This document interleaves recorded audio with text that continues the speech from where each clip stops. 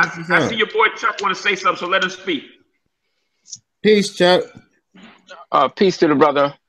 You woke me up out of my sleep. I was I was enjoying my rest, but I see you sent me an urgent text. But all right. Urgent text, huh? Peace to, well, urgent as in someone is speaking in favor of York, and to offer a sense of balance for the audience, he recommended that I come on. Now, who sent that?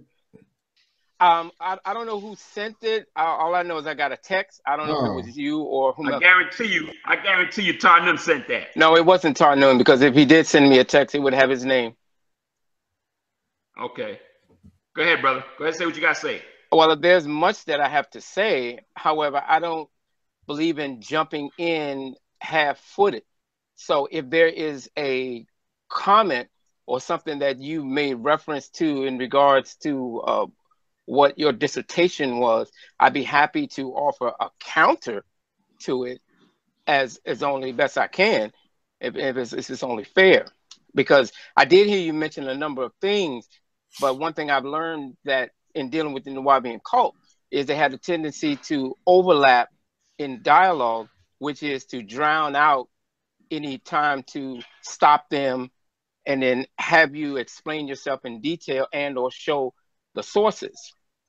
You see? So if there's something that the brother from the 6th dynasty that you may have heard Brother Earl say. Well, him, I know, because this was something that you wanted to address. I've seen it in the chat room where like they're calling you brothers black devils and saying that you have some sort of vendetta to be out to get. Okay. All right. Let me put this in. No, I got one question. Let me address the first part before you ask the question. Okay. All right. The first part about this black devils thing.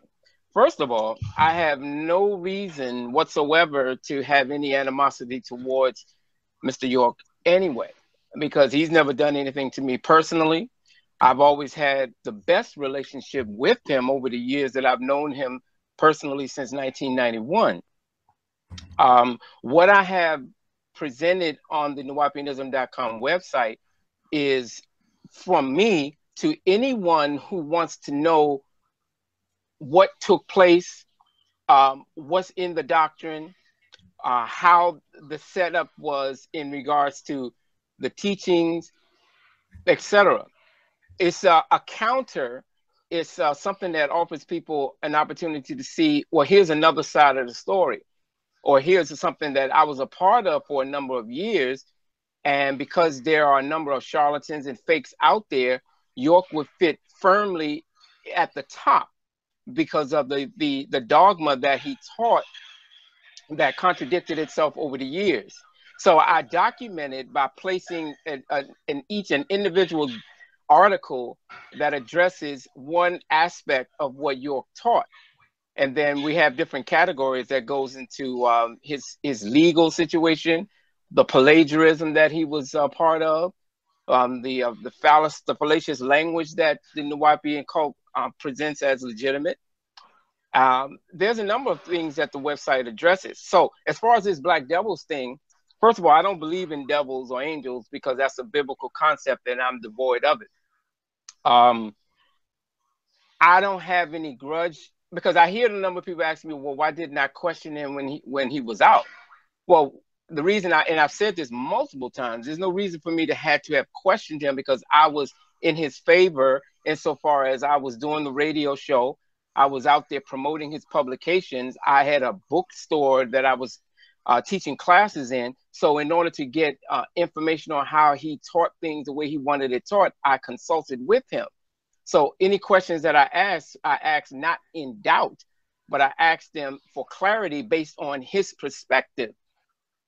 And that's why I didn't have to question him, because a number of the things that I know now, I didn't question him on it then, because I didn't find out about a majority of the stuff until I started questioning the Nuwaupian cult from the other side. You see?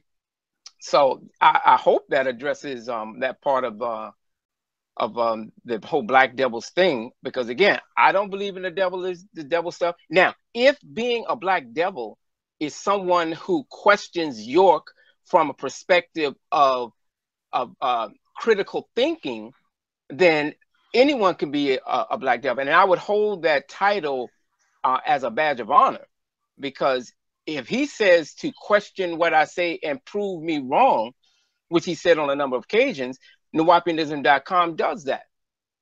So I don't see how that's conceived as being demonic when you question a person who says to challenge what he teaches. Now go ahead with your question. Okay. First of all, let me clarify. When I say black devil, obviously as a Nuwaupian, you know I don't believe in anything with no pitchfork and horns on the head. So you should understand what I mean when I say black devil. Now, as far as questioning, you are absolutely correct. The master said, question me. However, for instance, I noticed you put a post out and you said in the post that, and you implied that because the master when we was upstate, taught that the word school is phonetically linked to the word shul, which is hell in Hebrew, that he was telling kids that school is hell, so keep them out of school, so that way he can they can be whatever he wanted them to be to them. Okay. And also, you said that, you know, when the master was here, anytime you conferred with him to clarify certain things. Now, there's certain questions and certain things that you're asking the Nuwaupians that you need to ask him. And as you always, as you taught, as he was teaching us, you know that he said that the time will come when I will give you the answer to everything. There's still a lot of questions that people have as to the science of the language, the science of the different schools. One minute he said this, the next minute he said that. You see what I'm saying? So there's still things that he has to answer that you can put it out and say, well, 360 questions to ask in Nuwaupian. Why did Malachi say this? And then turn around and say that and make it seem like, well, he was contradicting himself in order to deceive people. And if you say that you was a student of the master, then you knew that's never been his way of teaching us. So for instance, when we was Ansars, we went from Ansars to Nubian Islamic Hebrews. So when we went from Ansars to Nubian Islamic Hebrew, people were saying, see, one minute he's a Muslim, now he's a Hebrew. We went from that school and we went to another school where we was known as the Holy Tabernacle Ministry. So he took us to different degrees of learning. However, in him taking us to different degrees of learning, people was looking at it like, oh, he's trying to trick us. One minute he say this and one minute he say that. You see what I'm saying? Now, you say that you came in 1991, right? I came in January of 1989. Okay, January 1989. After we had went through, we went through the Ansar school, right? I was in the Ansar law community. Okay. Now, you said something because I used to be in DC. I used to be on Rhode Island Avenue. Mm-hmm. I remember when the brother started it in his house on Florida Avenue, a brother named Jamal. Yeah. And I did security there. With all due respect, is there a question in there somewhere? Because you're making a number of statements. I'll let you speak. I'll let you speak, so let me speak. Well, I was asking you said you had a question, so I was waiting for the question. All right, I got a question, but I'm also setting a platform for something. So the point is that I was saying that, you know, we went through these different schools of learning. So you being deceptive when you say, well, he used the word shul to mean that school is hell, so keep kids out of school, so that way he can utilize them for whatever he wanted to utilize them for. Okay. Now, is that your question? Yeah, okay. That's my question. But a question with a let me address it then. All right. As far as school, number one, York had always played a negative image of school. Education, York quote, education, Ed is a talking horse. York made light of the whole idea of education outside of his perimeters. York said in that video, in that class upstate that is on the Elohim video, where he said that school, as well as another video that I have posted on the website, where York says that he told you that those people who want to go to shul, get off of the land. You can get off of the land. And you'll see what I'm talking about, because he said that school is a playground for devils. See? So what I'm saying is nothing more than what was confirmed by various witnesses and victims at the trial of York, like Habiba Washington, like Ginger Chang, like who we have here, like Nicole Lopez, where they made the same point. Let me see. Habiba Washington in the trial, no, she even said that where she told you, because this is also mentioned in York's doctrine, where he uses Sheol, which is supposed to be the Hebrew word for hell. That's York's words. York said that on the Elohim video.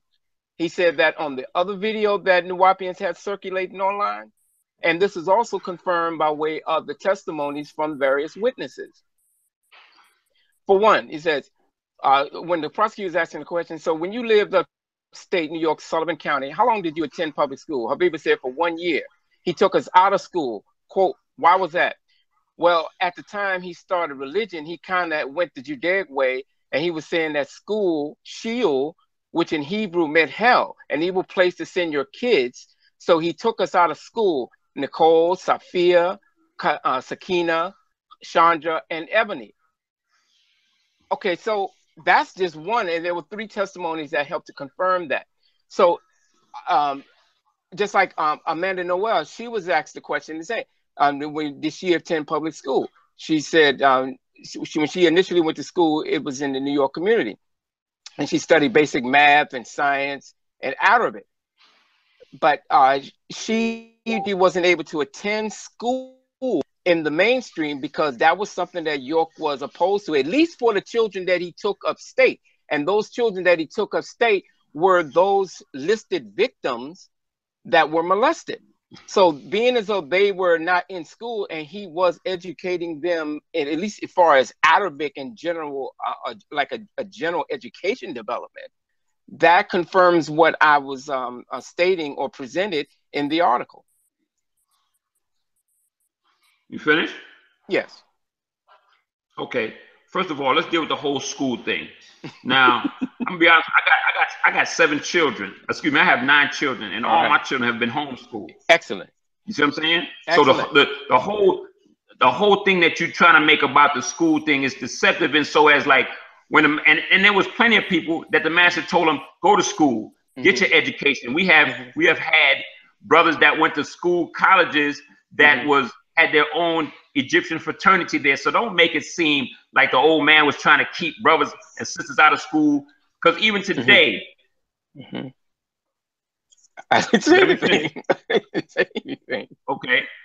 So don't make it seem like if he was keeping people out of school for the purposes of trying to, you know what I'm saying, trying to trick them, or you understand what I'm saying? Because we know that the school system, the way it has been set up, is not benefiting towards us as a people anyway. And if we are to ever, as a people, you see what I'm saying, get ourselves back to where we was at, as far as being independent, as far as like these brothers talking about breaking the spell, then their school system, we got to give that back to them, because it's not for us. It teaches us their ways. It teaches us their culture. It teaches us everything. It teaches us how to be a slave. It teaches us how to, you know, go to school, grow up, and work for and be a part of the system. So in the whole school thing, you know what I'm saying? It's not even like, you know, what you're doing is trying to make it seem like, well, of course the crack is going to say, well, did you go to the school? In other words, did you go to our system of learning? Did you go to our stuff? So they was like, no. And as far as the whole, well, see, listen, hey, Amadi, Marty. Don't be offended, brother. It's gonna be Hey, all right. hold on. I'm not offended. Why? Hold on. I got. I'm not offended. I got it, y'all. I got it, y'all. Hey, out of respect for each other, while y'all dialogue, like, could the other person like go on mute, or you know what I mean, so we can keep it about the information. Okay. So go ahead and finish. Go ahead and finish, Earl. Talking about, see, that's the mentality of the black devil right there. When that brother was speaking, I didn't say anything. Right? You right. You right. Now, go ahead. So now that I'm saying what I have to say is joke and is laughter. See, that's how the black devil works. That's the subtleness of how he works. You see what I'm saying? Well, let me, as this brother's talking, let me in the background make a joke, laugh and stuff like that, and then suddenly say, "Oh, brother, don't be offended." You see what I'm saying? That's how the devil works.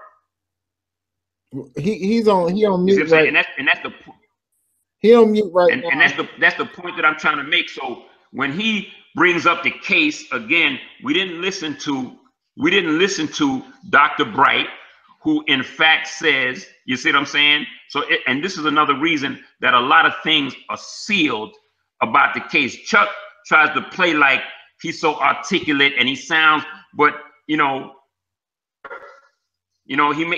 want to sound like if he's so informative, like if he knows so much, but really you're trying to be deceptive. Listen, Habiba Washington was born and raised up in the community, brother. You see what I'm saying? And these people, most of these people that you see that have left the community now and out in the world doing things is because the master taught them. They didn't need to go to these devil school and be taught that. So if that was the question that was asked during the time of the trial, again, that is the white man, the devil, people that we know is against us, asking these questions to try to set the platform. See, cool, did he do this? That's how the devil work, bro. We don't, that's why that said, get them back, they stuff. We don't need day school. And another thing, let me explain to you. If you go back and you read our books, even from the Ansar days, the master would say, he knew that a lot of young people wasn't going to school. They was dropping out of school. So you can read our books and learn math. You can read our books and learn social studies. You can read our books and learn astronomy, anything. You can read our books and learn history. Anything that them devils was teaching in them schools, books. But the master's job is to come and set the record straight. So yeah, you can go to school. Go ahead. Go to that hell. You see what I'm saying? But in going to that hell, all they doing, what is the purpose of the school? The school is not trying to teach you as a black person who you are. They're not, when you learn black history in school, are they teaching you we built pyramids? No, they're not teaching you that. They're teaching you that we were slaves and we was brought here on a slave boat, and that, that's the shit that they teaching you. So that was why the master was saying certain things when it came to that. You know what I'm saying? It wasn't like he trying to keep them and not educate them. You know what I'm saying? If we're going to teach our babies, we got to teach our babies our own stuff and stop teaching them that crap that they teach them in school, because we don't benefit from it. You want to respond to that, Chuck? Oh, yeah. I didn't want to interrupt the brother while he was on his roll. All right. Well, here's the part. It's not, again. Excuse me. Thank you. Now, I didn't say every person that lived in the Ansarullah Nubian Islamic Hebrew mission were told to drop out of school. Specifically, I was mentioning in the article those girls and boys that York was molesting on the land in Monticello, New York. They were removed from school. And that's what was brought out in court. It wasn't the white man that was asking the questions. It was brother Richard Moultrie, who was a short black man, who was asking the questions. So I think that part needs to be clarified. Also, now you're sort of very subtly contradicting yourself, because in one hand you were talking about the value of school by way of York, and these people will be able to excel in other places as a result of that. And then you said, sure, go ahead to hell, go ahead to school, and all these other things, where now you're deviating from what your initial point was, and that's something of a contradiction. Now, as far as what York was doing in regards to this, yes, he did make the statement several times that Sheol is a Hebrew word for hell, and that hell and education. Now, the reason I'm even bringing that up is because as we know from York's history, York didn't even graduate from high school. York dropped out of school in the 9th grade. So he naturally had a disdain for education, but by the mere term, referring to education as being a talking horse. Okay. So when it comes to what's being taught in the curriculum, of course, there are things that are not accurate in a public school, but you're not going there to get necessarily an entire history of Africa in an American school. There, you're going there. When I was going to school, I was going there to get an education on how to function. If someone's going to have me read a book, I'm going to have to know how to read. If I'm going to have to know how to do math, I'm going to have to do math. So that's the basics. Any elevated levels of knowledge that I had to acquire, I learned on my own, or I was able to go to a school of higher learning. Because if it's all about that, and based on your framing of education, then we can't trust anybody who's been in a school. And that will be a doctor, that will be an attorney, it could be anyone who's educated, because they all had to go through the same process. So that kind of belittles your initial point, because it's not backed up by any sound evidence. You see? So that's all I was making. It was those listed victims who were pulled out of school and were living on the property in upstate New York, who attested to the fact that they were sexually molested. Habiba Washington was one of them. Habiba lives in France. Habiba, to this day, has been maintaining that York molested her, and everything that she stated was, for the record, true, as well as Nicole Lopez, as well as Tariq Noel, as well as Amanda Noel. All of these people who attested in court that they were removed from school when the brother asked the question. York didn't stand up in court. York didn't stand up to defend himself. He had an opportunity. He didn't challenge those children who was standing who was sitting in the witness stand to explain, well, I took you out of school because I wanted to do this and this and that. You see, so it would only be right that if you're going to make these come to these conclusions, just say that in your opinion it was that way, but not based on fact, because the fact is what York was saying, and based on those witnesses who corroborated each other's testimony and the evidence that supports it, it nullifies any point that you have regarding this topic. Hey, he said there's no physical evidence. What about that? Okay. What up, Ampu? All right, go ahead, Ampu. You answer that. Hold on for a minute. Amadi. Yo. Okay. We agreed to let Chuck on. I'm not going to be going back and forth with everybody. Right. I didn't send the well, let me say this. Because see, it's like this. If I have a specialty in a certain area of study, it would only be right that I would address something. Now, being as though Brother Ampu sat in court, dealt with York directly on every aspect of the case, anything pertaining to the legal issue pertaining to York, it is only proper that Ampu would be able to address that in detail. Listen, let me. But the thing, hold on. All right, so this is the thing though. When I built with Earl, we had set up a date. What was that, last Sunday? And we were supposed to do kind of what's trying to happen right now Sunday, and we couldn't get nobody to come see the brother Earl. So when I talked to Earl earlier this week, I told him, I said, well, you know what? We'll do you Saturday, and I'll go ahead and let you go in. Now, the thing was, when he was going to set it up with y'all, he wanted to come with one other brother, and he was going to allow Chuck, and he wanted Chuck and Tarnoon, right? Brother Earl? Yeah. All right, that was the agreement that me and him came up with. Now, I asked because I seen Chuck in the chat room asking could he come in. Now, Ampu asked too, but I hadn't got around to asking Earl about him coming on the platform and asking him a question. So I don't know. I didn't send Ampu the link. I just thought that if you're going to bring up a person's name and make certain statements in regards to them, it is only fair that individual will be able to defend themselves. unless the other person is kind of tap dancing and don't want to address them directly. It's up. I mean, I don't mind because you already said Chuck could come on, but as far as Ampu go, I mean, if you ain't gonna answer his questions, it wouldn't be a need for, you know what I mean? I can answer it, of course, but I was just saying that being as though he mentioned other individuals by name, this is only fair that these individuals be able to defend themselves if he's going to make a claim, unless he doesn't want them to answer for themselves. Is that what you want, brother? Well, Earl can answer. Earl can. Well, that's what I'm asking. If you don't want him on, you know what I mean? Like, y'all can keep building and stuff, because I really don't want it to be like I allow him to be ambushed. You see what I'm saying? Well, no one's ambushing you. I mean, like, I'm trying to keep it respectful, and I understand the dialogue, and I believe in keeping it fair, because it's the audience who is supposed to benefit from the dialogue. Right. So as long as I've done this, you should know from my shows that I try to pull away from back and forth arguing over mute points. I would let a person speak, point, counterpoint. That's how a debate should be conducted.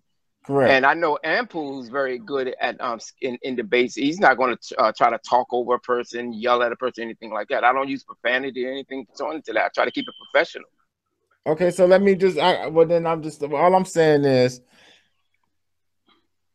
Earl was the guest on the show tonight. So if Earl wants to address or answer questions from Ampu, I don't have any problem with it. But if he doesn't, then we're gonna have to move on with just you and him. That's fine. Well, we gonna keep it. We gonna keep it me and Chuck for right now, and I got my reasons for that. Now, question. All right, go ahead. Address the Dr. Bright video. What about it? I mean, Dr. Bright was a witness for the defense. Dr. Bright states that there was no physical evidence. Dr. Bright, as a professional lawyer, licensed to practice, not lawyer, doctor, licensed to practice medicine in the state of Georgia, clearly said that there was no physical evidence, there was no DNA evidence, that all of the accusations was inconsistent with the examination of all of the so-called victims that had claimed this was happening to them, and the amount of time that was happening to them, and how certain testimonies. Okay, so let's deal with that video. All right, let's deal with this. Here's the first point. First of all, because Dr. Bright, Ampu wanted to address Dr. Bright at another time. Now, I'm sure he can address that in full. Now, as far as well, if you let me finish, I will. Calm down. First of all, when it comes to the DNA evidence, we're talking about a span of time that went from the 1990s, right? And then York's trial, which began in 2003. 2003. No, I'm sorry, January 2004. Okay, so you're not going, if you know anything about a case such as child molestation, if you're not going to collect DNA evidence within the first 48 hours, you're not going to find DNA evidence. I think that, so with that part of what Dr. Bright is saying, then sure, that's fine. I can get with that part of it, because you're not, if the molestations took place in 1988, 89, 1990, and they pull York into court in 2001 or 2002, you're probably not going to find DNA evidence. So in pretty much most of all child molestation cases, you're going to be basing it not on just that alone. You're going to be dealing with a multiple of levels of evidence to help support the allegations against, say, a person who's a perpetrator, and that's a fact. So as far as Dr. Bright goes in that regard, yeah, you're not going to find DNA evidence. No, I agree with that. Okay. So now, not only about when you say that there's other, I guess, that there's other factors. Okay, because of the fact that you're pulling these so-called victims in after the fact, after a certain amount of time, the DNA evidence is not going to be there. And you said that there's going to be other things that can determine that it was that these things actually happen. One of the things that Dr. Bright mentioned is that, okay, for instance, in let's say anal penetration, and if they're claiming that something happened an excessive amount of time over an excessive period of time, then there should be some evidence of that. Or somebody's having anal sex over and over and over again over a long period of time, 3-4 times a day, 7 days a week for 3 years straight, then there should be some evidence of that. Dr. Bright clearly said there was no evidence of anything like that. Okay. All right. Let's clarify something for the audience. Those numbers, those figures that you gave is not something that was brought up in the trial as far as what York was accused of. That time period that you just laid out, that's a fallacy. That is not something that the victims attested to, nor the prosecution. So that part is not accurate. Also, Dr. Bright did not examine those individuals, and particularly, what is her name? Crystal Harding.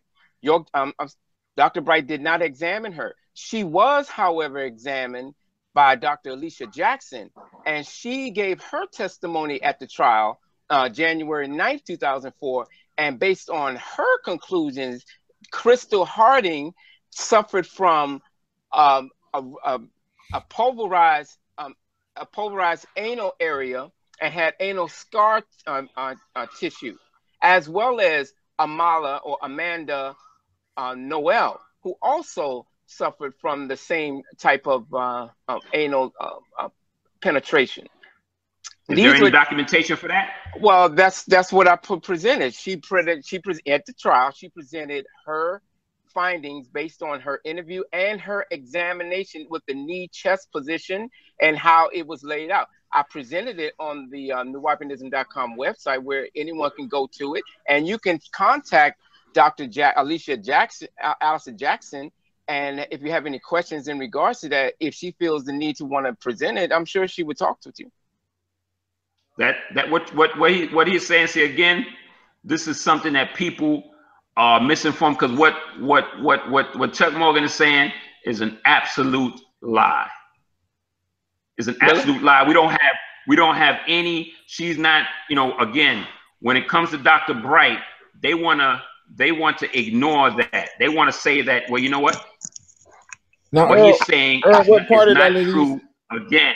What part is what part are you saying is not a lie? I mean, what part are you saying is a lie? Yeah.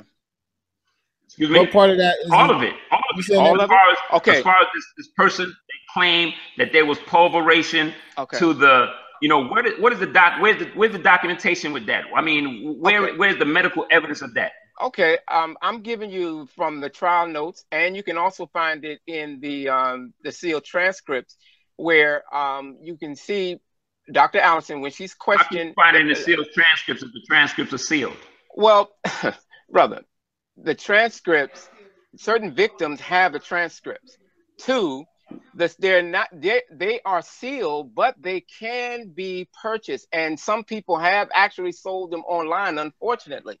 I have a number of the trial notes from the trial from Nuwaupians who took notes from the trial. There were 40 to 50 spectators viewing the trial on closed circuit television. Let me finish. And it was Adrian Patrick who coordinated the brothers and sisters to write down in shorthand what was being said from each of the victims so that they can go through it later and pull out any inconsistencies in their stories. So in regards to what Dr. Allison Jackson, and this is a fact because she testified on behalf of the prosecution, when the question was asked, how long were you employed at the Washington, D.C. Child and Adolescent Protection Center of Children in the National Medical Center? Dr. Jackson, approximately 3 years, and my duties as a pediatrician there is to evaluate children who are suspected of having been maltreated either physically, sexually, or through neglect. And she starts, when they start to get down to how many people in cases of sexual abuse, which has she examined, she said approximately 800. And then she starts speaking about the coloscope, where she's is talking about how it's used to evaluate a child that may have been sexually violated. And for anyone who wants to know, you can go right to Nuwaupianism.com and read the question, did you know about the forced anal penetration of a 6-year-old girl by Malachi York? And if you read it, you'll be able to see where Dr. Jackson says the device is used by gynecologists and obstetricians, but it's been used for years in evaluating children, primarily young girls, for detecting signs of child sexual abuse. And she gives a whole explanation in the testimony of what she found in her evidence and what Crystal Harding told her. Now, if you want, I'll be more than happy to read it. And you can read it for yourself. And if you find fault in it, then you show evidence to counter it. Because Dr. Allison Jackson is a real person. She still does this for a living, and you can contact her for yourself. First of all, I don't have to contact Dr. Jackson. Okay. Again, we have Okay. We have Dr. Bright. Again, we have Dr. Bright. Okay. Did Dr. Bright examine any of the victims? He didn't have to examine the victim. Then how is he going to give a medical evaluation of someone that he never interviewed or did any examination of? First of all, there was children that was taken off the land by Child Protective Services, and they were all examined. Which children? Listen, brother. Which children? You're gonna see. This is why. If you're gonna make a statement, then you should point out by name who they are, so we will know who they are, because they're still around. All of those. Let me put it this way. And if they find what if they find what you're saying not to be accurate, fortunately, they have now come forward and are standing up for themselves and are going after people such as yourself who are trying to defend York when they were molested by him. But go ahead. Now tell who are the children?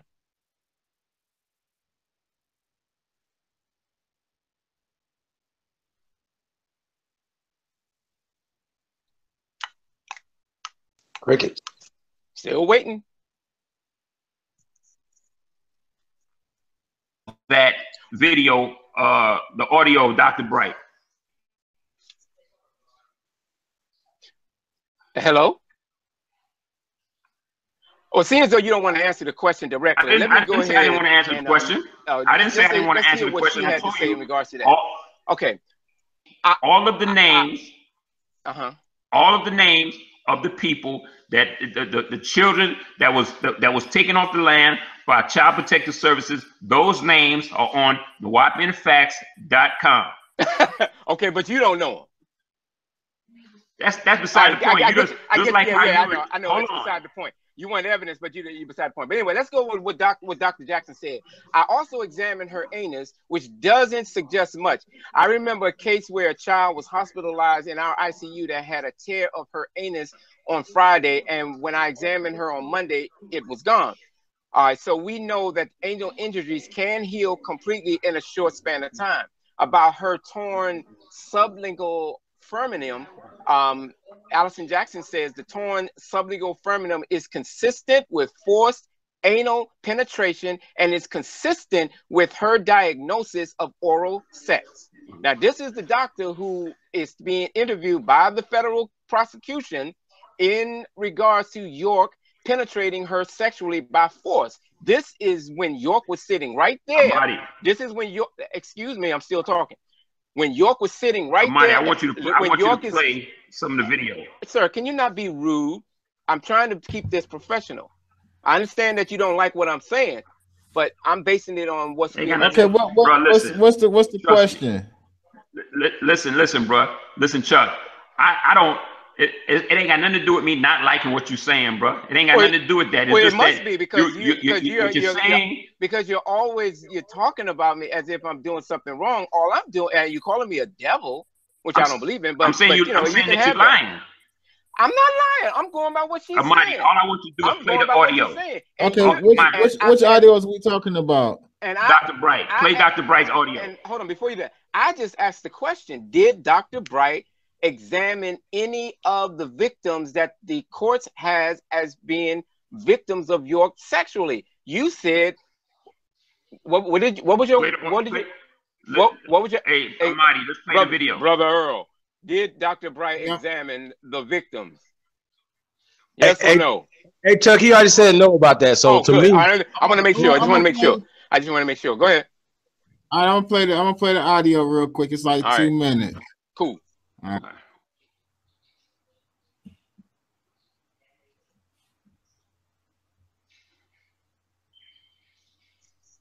Ooga, ooga.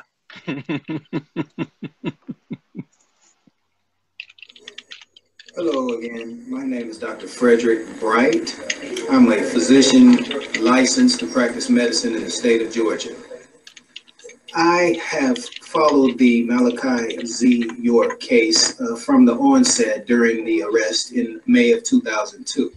I was contacted by the family as a medical expert in order to review the medical information in the accusations that was provided to the defense by the government. My review of this information was complete, and in December of 2002, I arrived at my medical opinion based on the information that was provided at that time.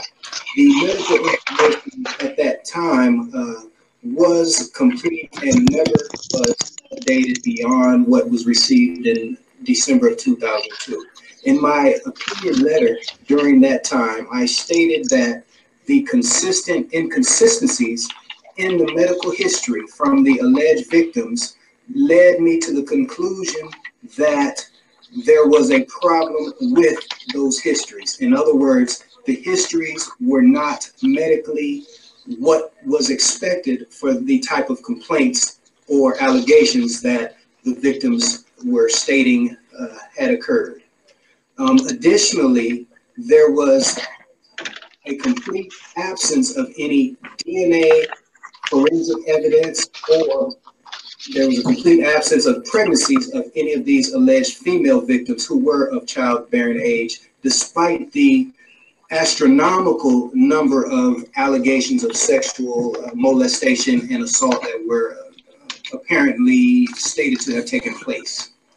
I subsequently served as the defense expert witness during the federal trial in January of 2004. During that trial, I provided testimony about my findings during my review through the month of December of 2002.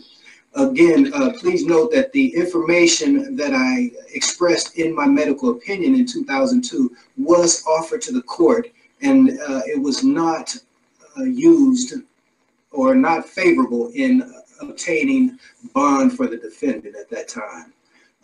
At the trial in 2004, there were many irregularities that were apparent with regards to the way the trial was conducted, with regards to the testimony that was being given by the victims, and with regards to the way the information in the trial was being allowed. In other words, the defense was basically limited by the judge who disallowed certain information in, and some of this information could have been critical in arriving at an innocent verdict. All right. Well, he said it. I'm glad he did stipulate a key point in his medical opinion.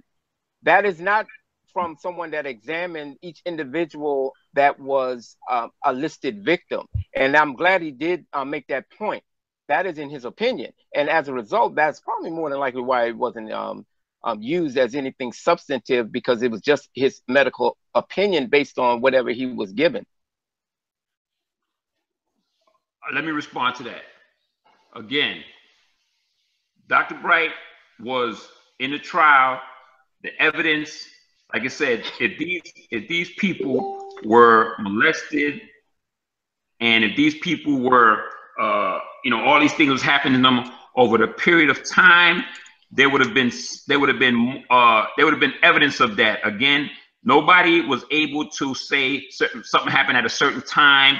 Nobody was able to, you know, pinpoint anything. There was no interviews done with any of the so-called victims. All of these so-called victims were, everything came to, it was like a hearsay. Well, this person said this, or this person said that.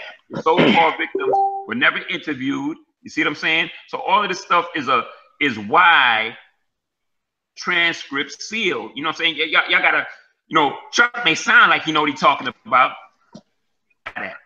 You understand what I'm saying? Because the fact again is that they seal these transcripts for a reason. The transcripts are sealed for a reason because they don't want people to, again, those, if you go to Nuwaupianfacts.com, the 5 kids, the children that was taken off the land, they were determined that nothing was wrong with them. You see what I'm saying? So because people are not, you know, you're hearing it from one side, you know, Chuck gets on and, oh, well, Ampool was there. Again, Dr. Bright was there also.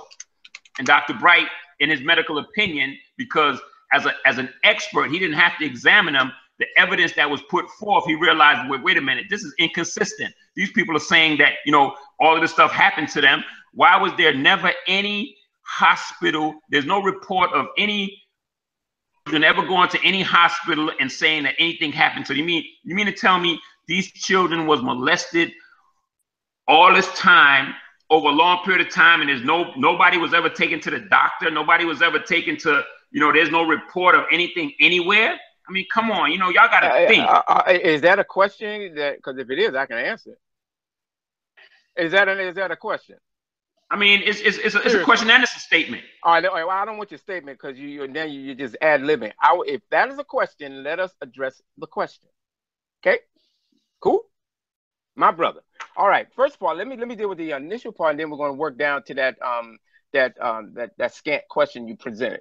All right, first of all, Dr. Bright never examined any people, so no forensic data would be expected. So that eliminates Dr. Bright in this because he had no direct contact with any of the medical results from the case. He didn't examine anyone. There was no medical results that was presented. There's no medical results presented, and you cannot produce any documents of any medical results. Brother, do me the favor, okay? Be quiet while I give my response to your commentaries, and I'll be quiet likewise. Thank you. So, the Nuwaupians had a tendency to deal with evidence, experience, and reason. Doctors who examine the children are the best info. Therefore, we have the evidence from what was those who directly examined, which was presented in court. Where is the documentation? Where is the documentation of any of these children that was examined? Where is that documentation? You're breaking brother. You're breaking down. I can't hear you. What was that? I said, where is the documentation of any of these doctors that examined any of these children? I don't want to hear what they said. Where's the documentation? Because that documentation should be available. Where is it at? Well, the documentation, number one, these being children at the time, you're not going to get public documentation of a child being sexually molested as a result. There was no children. Hey, brother. There was no children. So that's what you're saying is false. There was no children. Okay, all right. No children, because I like to play that word game because he loves semantics. You said there were no children. Well, how old was the youngest victim? Excuse me? You don't say excuse me. You know what I just said. Answer the question. Listen, bro. If you're gonna deal, I didn't hear you. He said, "How old was the youngest victim?" The youngest victim. They can say that the youngest victim was what. But I'm saying though, where is this youngest victim? Where's the evidence? Where is their parents? Where is the medical evidence that is stating that? That's the whole problem with this thing, Amadi. When they talk, when you start asking them, well, where's the documentation? You could sit up there and say, well, this doctor said that. Where is those medical documentations at? Okay. As I said, that was one of the things that Dr. Bright. That was one of the things that Dr. Bright brought up is that because now I'm talking now, so you be quiet. All right, look, this is what we're gonna do. Hold on. All right, this is what we're gonna do. because we all men on here, man, and we gonna, you know, let's be respectful of each other, even though y'all got differences. I'm trying. So look, let's do this. Let's put a time on these like answers and rebuttals. That way everybody can get out what they need to get out. You know what I mean? Like if you just get to going on too long, I'll just come in and say, all right, let the other brother speak. You know what I mean? But while one brother is speaking, please, you know, try to be respectful of the other one. All right. Gotcha. I think Earl, you was about to say something. What I was saying is that they're constantly talking about children, and they'll say, well, you know, how old was the youngest child? But you know what, though? That was one of the things that they said, because in the trial, and I have the names, the youngest person at the trial that was brought up as a victim was 18 years old. And I have the name. I got all of the names. So they can say, well, this person was 4 years old or 5 years old. They was lying, bro. There was none of that. And that's the thing that people don't understand. They keep saying the word children, but there was no children involved.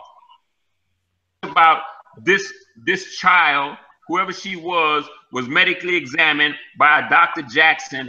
Where's the documentation for that? They got the so-called documentation for the so-called herpes thing, right? Where's the medical documentation? Where is any report of any child that went to a doctor anywhere and said, well, you know what, this child was came in here because they had anal penetration? Come on, that doesn't exist. They trying to make this stuff up. You understand what I'm saying? There was no children, and they cannot provide any documentation of any child that saying that any child was molested. They can't provide it, and that's why Tariq recanted his statement, because they know they was lying. All right, come on. All right. First of all, let's get what he said. He said the oldest victim or the youngest victim was 18. Now he knows that's not right. Now why are you gonna say that? We have, because it's a fact. It's on check. Okay. All right. There were several victims who testified against York, ranging from 15 to women in their 20s. One of those young teens by victim was Salha Eddington. Okay. She endured York's sexual abuse for years, and it continued until York was arrested. Now, when they asked her the question from the prophet, Richard Moultrie, he said, how old were you when you left the property? Salha, when he got arrested and defects came. What year was that? In 2002. How old were you then? 15. Okay. Salha, Amanda, Crystal Harding were the youngest to testify against York. So why do Nuwaupians say there were no children who testified, or do they consider 14 and 15-year-olds adults? You see, so what I'm presenting is based on the trial notes. You see, this is something that Nuwaupians like to duck and dodge from. There were up to 50 people taking notes. Mostly were Nuwaupians. Now, all of these people that were taking notes, you mean to tell me that out of all 50 of those people, nobody wanted to post the documentation of what they wrote down from what the victim said? Now, we know it exists because if you did go to Nuwaupianfacts.com, you'll see that they're using trial notes. You'll see that there is testimony from various doctors. Somebody's playing games because they're saying that, well, they're lying and there's no facts on that. But here's the thing. It's right there. We know that it's a fact because these are people who testify at the trial. And that is documented on any news clipping that you find, that as you monitor what took place on the trial and who was to testify what day, it gives you a list. And that was one of the doctors who examined one of the victims, who was Dr. Jackson. And as far as why you got the herpes, yeah, we got the herpes thing because when they were trying to get York transferred to a medical facility, the Nuwaupians who took the sealed documents and then had it added into the case and the registry, it became public. So that was how we were able to get York's herpes results. So that goes to explain that situation. So the reality is this. The documentation, I presented it on the Nuwaupianism.com website. You can contact Dr. Jackson. You can contact any of those listed doctors who actually performed medical a medical examination on the victims, and because they did testify, their records and their work speaks for itself, which helped to lead in the direction for the the jury to decide whether York was guilty or not. You want to respond to some of that, Earl? Yeah. All right. Let me go back to the kids thing. Okay. It says here. It says, and you can look this up on. You go to Facebook and look up exonerate the name of Dr. Malachi York. Here is the proof that there were no children at the trial testifying at the trial. Here are their ages then and now. Khalid Eddington, 23, June 8, 1980. Okay, now 38 years old. Okay. Khadidra Eddington, 26, now 41. Zaika LaRoche, she was 25. This is during the trial now. She's 40 years old now. Abdul Salam, also known as Shilimo LaRoche, was 17. Now he's 32. Safa LaRoche was 18. 33, 34. Now she's 49. Crystal was 19. Now she's 34. Radia Muhammad, 19. Now she's 34. Kamara Muhammad, 21. Now she's 36. Tiana Thomas, 24. Now she's 39. Nicole Ada Lopez was 28. 28. Now she's 43. Amanda Amala Noel was 19. Now she's 34. David Tariq Noel, 18. Now 33. Alicia Chester, 30. Now 45. Sakina Parham, 27. Now 42. Pauline Rogers, 38. Now 53. Habiba Washington, 28. Now 43. Involved in this, brother. There were no children at the trial, period. You understand what I'm saying? So he's lying. And because people don't really know this, when he speaks, he sounds like an authority. He sounds like he knows what he's talking about. There is no children. There was never any children involved, period. You see what I'm saying? And they can't say that the names are sealed during the trial. You know, you can't find medical records because they're children. I just proved to you that there was no children. Okay. Can I respond to that?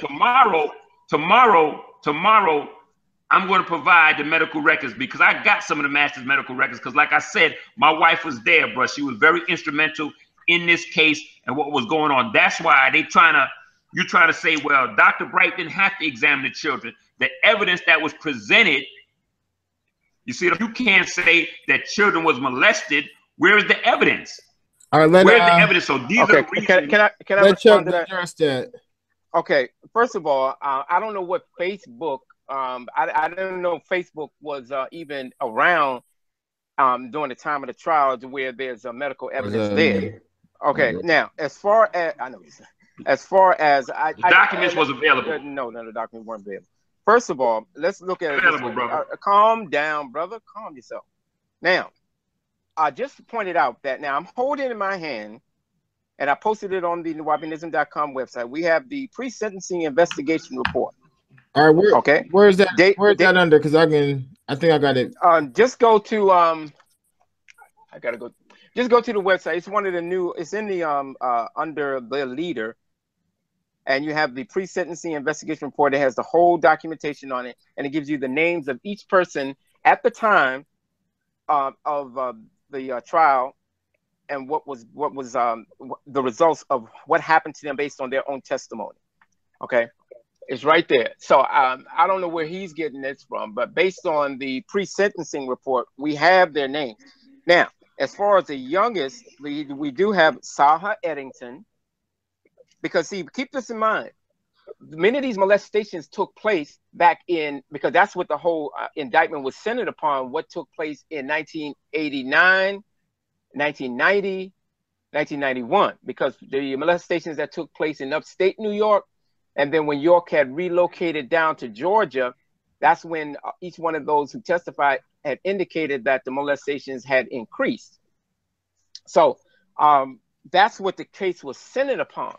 Now, when Salha Eddington, who was 15 at the time when she testified, she had indicated in her testimony that she literally was being molested up until the time that York was arrested. Now, to my knowledge, no, she was not examined in regards to that, but she did testify. The youngest victim that was molested was Issa Michael Johnson. And that began around the time he was 4 years old. And that's right. And here's, don't interrupt, please. There was no, listen, Amadi, let me say something.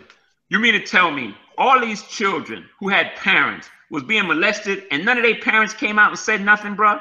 Come on, man. Y'all gotta. Apparently not. They was living right there. I tell you what, no, don't say they were living there, because you know people on the outside don't know how life was on the inside. First of all, parents were segregated from their children, and those children that were around York stayed around him, and the parents barely saw their parents. And that's a lie. That is a lie. That's not a lie. That's not a lie. It is anyone who knows anyone. Okay, anyone who knows anything about segregated living with the Ansar Law community, men lived in the brothers' bait. The children lived in the children's bait. The children live with the women, brother. The children live with the women. What you saying? I lived in the community. What you saying is a lie. I live in the community too, and I say you're a lie because you're trying to cover for a child molester. Now, here we know the case. No, we talking facts. We're not talking facts. We're not talking facts, because if we base it on facts, then we're going to base it on the evidence that's being presented. And thus far, let me ask you a question. Was you living upstate? Don't ask questions. Did you live upstate? No, I'm basing it on the people who did live upstate. That's why. Back to you. If you didn't live upstate, it's not a fact. Were you living upstate? I did live upstate. Oh, no. Did you live upstate when the children were being molested? I lived upstate in that time period. I didn't ask you that. Did you live upstate when the children were molested? Listen, there was no children being molested. So you're going to. What child? Okay, so you're disavowing. What child? So name. Now, because see now, according to Nuwaup, York said there's evidence, experience, and reason. Okay. Now, the experience is coming from the victims who attested to the fact that York sexually molested them, and that goes from Sakina Parham. Hey, Mike, what y'all gotta understand. Brother. Now you can tell me, but just let Chuck finish up, and then you can tell me what you want to say. You got Sakina Wood, who also attested to the fact that she was molested after the fact, but she has now come out and said yes, it's true, and she's made that point very clear. Habiba Washington,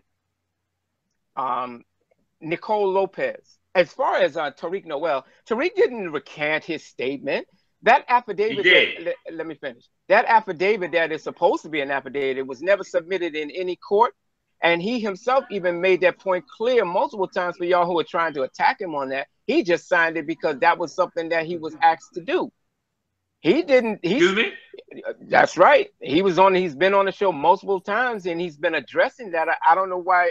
It's really funny because you guys will accept what the person says. I mean, give an example. You'll accept that, say Habiba recanted, but you won't accept what she said prior. And then when she comes subsequent to that and says that I only did it because I'm being pressured by Nuwaupians and I felt sorry for him, then you disavow and you won't accept what she said. Because you know why? Let me finish. York initially pled not guilty. And then the Nuwaupians were praising him. Then when he pled guilty, Nuwaupians came up with a conspiracy theory. And then when he goes to trial and says that he's innocent, you all believe him again. You have an inconsistent position on your on argument when it comes to accepting what is considered factual evidence or based on testimony. Because if according to y'all or York, the experience from these victims They're giving their testimony on what took place before the trial, during the trial, and after the trial. Nicole Lopez has never been in her argument that she was molested, and she witnessed multiple children being molested. But y'all don't want to deal with that. Now let me address something. First of all, when you say experience, right? We know in Nuwaup, experience, evidence, and reason. First of all, the experience is not your experience. You didn't experience this. Now we have to understand that there was restitution. The government was telling these people that they was going to get money. You understand? That was one of the reasons why they came out and said certain things, and half of them said that nothing had happened to them. So you got. Let's look at this. All of these so-called, you only got a handful of people. And now when you look at Tariq, and you look at his sister, and you look at his mother, there was a reason why, you know, Tariq was saying certain things, because his mother had some issues, and they was like, well, if you don't say what we want you to say, you understand what I'm saying? You know what I'm saying? They was trying to, and we also have an email that his mother had sent to the master demanding money, that if he gave a certain amount of money, that all of this would go away. So again, y'all got to understand the atmosphere that was going on at the time. The government is coming to them, telling them, listen, we're going to give you money. This is going to happen. If you say this about York, we'll give you this. We'll give you that. So yes, a lot of them said a lot of things. You see what I'm saying? Because they was promised money by the government. And let's not act like this has not happened in the past with other organizations. So what would be the reason? They was told they're going to get money. And they recanted their statement. We have the statement with David Noel. We have an affidavit that is recanted. Now, you even heard Dr. Bright say that there were certain things that they did not allow in the trial because it wasn't favorable for the prosecution. They wanted the land. We don't want to, you know, it's just like thing that's going to help Mr. Malachi, Mr. York. We don't want to hear that because we want that land. You understand what I'm saying? So stop acting like if he got a fair trial, that everything that these crackers was doing was right. They was railroading him. Evidence wasn't presented. You see what I'm saying? So a reason for him to not have a fair trial. And the fact that they had the jury, one of the jury had stated that she felt like he wasn't being given a fair trial. So because of this one jury, she pleaded, she didn't go for guilty. You see what I'm saying? She said he was not guilty, just gave a hung jury. What did the judge do? They replaced her, and this is a fact. You know, they replaced her and put another jury in her place just so they can get a unanimous guilty plea. Now, this is a fact. So now, why isn't it that if this jury, this jury person, juror said he's not guilty, that's a hung jury. At any rate, he should have got a retrial. Okay, all right. let me address, because you said a lot, and I try to keep up with you and address each point that you made. Okay, no, I need to address what you said previously, because to those listening, they may leave thinking what you said is based on what you're talking about. Now, first of all, you have made a point that they were I think you said that they were paid, or that they were going to be paid. Where is that written? They were promised restitution. Where is that written? Listen, bro. Listen, it doesn't have to be written. Excuse me. It doesn't have to be written. That's a part of the reason. Hold it. You're telling me, you're saying this is fact, and you're basing it on Factual or the science of Nuwaup. And I'm asking you directly. You're saying that. Let me finish. You said. I bring Nuwaup into it right now. I have to, because that's centered around York, and that was his science, and you're apparently trying to apply it tonight. So I'm going to use it against you. We talk. Listen. Based right on now, what you. Excuse me. I'm talking. Brother, I'm talking. Let me make my point, and then you can follow after. Thank you. I asked you a simple question, and you're telling me that there's no documentation that they're going to be paid money for testimony?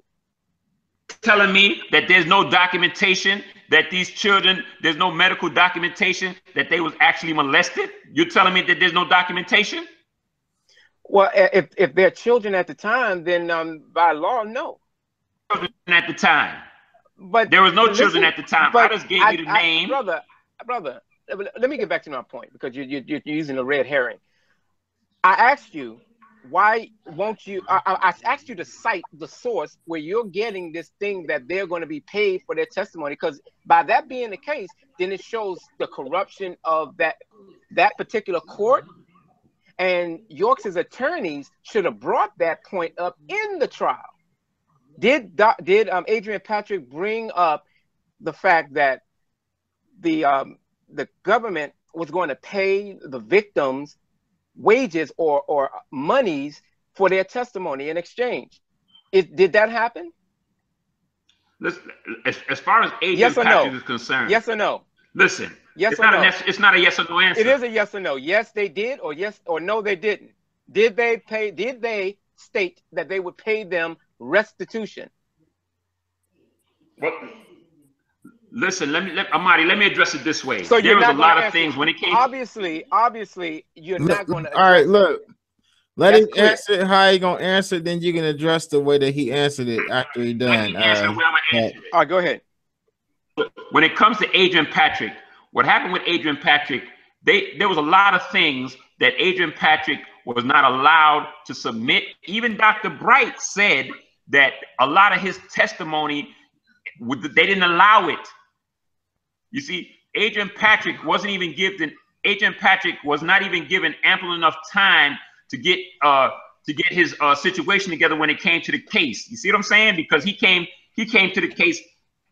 He came to the case after Ed Garland. So by the time Adrian Patrick got on the case, the judge, there was a lot of things that they wasn't letting Adrian Patrick do. You know what I'm saying? And he wanted to get Ed Garland off. So what Chuck is talking about is that, you know, well, is there any testimony or is there any fact that there was restitution? No, there's not going to be no fact that there was restitution, but we know this to be a fact. That's the same way. So how could it be a fact if there's no documentation? How does it be a fact then? You know what? Because of the reasoning and the evidence. Because first of all, these kids, when Jake took these kids down to Florida, when Jake took these kids down to Florida, you see what I'm saying? Even in Abigail's recantment, you can go back and you can listen to Abigail say, well, you know, they said we're going to get money. That was their motivation. This is what Abigail said, that they was going to get money. So that's the evidence right there. And you can go and you can listen to Habiba Washington when they went down there with Jacob, how he was telling them they can get money and they can do this and they can do that. You know what I'm saying? And all these other things. So that's the evidence right there. Okay, that's not evidence because it was not submitted in court. And if it was something in court, and let me finish. If it was based on any facts, then definitely Adrian Patrick or even Malachi York himself should have brought it up, but he didn't. And when he had the opportunity to testify in this, let me answer that. When he had an opportunity, let me finish talking, but then you answer. All right, when he had an opportunity, excuse me, calm down.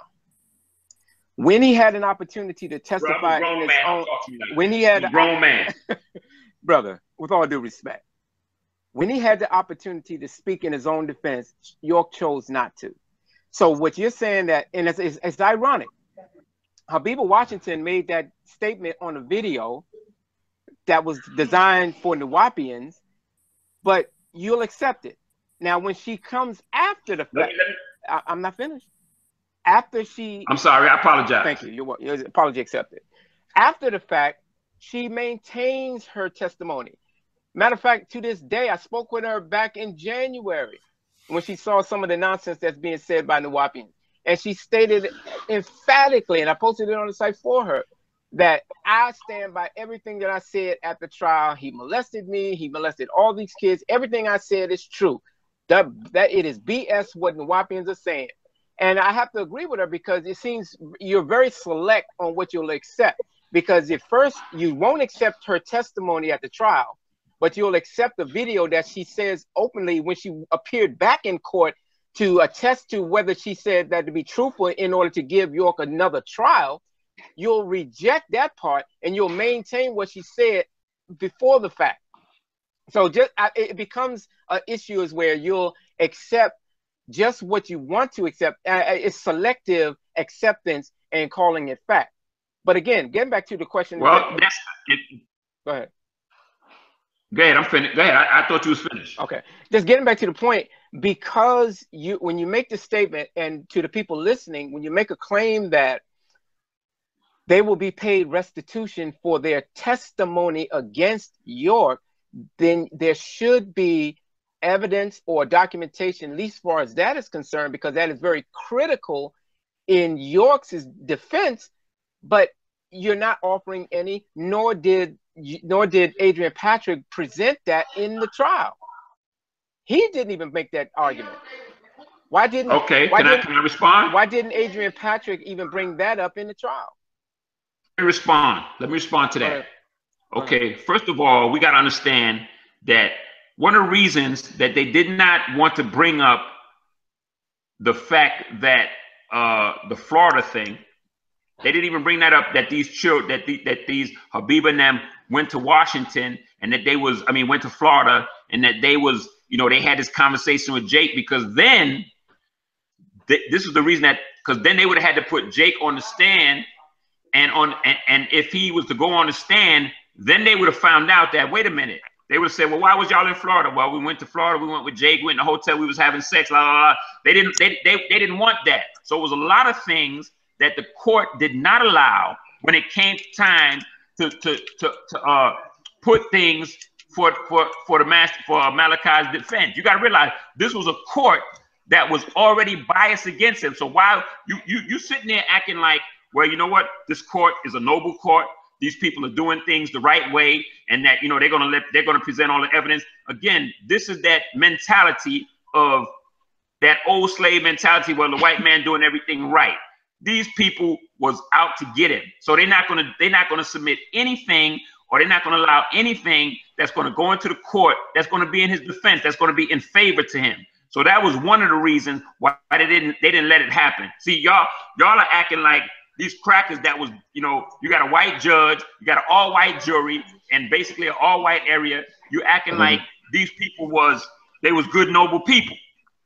Some devils, they were some crackers, and they was out to get the master, and they tricked. The government tricked those young people in making them think, and that's why when Tariq was asked, well, was there any restitution? He said, well, there was no real restitution, but there was something put to the side if they wanted to go to school or something like that.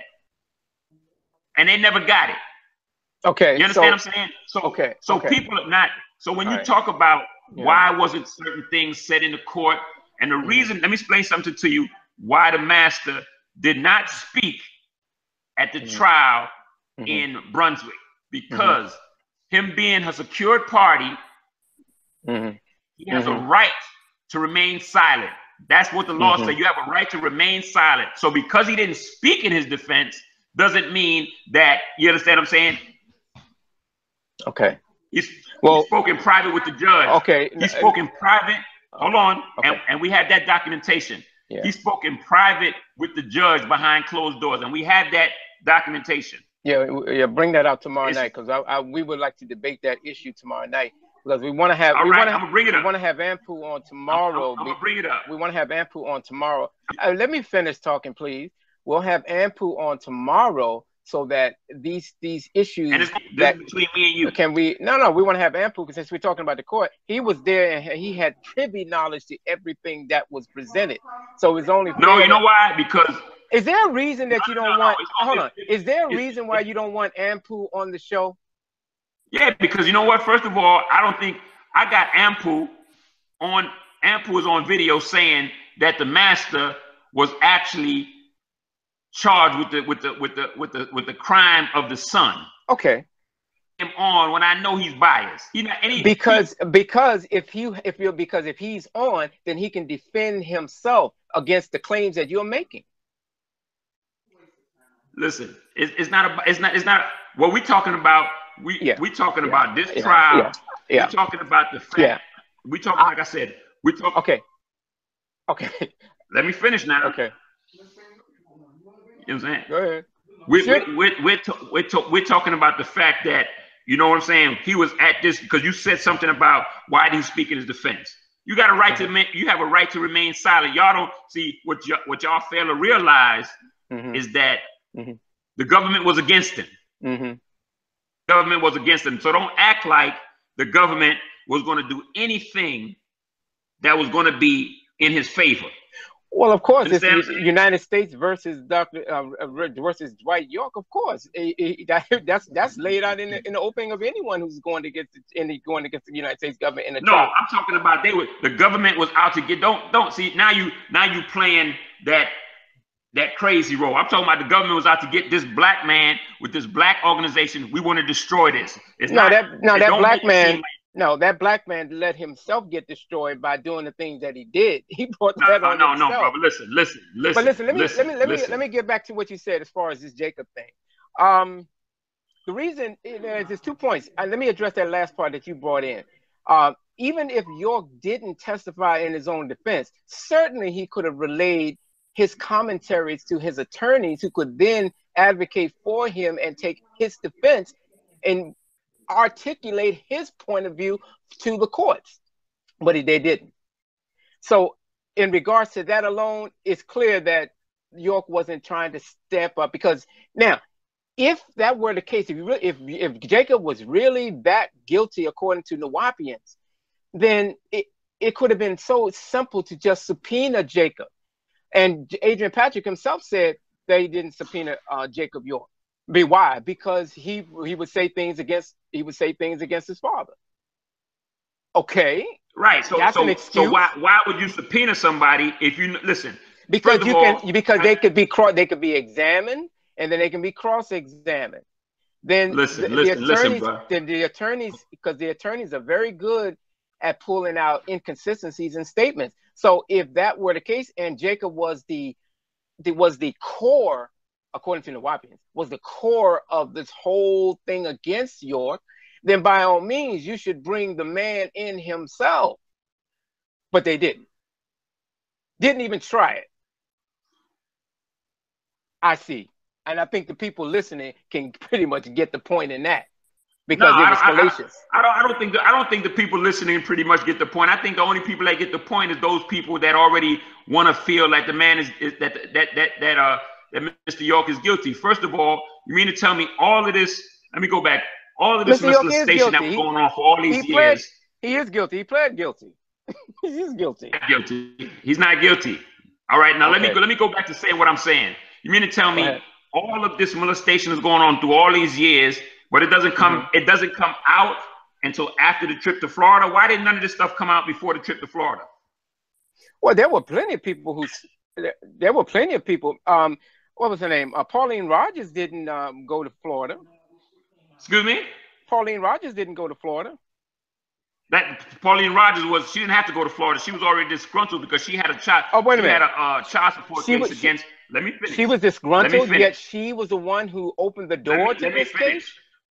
She brought it out. One of the reasons, it was a core people that went to Florida, and when those core people came back from Florida, there were certain other people that they got in contact with to say, hey, this is what we're trying to do. So no, she didn't go to Florida, but she was contacted by the people that went to Florida, because none of this happened, again. And this is the reason in part that Amadi, this is what I want, certain people to listen to. You mean to tell me all of this molestation was going on, all of this illegal stuff was going on, but none of this came out until after the trip to Florida? But that's not true. What you're saying is not true. It is true. No, it's not true. It is true. Okay, it's not true. Show me where is the evidence of any report of any kind of child molestation that happened before going to Florida. This was brought out in 1989. They had already talked about it when she submitted a letter to the sheriff, not the sheriff.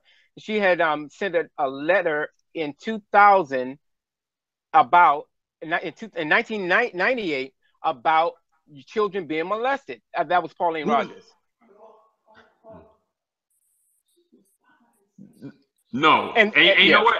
I don't know who's telling. I don't know who's talking to you in the background, but you need to focus on what we're talking about here, and you should have your whole case lined up and not have to get pointers from people trying to add in points in the background.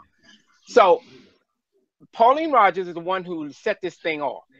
Okay, she didn't attend any visits to Florida. Jacob York and them, according to the people who were there, they said that that was all designed because they were told to say that because it may help Dr. York. Now, Habiba Washington said at the August 2004 hearing to determine if York could get a second trial that she lied about that. But you don't want to accept that lie, but you'll accept the one that she said that he was innocent. You won't accept the lie, or you won't accept the fact that she said that he was guilty in 2004 in January, but you'll accept the part where she did a video in April. But you won't accept the part where she recanted that statement and all the victims, all the people who testified. Well, I know why she recanted the statement. I know why she recanted the statement. Why? Because they threatened to take her son away from her. Where is that documented? Come on, bro. Come on. See, everything is where is it documented? Right. Where is it documented? Okay. Where's it documented? Other than the fact that No. We're not going to do that. You made a statement. 2 points. You've done this. This is the second time you've done that. You said that they were being paid. They were going to be paid for their testimony. But then I asked you, where is this documented? You say we don't have to define. We don't have to go into that. Now I'm telling you that. You're saying that they're saying that they're going to take her son. Where is that documented? Because I don't recall her ever saying that. I don't recall Habiba Washington ever saying. You finished? Do you hear me still talking? Thank you. I don't recall Habiba Washington saying anything regarding that. Now, why are you guys going to say that, but then you're not going to offer documentation to support it? Because not everything is documented. Just like you're saying to me. I see. Just like you're saying to me. You see what I'm saying? And because we know the people, see, everything don't have to be documented. Because there's certain things that I know Habiba Washington personally. I know it personally too. I know it too. I know Nathan Daniel too. I know her father. I know her mother. You know what I'm saying? You may know them, but you don't know them the way I know them. And you don't know them how I know them. All right, brother. All right. So let's get back to the point. One of the reasons that and I know why Habiba is disgruntled to this day, and I'm not gonna bring that up, but I know why. You see what I'm saying? So it's a lot of things that people like yourself, people listen to you, and they saying this, and you're saying that, and you know. Like the whole thing with the children thing. It's just not true. There's no children. Yeah. You know what I'm saying? No children involved. There were children involved when they were molested. Again, when they were molested in the early 90s, in the late 80s, they were children. And by the time the trial came to bearing, that's when they were of age. Where is the documentation for that? It was brought out at the trial. The testimony. Where's the documentation though? Well, people can say anything. Where's the proof of that? Brother, I'm giving you my proof by putting out the evidence. You mean to tell me? Oh, wait a minute. You're not going to tell me somebody was molested? Wait a minute. Are you going to challenge the trial notes? Are you going to challenge me on that? Yes or no? Come on, man. I'm challenging the fact. Yes or no? This is what I'm challenging. Yes or no? Yes. Okay. Yes. Boom. Now, the trial notes. Let me explain something to you about the trial notes. Let me explain something to you about the trial notes. The trial notes has nothing to do with the trial itself as far as what's sealed. Oh, really? You understand this? Oh, really? The trial is not, the case is not sealed because of the names of children. And if anybody believes that, then I think they need to, think again. Then why haven't the Nuwaupians taken the time to take those trial transcripts and have them published? Because the attorney for York, she has them. Why hasn't she produced them online where people can read them? Why hasn't she done it? We haven't. Okay, I have them too. So why haven't you published them? Why? First of all, we have a Nuwaupianfacts.com. Yeah, we have Nuwaupianism facts. We have Nuwaupianfacts.com, but Nuwaupianfacts.com does not present the sealed transcript. You said you have them. Then why haven't you posted them? The attorney has them, brother. We don't. Well, then why not post them? If they're going to exonerate York, why not post them? If the children are no longer children, Legally, she can't do it. The attorney can't do it legally. She cannot. She cannot present. Why can't she? Because you just said they're not children anymore. So therefore, there should be no stipulation on why they shouldn't be presented publicly. That's beside the point. The court has determined. Okay, I get it. I get it now. The court has determined. The court has determined that these sealed transcripts cannot be released. Okay. Simple as that. Okay. So the trial notes that the people at Nuwaupianism.com has, why haven't they presented it? Excuse me? Okay. The people at Nuwaupianfacts.com, they have trial notes. I've seen them. They post them periodically, but they won't present the whole dialogue between the prosecution and the victims. Why not? Yes, they're there. They're there. They're on Nuwaupianfacts.com. All you have to do is go to Nuwaupianfacts.com and click on legal documents, and it's all there. Yeah, I've done that, and I have went through them exhaustively, and I see bits and pieces of it. I don't see a whole full transcript. The whole thing is there. No, they're not. In fact, what I presented on Nuwaupianism.com is a counter Nuwaupian facts by presenting the facts. And you have not been able to counter that. But let me post something. Let me say something that Habib Washington stated on August 21st, 2016 in regards to this recantment stuff. Habib Washington, quote, "Time to set the fucking record straight with these damn Nuwaupians and what recantment video. Malachi York, whatever the fuck you call him, has molested and abused multiple children. Out of guilt and sorrow for the man, I have been raised to believe in and having been pursued and harassed and feeling sorry for him, I recanted my statement, feeling sorry and pity. Courage is what it takes. And I was not the perpetrator. In fact, I was a victim. The only wrong I have done is turning my back on all those other victims to save the man that has preyed on all of us. I stand on the side of truth and justice. Let him seek mercy through his creator. That man has hurt so many people, and yes, he is a pedophile that has preyed on children. That is the whole truth and shall remain true." Habiba Washington, August 21st, 2016. Now, she's on Facebook. Any of y'all can contact her and ask her. That's okay. I got a question for Ed. Has Dr. York exhausted all of his appeals, or has he used any of his appeals? Because if you got all these recantments and no evidence and stuff like that, it seems to me that he would be able to win on appeal. So what about that? You talking to me, brother? Yes. You asking me a question? Yeah, I asked you a question about with all this evidence and different things that you say that exonerates Malachi York or leads you to believe that he's innocent.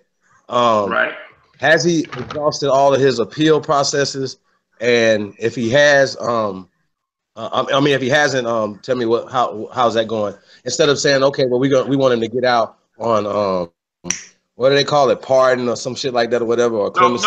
Wait. Listen. Right now, there's still a lot of things going on, but we have to, people are missing the fact that when you read those books, see, they want to talk about, there's something called 6 ether sex forces. You see what I'm saying? This is a little bit more, in depth with what's going on. We got to look at the day and time we live in. We got to look at what's going on. You have certain forces. Hey, break that down to us, brother. Break that down to us, because see, I'm one of these guys, man. Like, I'm a real practical person. I like to. Right. So break that down to me. So explain to me what that means. What you just said. Okay, when you get to the 6 ether forces, those are those negative forces that exist. Those 6 ether forces are, for instance, you have certain spirit forces that exist. Call it positive. Call it negative. Whatever word. You see what I'm saying? That gets you through the day. For instance, we have when you have the type of music that belittles our women. You see what I'm saying? We get out there because we the only people that make music that belittle our women. We call them bees. We all these things that denigrate our own women and stuff like that. Those are 6 ether forces, and those 6 ether forces is based on porne, which is a sex force, because the sex force is the most powerful force that there is. You see what I'm saying? Sex sells. So when they constantly talking about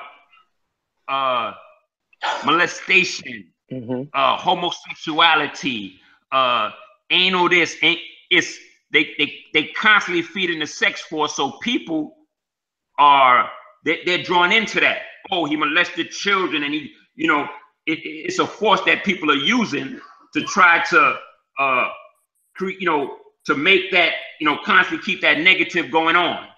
You see what I'm saying? So when you look at Chuck and them, that's what they are. They keep permeating that 6 ether sex force. They're not talking about solutions. They're not talking about, all they want to talk about is the so-called victims and this and that and sound legal. Okay, after that is said and done, okay, what's the solution? Okay. Part of for the solution of benefiting people. All right. Is that a question directed? Is that a question directed towards me? Is that? Nah, I'm not talking to you. Well, don't mention my name if you're not going to want me to respond.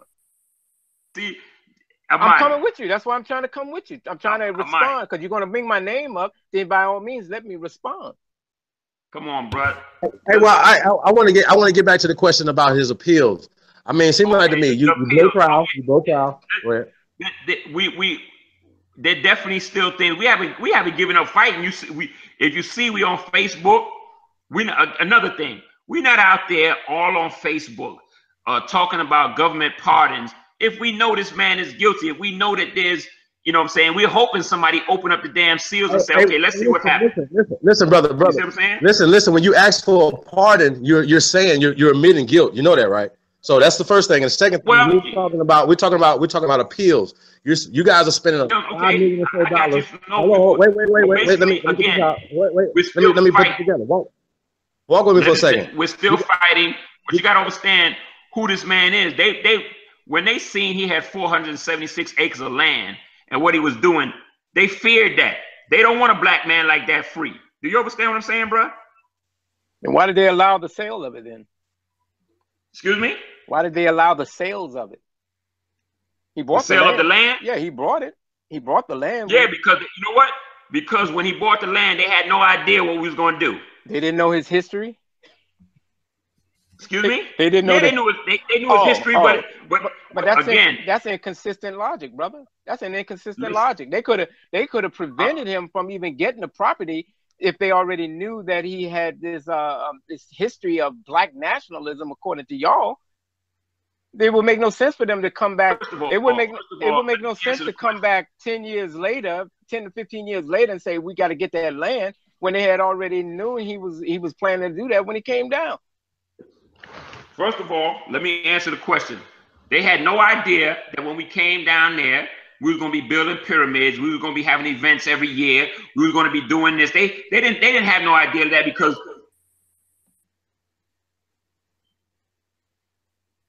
they had no idea of what we were going to do. So when they seen what we was doing, when they seen the fact that every year thousands of people was coming to the land and the type of people that was involved with our organization, and when they seen somebody like Wesley Snipes wanting to buy land next to us, they was like, wait a minute. We got, what's going on here? We got to stop this. Let's investigate this. Let's see what's going on. You see what I'm saying? So that's when they came at us. When they realized, wait a minute, we thought they was coming here because remember, first we was cowboys. So as long as we was cowboys, we was all right. But then when we started building pyramids and we started putting in, different plans for different things, they like, wait a minute, folks, they really trying to develop something here. So at that point, no, they brought that on them. They realized York brought that on himself. He brought that on himself. Listen, bro, let me speak. Okay, let me speak. Go ahead. You know what I'm saying? So I'm trying to let you know that y'all got to stop just look at the whole picture. Mm-hmm. Like you was talking about, brother, nation building. When they seen what we was actually doing and they realized, wait a minute, We got to stop this. We got to get that land. You understand? So that was all a part of getting the land. Again, Jake was against his father, and the cracker wanted the land. And they just used, to be honest with you, Abigail and them was just used as pawns in the game to achieve, you know, they didn't really know. And that's why the master said until this day, he don't hold nothing against them, because he realized they just got tricked. Okay. Can I, you know, so we're still fighting. Yeah, can I respond to out? We, as an organization, hold on, I'm not finished. As an organization. Let me know when you finish. All right, then I will. As an organization, we still growing. We still open up bookstores. We still got, for instance, you know, the brother that plays Black Panther in the movies. That brother's one of us. He reads our doctrine. You understand what I'm saying? We still reaching people all over the world, worldwide. So it's unfortunate that the master is incarcerated, but we still growing. They haven't stopped nothing. You know, if you get on Facebook, you see we just had a ball.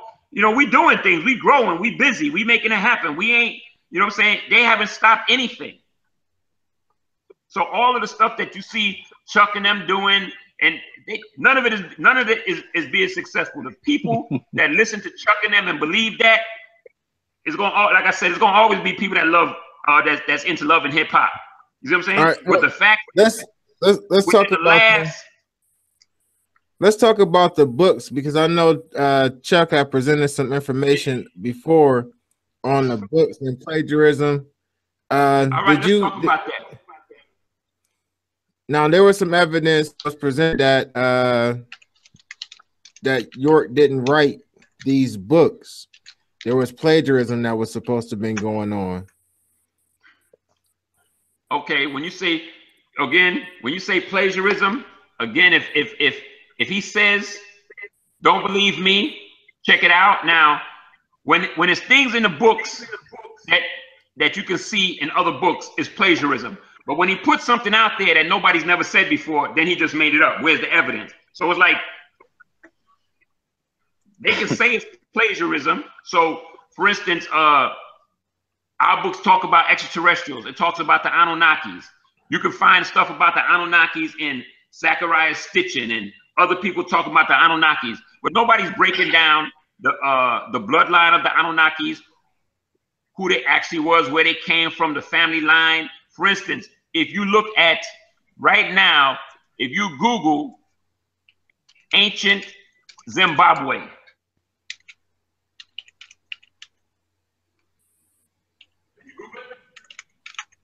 are you asking me to Google it? Ancient Zimbabwe? Yeah, if you got a minute. I want to show you something. I'm trying to lead to something. All right, go ahead. I'll pull it up while you build. Okay, if you Google ancient Zimbabwe, it's going to show you these ancient structures that was built in Zimbabwe. Right? I don't know who built these structures, why these structures was there, and the purpose of these structures. Okay. You see them? Yeah, I got them pulled up. Okay, you see some of those structures? Yeah, some of them was like made out of brick cone shaped structures. Yeah, cone shaped, big cylinder stuff, right? Right. They can't explain where they came from, who built them, and what's the purpose of them. But if we tell y'all that for instance, in the Gilgamesh epics, it talks about when the Anunnakis came here and they wanted to mine the gold, and they used certain beings to help them mine the gold, and who Enki was and how Enki came to Africa. Well, when you go to when you look at those ancient structures in Zimbabwe, that was built by Enki. Enki built those with the Sands people. Now they'll say, where's the evidence? Prove that. But I can't prove with no evidence, because that's not information that's in their books.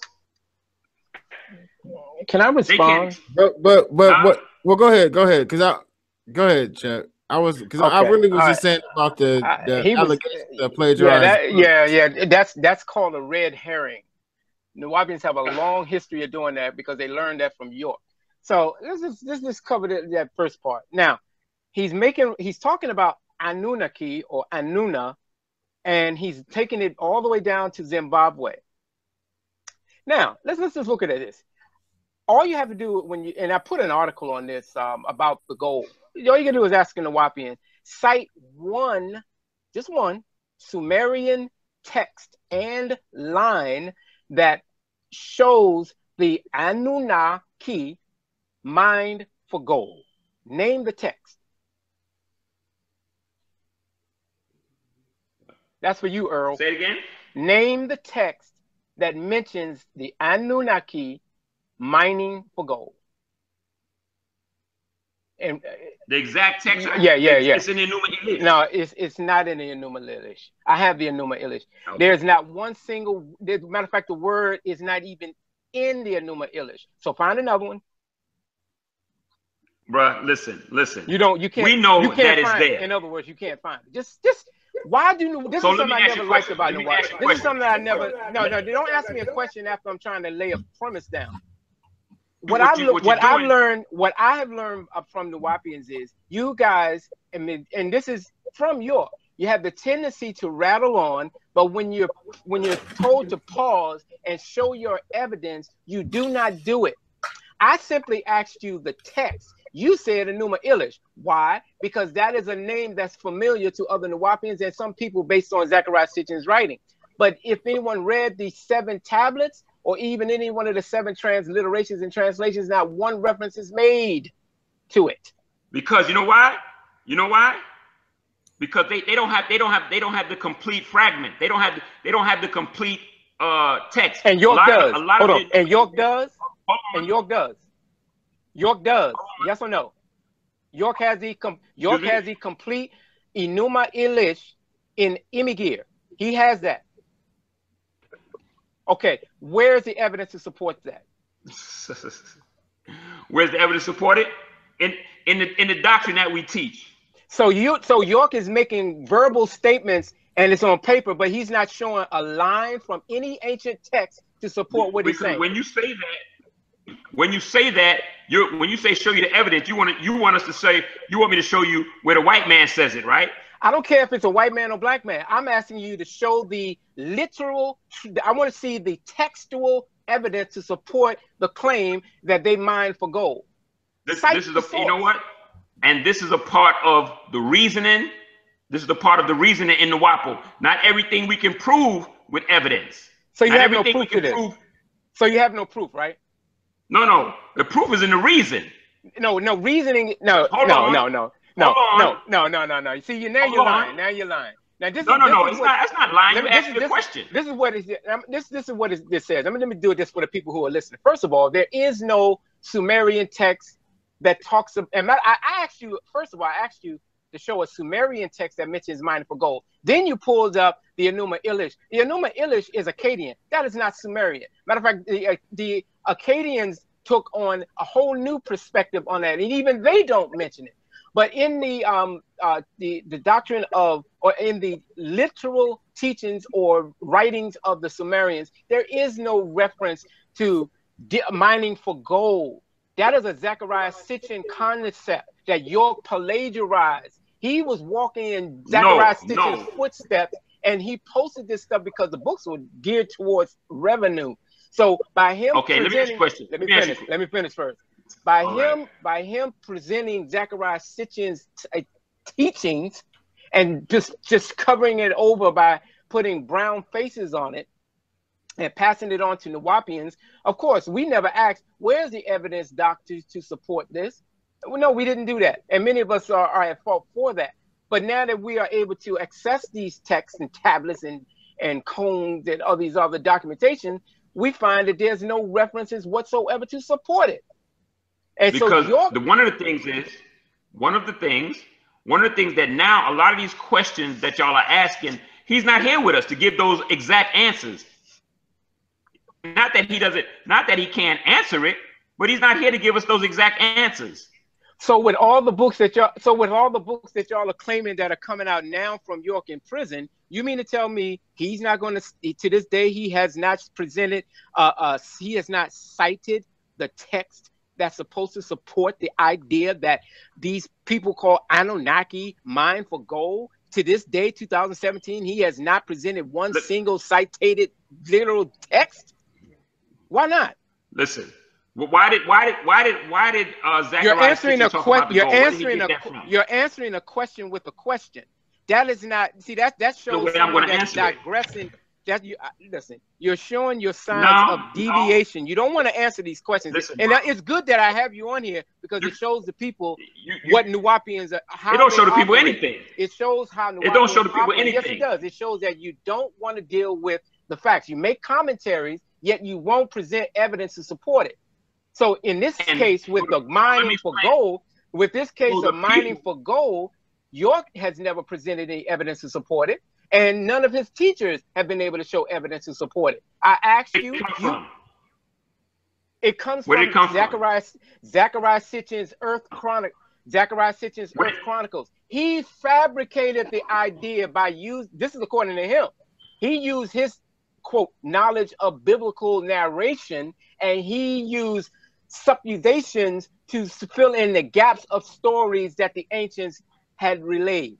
That's his personal viewpoint. No documentation, no citations, and you're following this man, white man, is teaching the same thing he taught and passing it on to people like yourself who may have good hearts, but then they're teaching that to other people, which is based on nonsensical narration. There's no evidence to support you know what? That is your opinion. And if you entitled to that. Then prove me wrong. Cite the source. Again, you can't. Just say it. You can't. Just say it. I'm going to cite the source. All right, good. All right. Again, our doctrine teaches us that we prove things by 3 ways. Evidence. Is that not true? Evidence in Nuwaup. Evidence. Okay, answer that question. Is that not true? Do you not hear me answering it? Evidence, experience, and reason. Now, okay. The evidence is there. The evidence is there. I have it. Anyone who wants to look, you can pull it up today. You can go to the electronic text corpus of Sumerian literature, and you can find every known Sumerian text, word for word transliteration and translation. Evidence. You don't have. Let me explain as just admit it. Okay, go ahead. I'm going to explain as a Nuwaupian. Go ahead. This is the answer to that question. Go for it.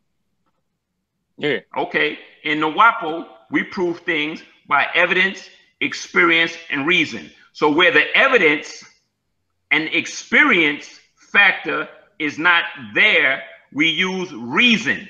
Do you understand what I'm saying? So there's certain things that you can reasonably come to a conclusion by using sound, right reasoning.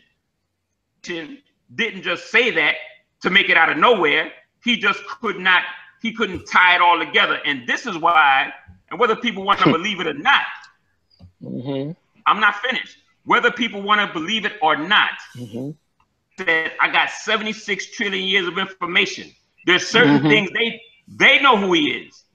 They know who he is. They know that the doctrine that he's bringing forth is right knowledge, actual fact. They're not coming out, and that's why today, if you go and you check out Ancient Aliens, a lot of the stuff that was in our doctrine is being confirmed by them right now. You as an American Negro who is only dependent on what you read by somebody else. So, actually, I have put in the work to study these ancient languages. I have done my own studies in this, which is part of why. So why don't you put out a book about it? I don't have to put a book out about it. What I'm doing is I have a website that I'm showing the people the evidence that refutes what y'all are saying. Boom. Well, you know what? Hey, I got a question. Hey, hold on. I got a question, and this is important because it's along the lines of where we at now. All right, hold on. Dr. York Afro Uno? Chief. Was Dr. York Afro Uno? No, he was not Afro Uno. In the center, between the two. Huh? Did that answer your question, brother? Yeah, right now, you see what I'm saying? Like, keep your shit centered. Because they already going to go at it. Dr. York is not Afro Uno. But yeah, he asking, was Dr. York Afro Uno? The answer is no. Yeah, no, that's for both of them, though. Because we're talking about plagiarizing, right? We're talking about plagiarizing, so that's down the middle. Yeah, I was trying to, as far as this plagiarism thing, listen, anyone that has read, if you want to go to my website and have read the section on plagiarism, that you cannot, it'd be impossible to come away and not see the absolute word for word plagiarism from York. Now, anyone who knows what plagiarism is, even the one that's ever gone to college, is when you take an existing text or writing and parlay it into your words and not citing the source, or you write a book and you have a long narration and there's never one single reference to the source of where you got that from. That is considered literary plagiarism. And I have one question on the website, which is Ralph Bloom one of the masters that guides York's pen? Because if you take the book called The Book of Urim and Thummim, the High Priest of Amon, Ancient Mystic Order of Melchizedek, you'll find that is a book stolen from the Book of Runes, a commentary by Ralph H. Bloom. And I've given you word for word, line for line, page by page excerpts from both books, showing you where York takes the whole. I give an example. In the book, York says, when I began to work on the stones, I had never seen a runic text. So I did not realize that I was receiving the original stones and that there existed a sequence of Frey, Haggle, and Turin. And that's on page 39.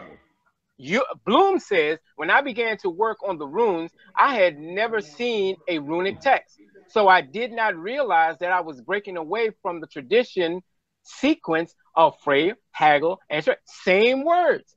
York, and then you go to the next line. York says, and the stones I worked with had come to me in a dream state from Zodok, Solomon, and his aide Abathar. I only felt the urge to write on small pieces of paper, then on cardboard. Along with the stones, Zodok Solomon showed me 2 tablets of light. Each tablet bore a symbol that had to translate and from which I had to give a brief interpretation. Bloom says the runes I was working on the stones that I was working on handed to me in England, the brown rectangles, hardly bigger than my thumbnail, and the glyphs scratched up into the surface, along with the set of runes came into 2 exonerated sheets given by the glyphs. Their approximate English meaning and a brief interpretation of each rune went upright and reversed. That's page 24. You compare each line that I have posted on Nuwaupianism.com, you can see where York literally plagiarized whole sentences from another author and put it in his book, didn't cite the author, didn't make a reference to the author, but sold it to the people as if it's his knowledge, and he sold it for a price. That is literally literary plagiarism. Case in point, when York had, there was a book York had in the ancient Egyptian order called How to Overcome Bad Habits. I have a side-by-side comparison in the power of concentration from the same author, ironically, who went under another pen name, Theron Q. Demont. You can, and I'll just read it real quick. How much happier everyone would be then all instead of a few might win success. Habits are formed more quickly when we are young, but if we have already passed the youthful plastic period, the time to start to control our habits is right now, as we will never be younger. York says, how much happier everyone would be if all learned to respect each other's habits or customs. We are Egyptians, not Negroes or Africans. We must practice our own habits. Habits are formed more quickly when we are young, but if you have already passed the youthful plastic period of time to start, the control of your habits is right now, and you will never be in the young. Same wording. I got the whole thing laid out for anyone that wants to read it. You can go down and check in that section on Nuwaupianism.com called plagiarism, and you can see how York took these people's writings, sold it for ridiculous prices, and passed it off as his knowledge. That's plagiarism. You want to respond to that, Earl?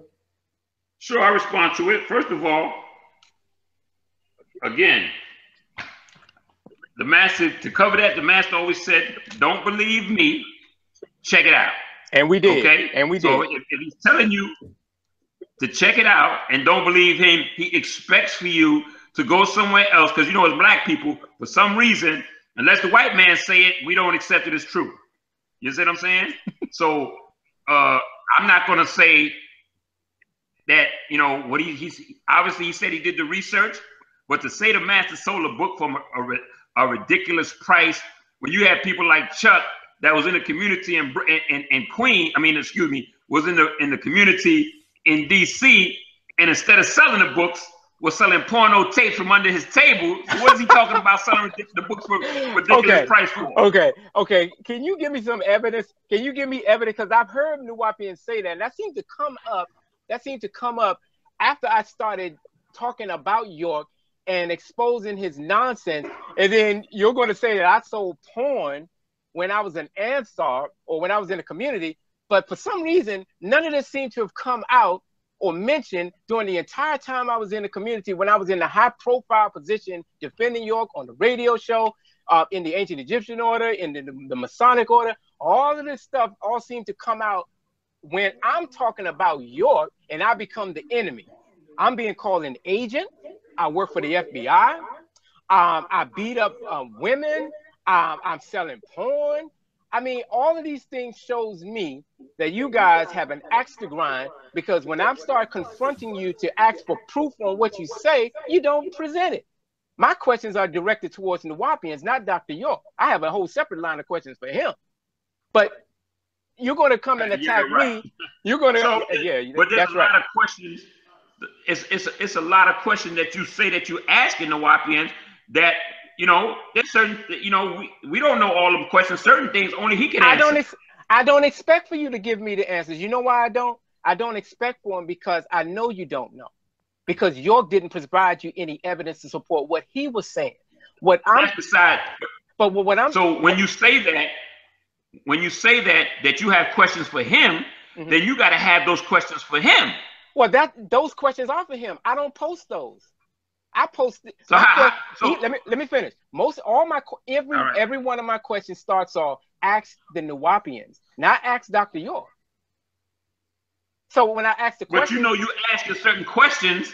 You know you're asking certain questions that only he can answer. But you asking it to us. That's not true. That's not true. Because as a student of Dr. York, you should be able, because according to him, you will know all the questions. All you have to do is study. That's what he says. So you will be able to stamp out the fools. So according to the Nuwaupians, I'm a fool. So by your study, your due diligence, you should be able to answer simple questions like, where's the evidence that supports the Anunnaki mining for gold?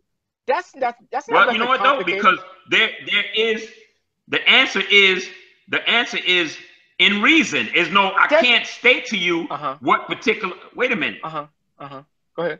I cannot state to you the particular line, the particular, you know, text, because we haven't been given that directly. So you understand what I'm saying? Yeah, I follow what you're saying, but let me say this to you. If you know, hold on, let me finish. If you know that in a certain question that you ask us, they said, okay, where is the reasoning? Okay, you can't give me the exact text. You can't give me the exact line because that has not been given to y'all yet. However, by who? By who? I'm not finished. By who? I'm not finished. Go ahead. There's other information that's out there that you can reasonably, because if I, for instance, I walk with the master for over 35 years. You see what I'm saying? At a certain point, I didn't ask any questions because I know I have a personal experience with him where I've seen certain things. There's no need for me to question him. As a student, as a student, my job is to learn. I want to learn. Right. You understand what I'm saying? Got you. So I'm not, hold on. Got you. And a lot of people have, when it came to our doctrine, the man said, every time you turn around, y'all questioning me. How right does a man have to be before you accept his divinity? That's not a red herring. He's been wrong on so many things. That's why people question him. He's never been wrong. Brother, let me explain something to you. I got a whole line on my website that proves him wrong. Shall we go into it? Listen, he's only wrong now that y'all are asking questions and people, and he's not there to answer it, so he appears as if he's wrong. Well, it has nothing to do with him being wrong because listen, he's not going to. York is not going to. Okay, I'm not finished. I'm sorry. When he was here, when the master was here, out here answering questions for all them years, there was never a question that he was ever asked that he didn't have the answer to, ever. There was never. You say you asked. Did you ever ask him questions? All the time. Did you ever hold on? Did you ever ask him a question that he couldn't answer? Yeah, I did. What question is that? I asked him what Egyptian text mentions Zozar creating a pig, and he said that it doesn't matter at this time. Bruh. Okay, now that's just you saying that. Oh, wait a minute. That's Wait a minute. Hold it. Stop. Hold on. No. I'm not gonna let you ride that one. No. We're gonna go right back to what you just said. Let me ask you a question. You asked me a question. Is there a question that you asked him that he couldn't answer? I just supplied a verbal dialogue that he and I had where I asked a simple question. So where's the evidence for that dialogue? Oh, I get it. You asked me a question, but now you want to poo-poo it because do you have the answer to the question, Earl? Say it again. Do you have the answer to the question, Earl? Yeah, he had an answer, but I'm saying, you had an answer to this question that he said that Dr. York couldn't answer. Right. I asked him, was there a question? Was there a question that he ever asked the master that he couldn't answer? Now, you know what? Chuck must be according to this dude, I don't know why he himself is not out there teaching, because he seemed to know everything. I don't know everything. Tell me, out of all the people I've known for the 30-something years I've been with the master, I've never known anybody to ask him a question that he has not been able to answer. Well, well, I asked him because I was real close to him, and I knew a whole bunch. I was a student. Remember, I had to do a radio show for him, so I had to ask him. How close to him was you? I was, according to him, I'm his son, and because he called me, and I was able to call him when I was doing the radio show out of Baltimore. I was able to call him and then ask him questions because people who I will be debating on the shows, like the Hebrew Israelites, etc. I would ask him questions, and he said, "Tell them this. Use this. This is how you do that. This is how you do that."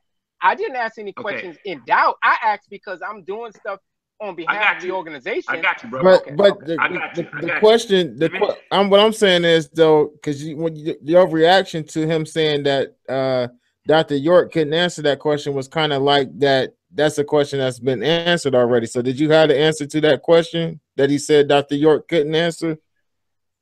About the Zozer? Yeah. Okay. The question that he's asking about in what text is that? There is no text in that. Now let me explain to you the answer to that. We know that there are still secret texts that have not been revealed.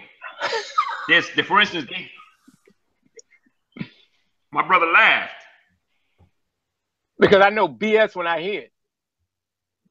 But let him answer, Chuck. Well, go ahead. I'm sorry. See, now, again, that's why, as Nuwaupians, we don't, what I'm saying, because I'm giving you an answer and you telling me you know in BS. I mean, I'm showing you respect. Where's the respect for me? Well, I show you respect, brother. What I'm saying, based on, I know what Nuwaupians do. Now, I know what haters do. Now I'm gonna show you. I know what haters do. Now I'm gonna show you what York says in regards to having to back up what you say with evidence. Now you go ahead and answer the question, and if the brother would allow me, I'm gonna give you 5 quotes from York in regards to the value of proving what you say by way of evidence. Right, and I already know that. However, there's something called the Emerald Tablets. Are you familiar with that? Yes. You familiar with that, brother? Yes. Go ahead, brother. Proceed. Okay. Do we know the information that's in the Emerald Tablets? Proceed, brother. Question. No, brother, you're trying to lay a premise out, and I'm waiting for you to do it. And then what I'm going to do is I'm going to show you the value and what your value. Are you saying that the answer to that question is will be in the Emerald Tablets? What I'm saying to you, what I'm saying to you is that there is a lot of, for instance, when we talk about Zoser and we talk about the formulas of the rat, cat, and the dog about how these people, you're not going to be able to find that in a certain text. You know, you can't find that nowhere. All right, if you say, well, show that to me. The white man don't have that. That is certain things that we never taught them. We only gave them a certain amount of knowledge. That's why they're still trying to figure out how we built the pyramids. Because so basically the information came directly from Dr. York. Excuse me? So basically that information came directly to the Nuwaupians from Dr. York. Well, there's nowhere else to find the information. Let me ask you a question. As being a member of the Nation of Islam, didn't the Honorable Elijah Muhammad teach that also? But I didn't believe everything. No, no. Let me answer that. Elijah Muhammad did not add in Zoser, nor did he mention Abraham, nor did he mention Imhotep, nor did he mention eating any carcasses of the Canaanites in the Caucasus Mountains. He got a point. Mention about the pig though?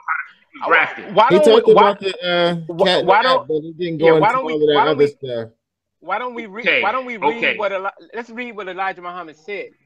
I think that would only be fair. All right. Read what Elijah Muhammad said. Who wants to eat the combination of these fleshes? Cat, rat, and dog. This is what the hog is made of: the dog, cat, and the rat. And the Bible teaches. All right, where did he get that from? Let me finish. And the Bible teaches you that he is from a mouse. Read Isaiah 66:17, where it says, they that sacrifice themselves and purify themselves in the gardens behind one tree in the midst, eating swine's flesh, the abominations and the mouse shall be consumed together, saith the Lord. How to Eat to Live, Part 2, Elijah Muhammad, page 43. Now, where is there any mention of Zoser, Imhotep, Abraham, the Canaanites in that passage that York took it from? Let me answer that question as a Nuwaupian. And let's listen. If you don't, for you cannot agree with the master. You can believe what you want to believe. But if we're gonna talk doctrine now, then let's have a little respect and let's reason. All right? Can we do that? Sure. Okay. If the Honorable Elijah Muhammad said where did he get the rat, cat, and the dog from? Where did he get that from? He doesn't state that. Okay then. Because he doesn't state that, and the book of Malachi says, I will send Elijah before the great and dreadful day of the Lord. So because the Honorable Elijah Muhammad didn't state that, he got it from somewhere. The Honorable Elijah Muhammad also said, he said, after me, there will be no other. Only Allah himself will come and will give you your true way of life. Yeah, okay. Okay, that's the reason. So even though the Honorable Elijah Muhammad did not explain, that was the job of Malachi to come and explain and set the record straight. Whether you want to accept that or not. Okay. Now we're getting somewhere. Good. Now, based on what you just said, okay, thank you to the Honorable Elijah Muhammad. Now, it falls on Dr. Malachi Z. York in regards to this. So, based on the Holy Tablets, the Generation of Abraham, tablet 368 through 104, and 68, York says, the dog is the animal chosen because... We see you study that doctrine, bro. You study that doctrine, but you've been confused by it. How can I not study it if I have to debunk the nonsense that y'all teach? York says... Okay, so now let me ask you a question. Let me read this. Go ahead. The dog is the animal. The dog is the animal chosen because he possesses the nature of the jinn. The second animal was the rat. The third animal would have been too clean by nature and have the wisdom. This is the cat. There are three mixed natures that make up the pig. Zoser combined the cat plus the rat plus the dog equaling swine. The first breed of Zoser came up with was the wild boar. But the wild boar, Abraham had no control over. For the wild boar did what it wanted to do and would belt you to death if you stood in its way. Zoser came up with the swine finally, and its nature was that of the rat and the cat and the body of a dog. Holy Tablets, chapter 13, and so on and so forth. Now, let's look at this. Based on what York says, he has laid a premise of, he mentions Zoser, he mentions the biblical character Abraham, but he does not cite a single source to support anything that he's claiming. He's given, because he is the source. No, he can't be the source. He's the source. No, he can't be the source. Why not? Well, he can't be the source. Why can't he be the source? I'll tell you why. Because if he is the source, then he should have some type of archaeological, historical documentation to substantiate his claim. By him, listen. Let me answer this question, brother. Let me answer the question. One moment. By him just making these blanket declarations without filling in any evidence to support it, then it's nothing more than just one man's wild ideas. Because if he, okay, go ahead. All right. When you say what's the source, he is the source. Now, whether you want to accept it or not, and as the Nuwaupians, we don't, we don't. It's not about us trying to prove that he is. We know who he say he is, and so when they read that, right? They who? You as a Negro, a brother, black man. It's all right, bro. Guys. It's always cool, bro. I apologize. And okay, go for it. You as a brother read that, right? And let me ask you a question. When you first read it, you accepted it, correct? When I think back on it, I had to accept it because I was teaching it. Okay, now you was teaching it because up until that point, you had trusted that what this man was teaching you was right and exact, correct? I trusted much of what he said, but when someone asked a question in class who studied meta and other texts, I couldn't answer the question. So I went to York for the answer, and he didn't provide it for me, which is why this is the very first question I ever asked Nuwaupians in 2011. Okay. Now let me put it to you this way. When you said when you asked him the question, I'm not gonna assume you said you asked him the question. That's between you and him. Now, I know that, for instance, it's certain things. If me and you was alone, we could talk. But there's certain things, if I say it, I'm gonna sound crazy, so I'm not gonna say it. Right now, if he wrote the holy tablets, you see what I'm saying, and he's giving you this information. Okay, and he's being the source. You may say, well, York, where did you get this from? Okay, we know that Zoser, right, was he was the pharaoh at the time of Imhotep, right? We know that Imhotep built the step pyramids, Ptah, right? Go ahead. We know this, correct? Go ahead. That I'm trying to make to you is that there's certain information, certain secrets that you can't. If you ask York, what he's going to say? Well, if you go to this scroll in so and so place, it's not. He can't refer you to anything that has been written or by any other man because they don't know that secret. Okay, if that's the case, then why can't he go to any African who knows Metanetta, who knows Egyptian text, who reads it? There are more than enough academic scholars of the Egyptian language who knows it, who's gone through morphology, syntax, grammar, who knows the language proficiently. So why didn't he just cite an African source as corroboration? Listen, why he didn't do that I can't answer for why he didn't do that. But the point is that, again, there's still things that he has to be with us to give us certain answers to. And he told us that, he said, not everything that I give you, certain knowledge I have to give you. I get it. Okay, so when he says, don't believe me, check it out. And when you check it out, you find no foundation for it. You find no basis. Well, then I don't think that there's anything. Hold on. I don't think that there's anything that he's when he talks about the rat, cat, and the dog. He's not telling you, don't believe me, go check that out. There's certain things that that's what it says. It's in the book. It says that in the book. It says this is facts beyond doubt. Right. That's facts beyond doubt. Just because you can't just because you can't confirm that fact by the white man book. I'm not brother, I'm not even dealing with the white man. Or even the African book. I talk to brothers who are proficient PhD professors who know it, who've been on archaeological digs, who study metal netter. I don't have to deal with the white man. I mean, now if you're going to deal with the white man, York, so if that's the case, hold on, York has got more than enough references from white folk to supposed to back up what he says. So don't get into a black man, white man thing, because I got more than enough quotes from York that I've been challenging the Nuwaupians to show me 19 equal PhD professors and scholars that York cites to back up his claims that he doesn't show the same amount for black folk. So don't put it in that context. So if I pull up someone, a brother like Dr. Salim Faraji or Theoleo, Dr. Obinga, Asar Hotep, I can bring up a whole bunch of brothers who know it and are teaching it. Brother Ampu teaches metal netter.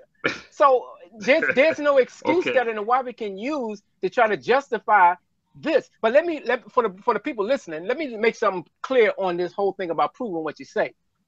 York says they make statements about events and time, but they don't produce the evidence or the document to support what they say, which leaves the reader in the same state they are in religion, to believe and not have facts. Malachi York, let's set the record straight, page 239. York also says in another book, we completely and categorically reject all myths, fictions, religions, and lies that have not been proven. That would include your heavens, your hells, your fire, your brimstone, your horn, pitchfork devils, your winged angels, etc., etc., etc. Just don't expect us to accept your beliefs by virtue of a title, reverend, pastor, etc., etc. It's sensationalism. We deal with facts. Okay? Right. So if he's telling you that you have to prove what you're saying, then isn't it incumbent upon a learned Nuwaupian to be able to cite the source, cite the references where the man who is your master teacher, if he is teaching the people and his teachings is facts beyond doubt, he says, everything I have been teaching you is without doubt. Degree of Christ on page 512.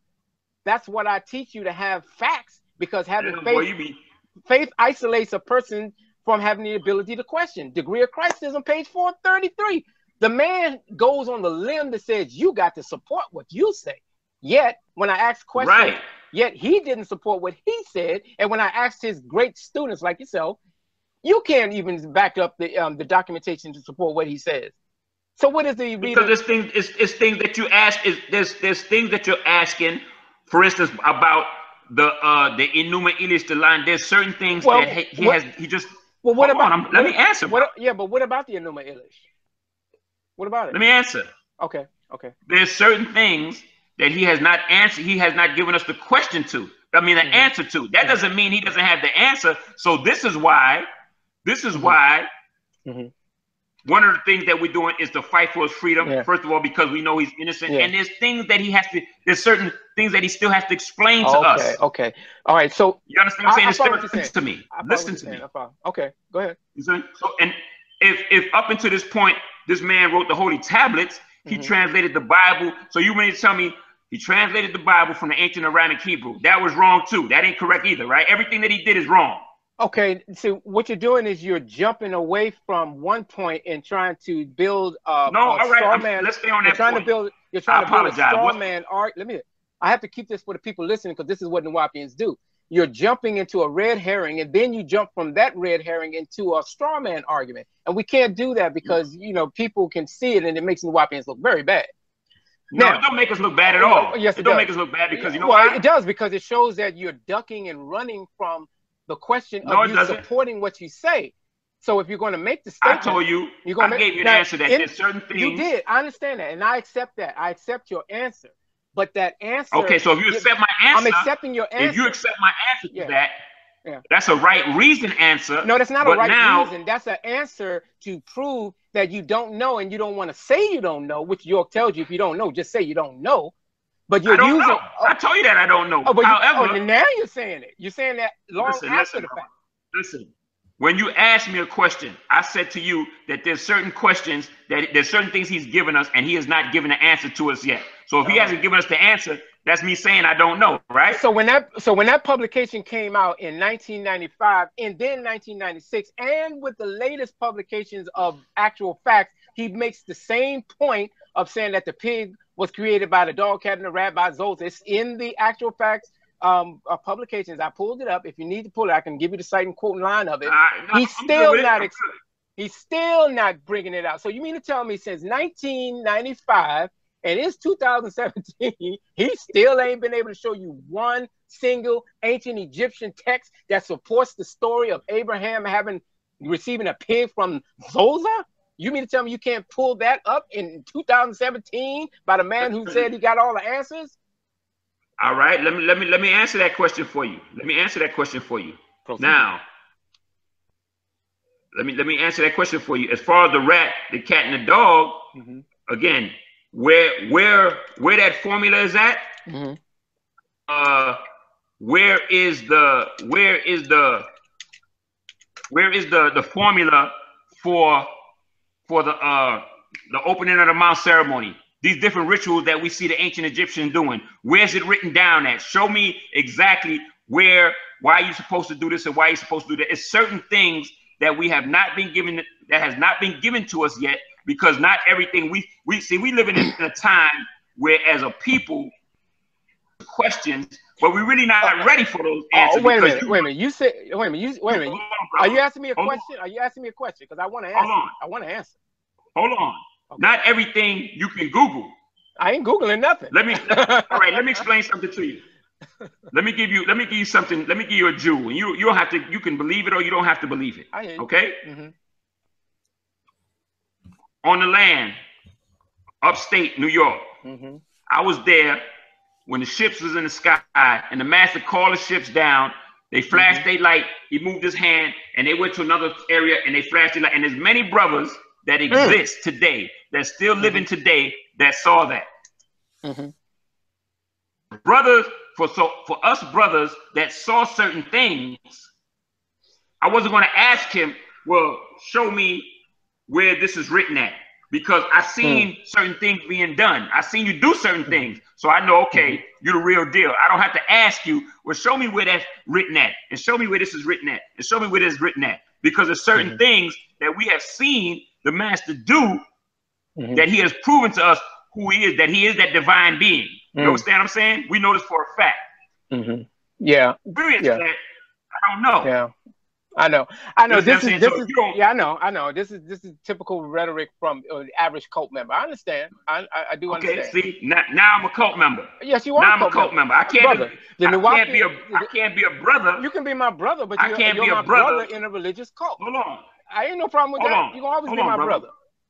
Hold on. I love you, brother. I can't be a brother that's giving you a factual answer of something that I seen and experienced with my own eye. I'm making that up. I'm lying. Well, I'm not saying you're lying. Well, okay, so if you're not saying that I'm lying. On the flip side, wait a minute. Let me rephrase that. I mean, no, you said, am I saying that you're lying? Let me rephrase that. I know that Nuwaupians will lie for York, and people will make up little claims like that. But see, York also said that those ships visited him in jail, or they were right outside the jail, and he levitated out of the prison cell because one of the extraterrestrials named Krill came and visited him while he was in jail. Now, he said that, and he said other prisoners saw that. Now, where's the evidence for that? So you want to go to the prison and ask the prisoners? Well, I mean, let's put it this way. Let me put it to you this way. If I see a man floating out of his cell by way of some extraterrestrial named Krill, as I heard Bill Cooper talk about, if I see him do that, and then I see a spaceship outside the cell, it stands to reason that someone's going to talk about it. Yeah. Okay. And if you're going to levitate, if you're going to levitate out of your cell, and then you're complaining about being in prison, it doesn't reason out. Yeah, well, it doesn't reason out to you, but how did you hear that? I had one of the letters, and I posted the letters that Nuwaupian Facts put out. Okay, then. I have. So hold when on, he wrote that letter, I remember the letters. Michael Bossier has the letters. Nuwaupian Facts posted it, and I posted all the letters on my website. Do you need me to read them? no, I don't need you to read it because I know it's a fact. I think not. Because to the people listening, this is cool, brother, and I'm glad we're dialoguing here because people can decide for themselves based on your response and based on what's being presented on, you know, what makes sense here. So again, if you're going to deal with reasoning, when we see that a person is floating outside of a prison cell, I'm sorry, a jail cell, where you have cameras and you have guards and prisoners, etc., witnessing this, yet no one talks about this except York. And York also said he was cured of his hereditary angioedema in that letter. Some things just don't match. So this goes back to what I was quoting earlier about York saying that people have to prove what they say, or they'll be put in the same mindset of those that we find in religion. And because York made all these claims in books after book after book, he never supported him. Just like he said that the bat is a combination of a bird and a rat. A bird and a rat produces the bat. But he's never shown any historical scientific data to support such a thing. But we're supposed to believe that because he said so.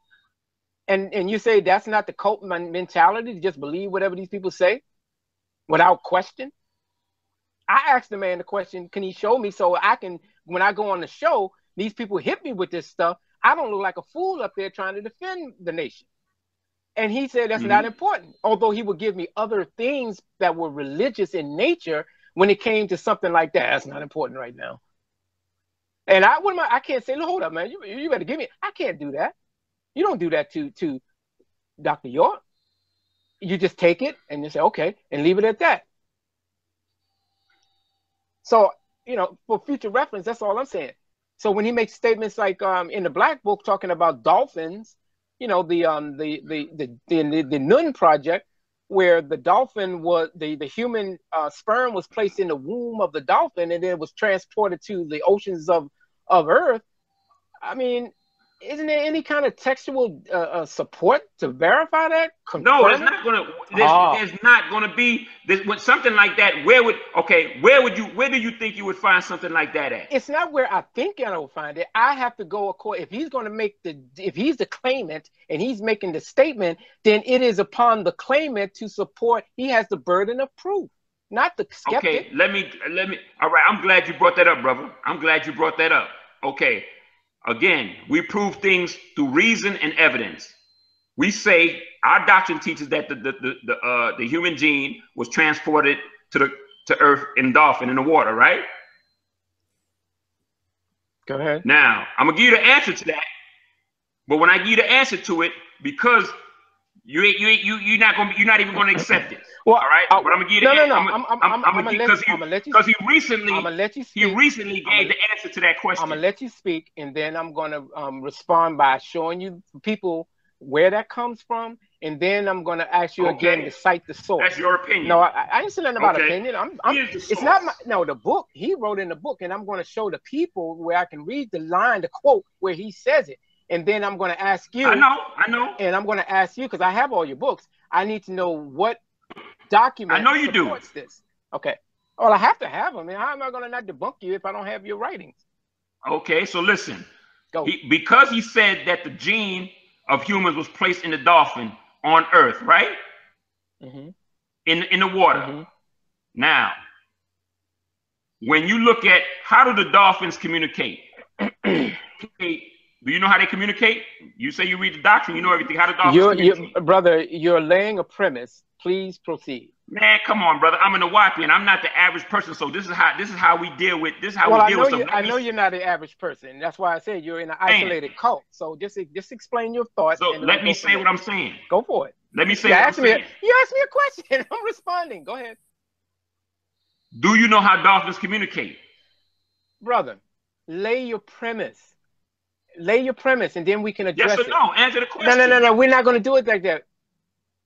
Oh, when you ask me, lay your premise. When you ask me, all right, Google. Yeah. Go ahead. I asked you so that you can respond to the statements made. Now you're laying a premise out. You're laying a premise out. I want you to Google. You're laying a premise out. So in doing so, all right, present your evidence. Brother, Google. You can go to YouTube. You can YouTube. You're the same person that said don't Google or you can't Google. Now you're saying Google. It's so inconsistent. Lay your premise. No, it's not inconsistent, brother. Lay your premise, brother. All right. If we're gonna be serious, I am serious. You know what I'm saying? Then let's be serious. Don't try to play me like I'm stupid. Play me like I'm stupid. You know what I'm saying? If you don't agree with me, fine. You don't agree with me, but let's be men. As many excuses as you can. We are being men, and I am acting like a man. Dolphins, man. Go ahead. Go ahead. Go for it. Okay. The point is that if you Google or you YouTube dolphin click, this is how dolphins communicate. Dolphins communicate through a click. When they speak to each other, the dolphins and the whales, they communicate through a click. If you also YouTube the Sans people language, communicate with a click. The Sans people were the beings that was a germ that was placed inside the dolphin in the water. You understand what I'm saying? When the earth was just water, and those beings were the original merman and mermaids. And and this is why the noon science talks to you about they call them hydropygmies, beings that came out of the water onto the land. Okay. Now, when you look at and we know that scientifically, the Sans people are the oldest people on the planet.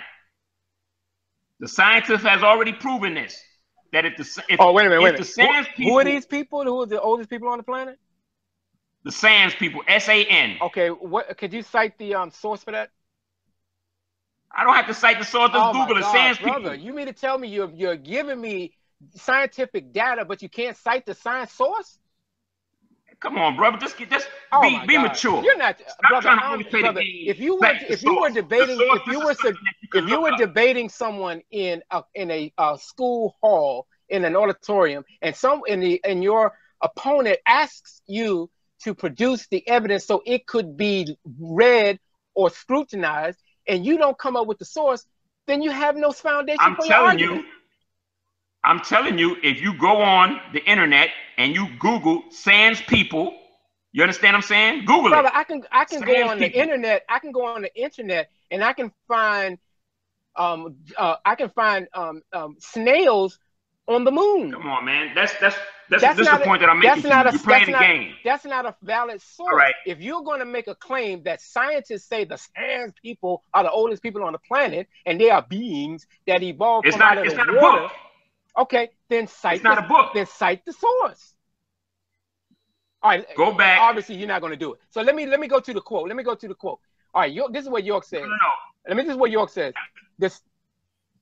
Regulate it, brother. All right, hold on. So, but because you put me in a tough spot because he is asking you about sources about things that you're saying. So even if it's a source that you got even if you're getting a source from using something that Dr. York said, just, you know what I mean?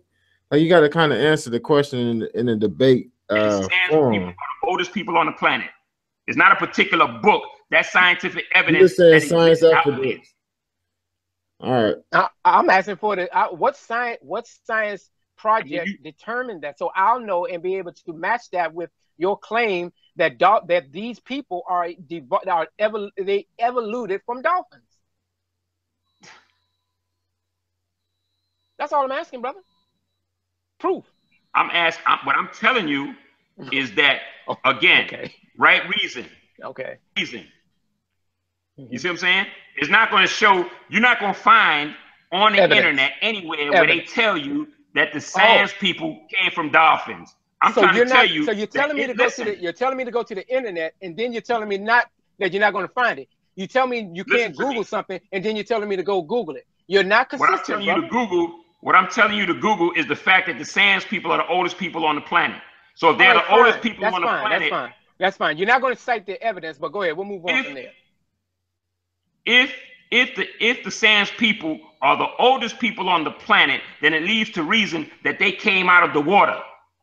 Okay. You understand what I'm saying? And if they can't listen, okay, the water, If the Sands people came out of the water, and we teach that the gene of the human being was planted in the dolphin on the planet, you understand what I'm saying? And the Sands people speak with a click, and the dolphin speaks with a click. That's reason.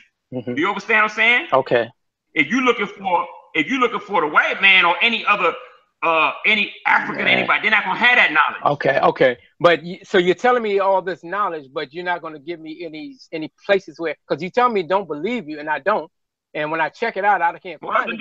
Hold on. You say, hold on. You said don't believe. I know. You said don't believe me. Check it out. So when I go to check it out, I am not offered any sources or direction as to where I can find it. What I'm saying to you is that if the dolphin communicate with a click, if the dolphins and whales communicate with clicks, and the Sands people communicate with clicks, there's a connection there. Okay. So when humans bark, then they communicate through tones and barking. So the same thing applies to dogs. We're not talking about that, man. We're not talking about that. I'm using your premise. I'm using your logic. That's being silly. Your logic. No, that's the point. That shows how silly the argument is. Because number one, you have no foundation for what you're saying. All you have is the foundation. If you have the foundation, then you would offer us the foundation by producing the evidence of who determined that. So let's move on, because you're not going to do that's going circular. Because moving on. First of all, when you say who we're not, that, we're not. Okay, well then let me go to the quote so people can know exactly what York is saying. York says the stage after the creation of the first cell took place in the lab of Shimti, where the breath of life is breathed in, which is located on Lahmu, Mars. This cell or cells were then placed inside the Vulcan deity, a dolphin. Dolphins are members of the most intelligent animals living in the seas. However, what most people don't know is that the dolphin is actually small whales that range in length from 4 to 12 feet. The word dolphin comes from the Greek word delpha, meaning womb, because of its shape, and it was the womb of transplant for the human cell. Unlike many animals, dolphins voluntarily associate with humans. The common dolphin appeared in ancient Greece mythology, Roman mythology. The Greeks considered the dolphin sacred, Apollo. It was these cells that were transplanted and transported into the seas of this planet. This transportation involved the development of the first animals 24 billion years ago. These were the single-cell organisms called protozoa, and protozoa were originally transported and planted on this planet by these beings from the planet Risk, the Anunnaki called the Elohim. Malachi York, Holy Tablets, chapter 1, tablet 8, 36 through 39 through 83. Now, there's some interesting points in that. Now, you said that the click folks down in South Africa are directly related to the dolphin by way of some form of evolution, right? So based upon this, now all animals don't do this clicking sound, but according to what it says here that this started 24 billion years ago, and it was first by way of animals and then the humans. Now my question to you is, when we see something erroneous like 24 billion years and not an approximate but an exact number, where is the evidence to support this?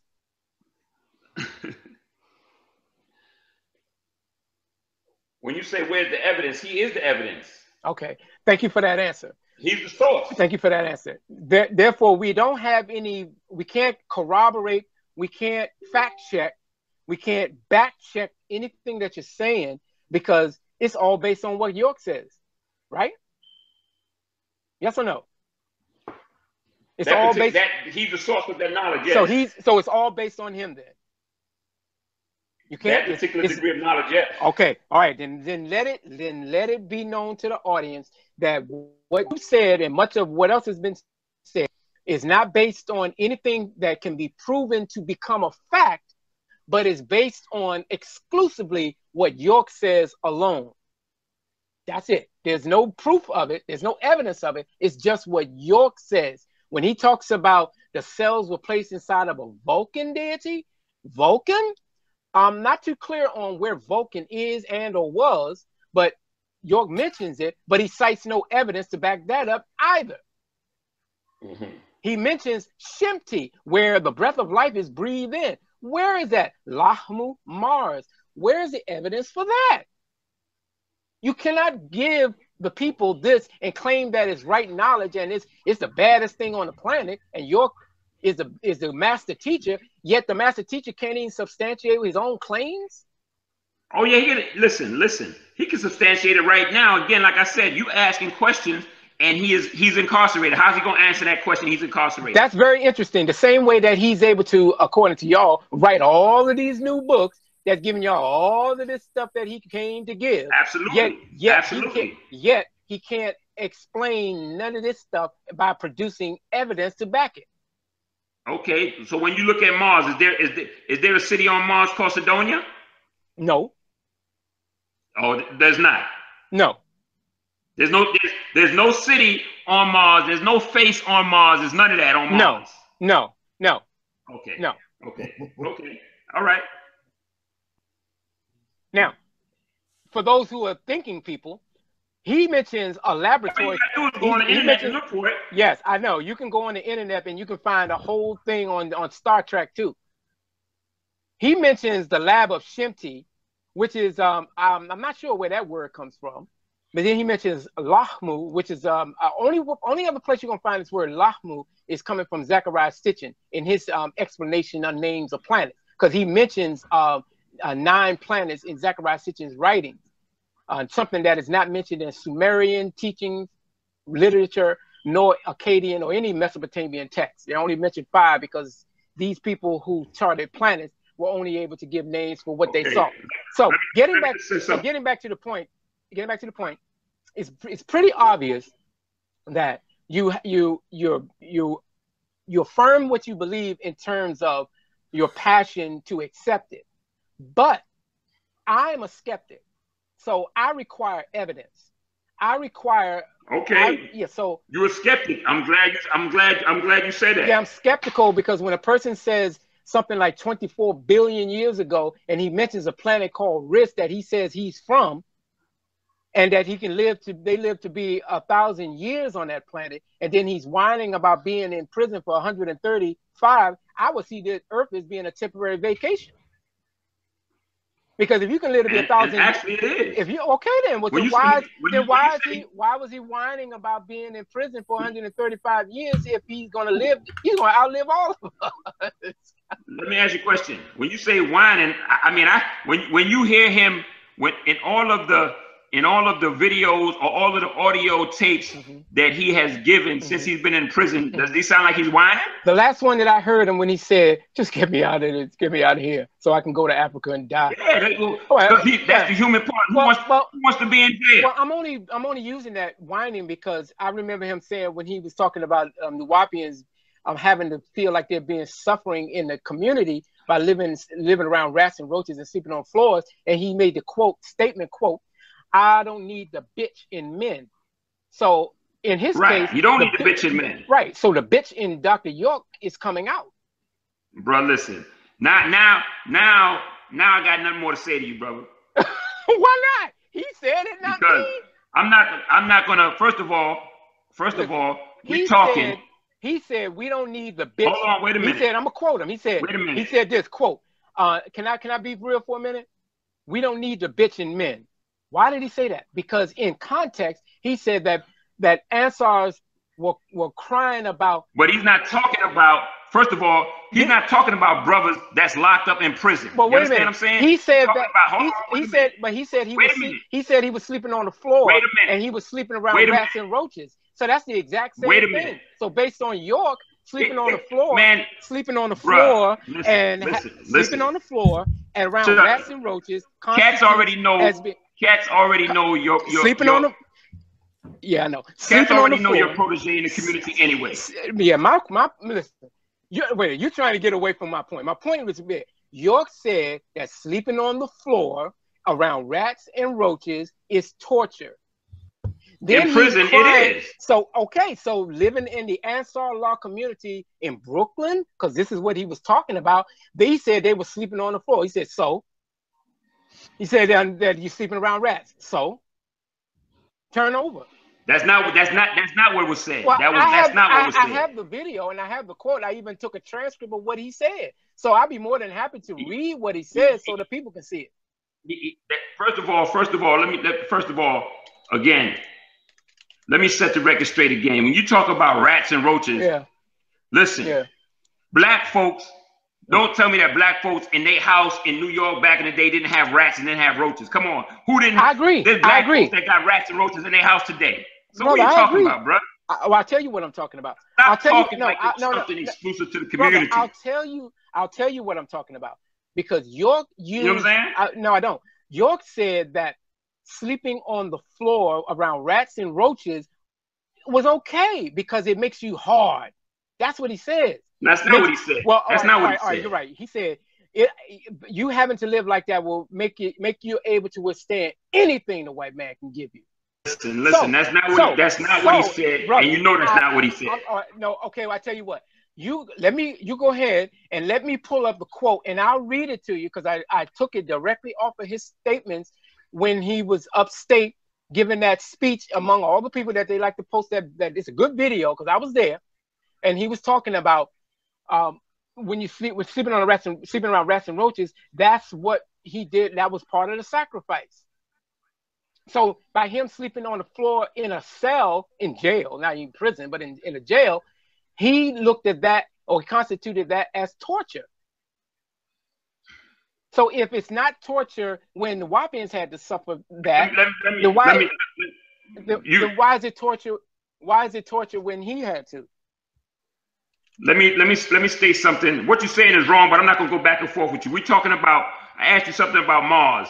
It says Cydonia is a region on the planet that has attracted both scientific and popular interest. You said that there's no city on Mars called Cydonia. Yeah, no, they're not. There is a city on Mars called Cydonia. I know what you're saying. There's a face on Mars. Yeah, I know that. Yeah, and like I said, you can find all kinds of little green men, and you can find cheese-covered moons on the internet. When you get acting like a coon, brother. No, I'm acting like a coon. I'm a realist, brother. And when you say you're pushing me to ask the question, so when you make the point that Cydonia is a city and there's a face on Mars, then you're trying to add validity to a statement where you don't have any evidence as a foundation.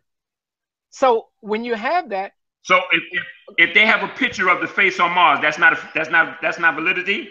No, because then I can show you the latest NASA imagery of that same location, and you don't find that.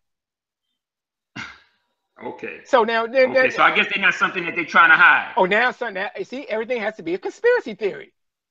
That's what it is. I'm asking you a question. No, they don't have to hide it. Why would they have to hide anything? You mean to tell me then why did they make up the face on Mars? Why would they have to hide anything? Who made up a face on Mars? Okay, there is a picture that has existed.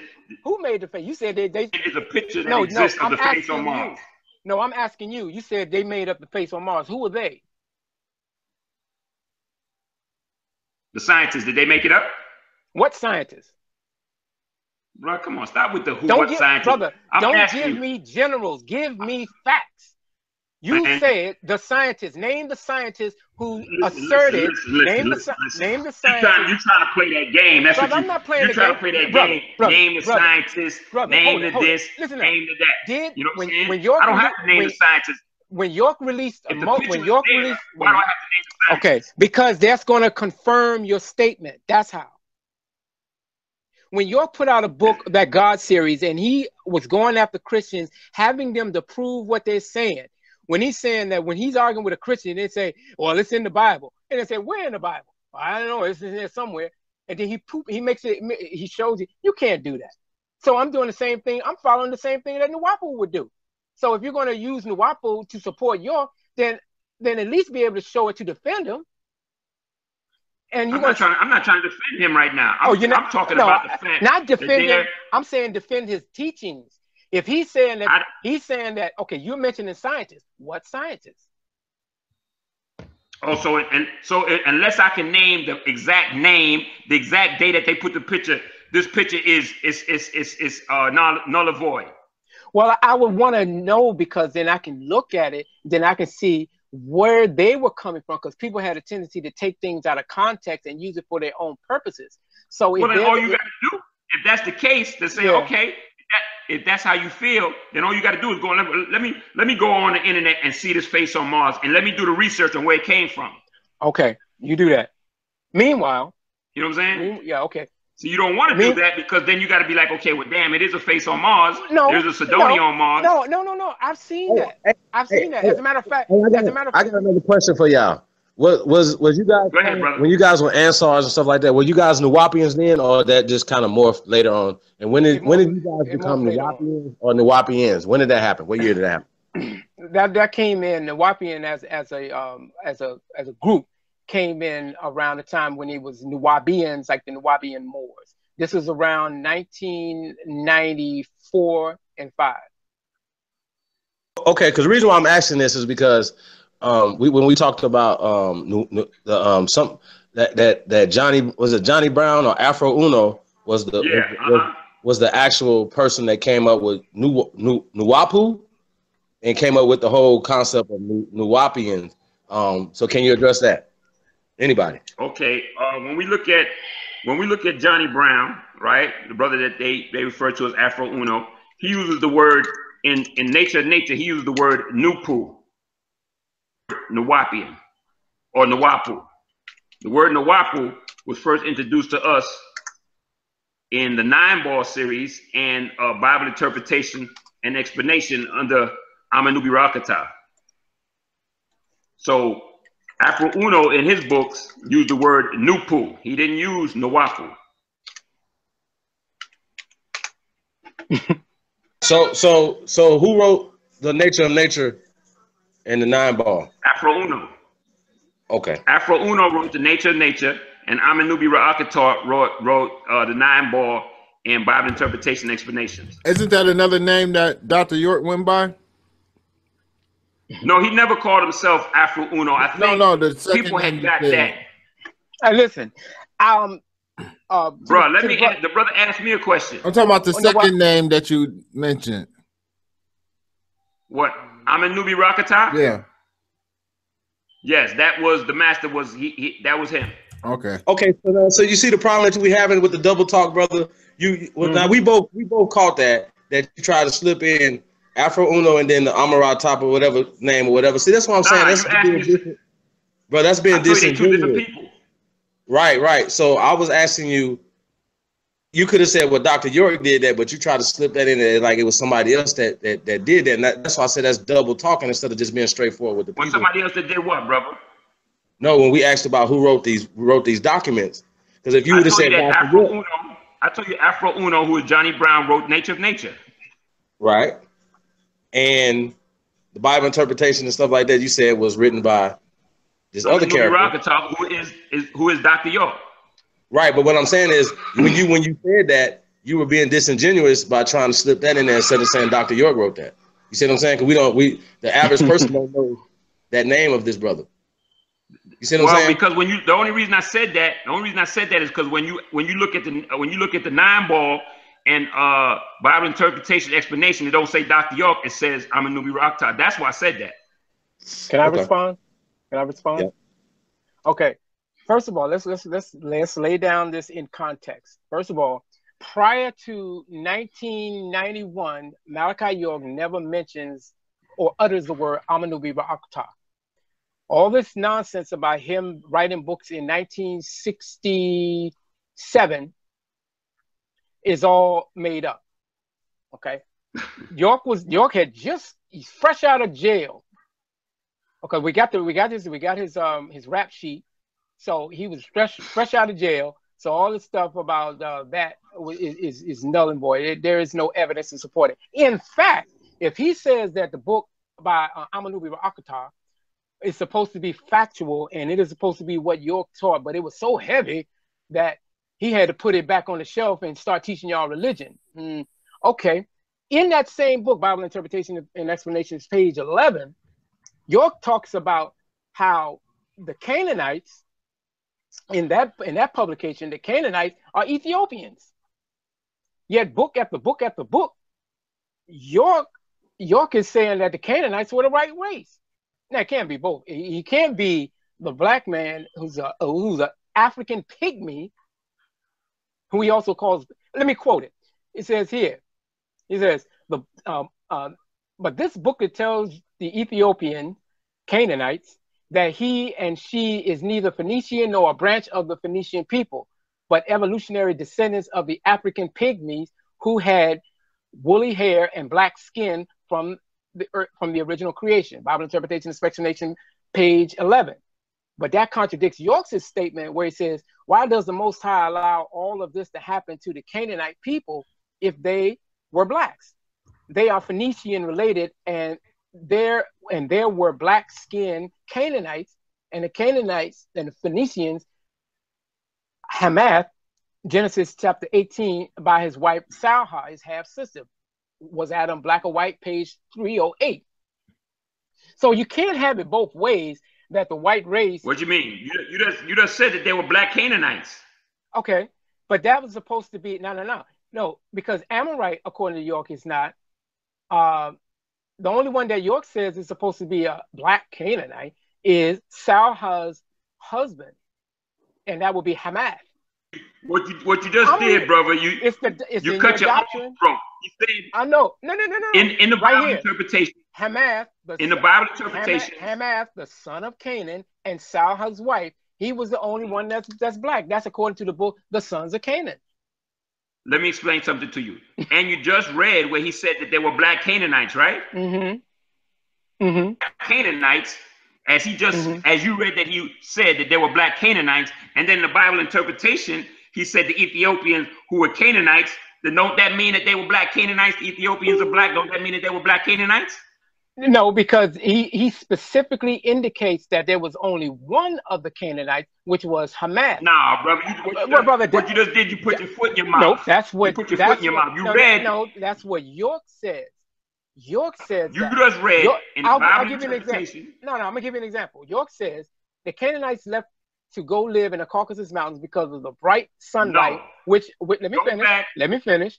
Which with the bright sunlight, which wasn't conducive to the cold climate of the mountains, which conducted for its condition. He was an albino and also a leper, and had sores and white skin, and everyone else was darker than him. No. Go back and read what you read from the Bible interpretation. That's the people of the sun. Now, you want me to go back? Okay, let's go back to it and let's read it in detail. No. Go back to the book. I'm going right to it. Okay. This book tells the Ethiopian Canaanites that he and she is neither Phoenician nor what is that? Hold on. Somebody sent me a text. But this book can tell you that the Ethiopian Canaanites, that he and she is neither Phoenician nor a branch of the Phoenician people. But evolutionary. Okay, stop there. Stop there. Go ahead. Stop there and go back and read what you read in the other book. Which one? The book you was reading about what did you read after the Bible interpretation book? Was Adam black or white? Yes. Why does the Most High allow this to happen to the Canaanite people? If they were blacks, they are Phoenicians, related, and they were black-skinned Canaanites. Okay, then you just confirmed it. If they were black-skinned Canaanites, and then they were Canaanites in the Bible interpretation, there's no contradiction there. Yes, it is, and I'll show you why. Because I'll show you why. In all of the illustrations of York's depictions of the Canaanites and the sons of Canaan, all of them are depicted as European and or Caucasian. The only one that is not is only one individual, and his name is Hamath. That's it. So that's not true. Brother. Don't lie. I got the books right in front of me. Let me ask you a question. I got it right in front Was Canaan a black man? First of all, this is a biblical narrative, and there's no proof to support it. All right. But so why are you going through all that? I'm saying it because that's your doctrine. You know what I'm saying? You saying to me, was Canaan a black man? Canaan, listen, you're dealing with a biblical story. There's no support of the narrative. Was Canaan a black man according to what we teach? Now, if you want to go, was Canaan a black man? You want to go historically? Let's go to the historical documentation to support it. The people known as Canaan or Canaan, these were Cushite peoples. They're Cushites. So they were black. They are in real life, but in York's doctrine, they're not. That's the point. All right. That's the point. Now, that's not what you said. No. I'll tell you what I said because I'm very good at remembering what I say, and I have to remember when I'm dealing with people who always like to shift gears. So when I made the point that York taught that the Canaanites were white in the early teachings of the Bible Interpreted and Explanations, which is not York's book, but he laid claim to it, it contradicts what York teaches to this day about Canaanites. The only one that he says was black that was a Canaanite was Hamath. You do not have imagery because you got the Holy Tablets and you have Earl's Torah where he gives you an image. The drawings that Nikki Lopez and Joyce Hayes and them drew, they don't draw them as being black. The only one that's considered black. Okay, brother, you got another question you want to ask, brother? I just want to make sure we got that clear because I was saying, brother, you got another question you wanted to ask? Just for the finish. So for those that need to check, you can check Drusilla Dungy Houston's book, The Wonderful Ethiopians of the Ancient Kushite Empire, where she lays out this premise. You can also check Miriam Ma'at Kare Monges, called Kush, the Jewel of the Nile, where she lays this out, as well as Dr. Salim Faragi, where he laid it out in his book on this same topic, which shows that the Canaanites were Kushite African people having no Caucasian connections whatsoever, which refutes York's story in his books about Canaanites being albinos and Caucasian. All right. Well, you got a question you wanted to ask, brother? Who? Who, me? The other brother. Oh, okay. Not the other brother. Who? You talking about Chief? And let me say this to Earl. Before you do that, let me say this to you, Earl. And listen, because I may come off as somewhat arrogant, don't misinterpret, and I'm not being malicious or attacking you personally. You know, I consider you my brother. Anything go down, if I was standing next to you, I would fight with you. So I just want to lay that out because I know I had a tendency to be kind of, arrogant at times, but I'm just saying, if we just go, textually, I'm just trying to lay the premise that unfortunately you don't have documentation to support the claims that's in the book. Well, we can agree to disagree. I see Malachi York as my master teacher. I see him as the source and information that we can't get from anywhere else. I've walked with this being for 35 years. I've seen what he can do. I've seen him raise community. I've seen him change people's lives. Right now, if you go on Facebook or you go anywhere, there's people that tell you how he touched their lives. So just because there's a few people that hate him, that's not going to change. Well, in my love for somebody that I know. Well, that's cool. That I know he's innocent. I understand. Some of the people's hate is justified because when you've been sexually molested as a child, you had a tendency to kind of hate the person. Yeah, well, I see that as a lie. I know that's a lie. So you know what I'm saying? Well, that's we their can experience. agree to disagree on that. Well, that's their experience, and based on the Nuwaupu, they got it. Well, it's not your experience, so all you can do is believe it, because you wasn't there, you didn't see it. All you can do is take their word for it. But go ahead and ask some other questions, but the people who were there and experienced it have been on this show and have attested to it in court. All right. Brother, you got any questions to ask, Chief or Marty, anything? Well, I mean, man, yeah, you definitely answered a lot of questions for us tonight. And I see you standing firm too, you know what I'm saying? I gotta respect that.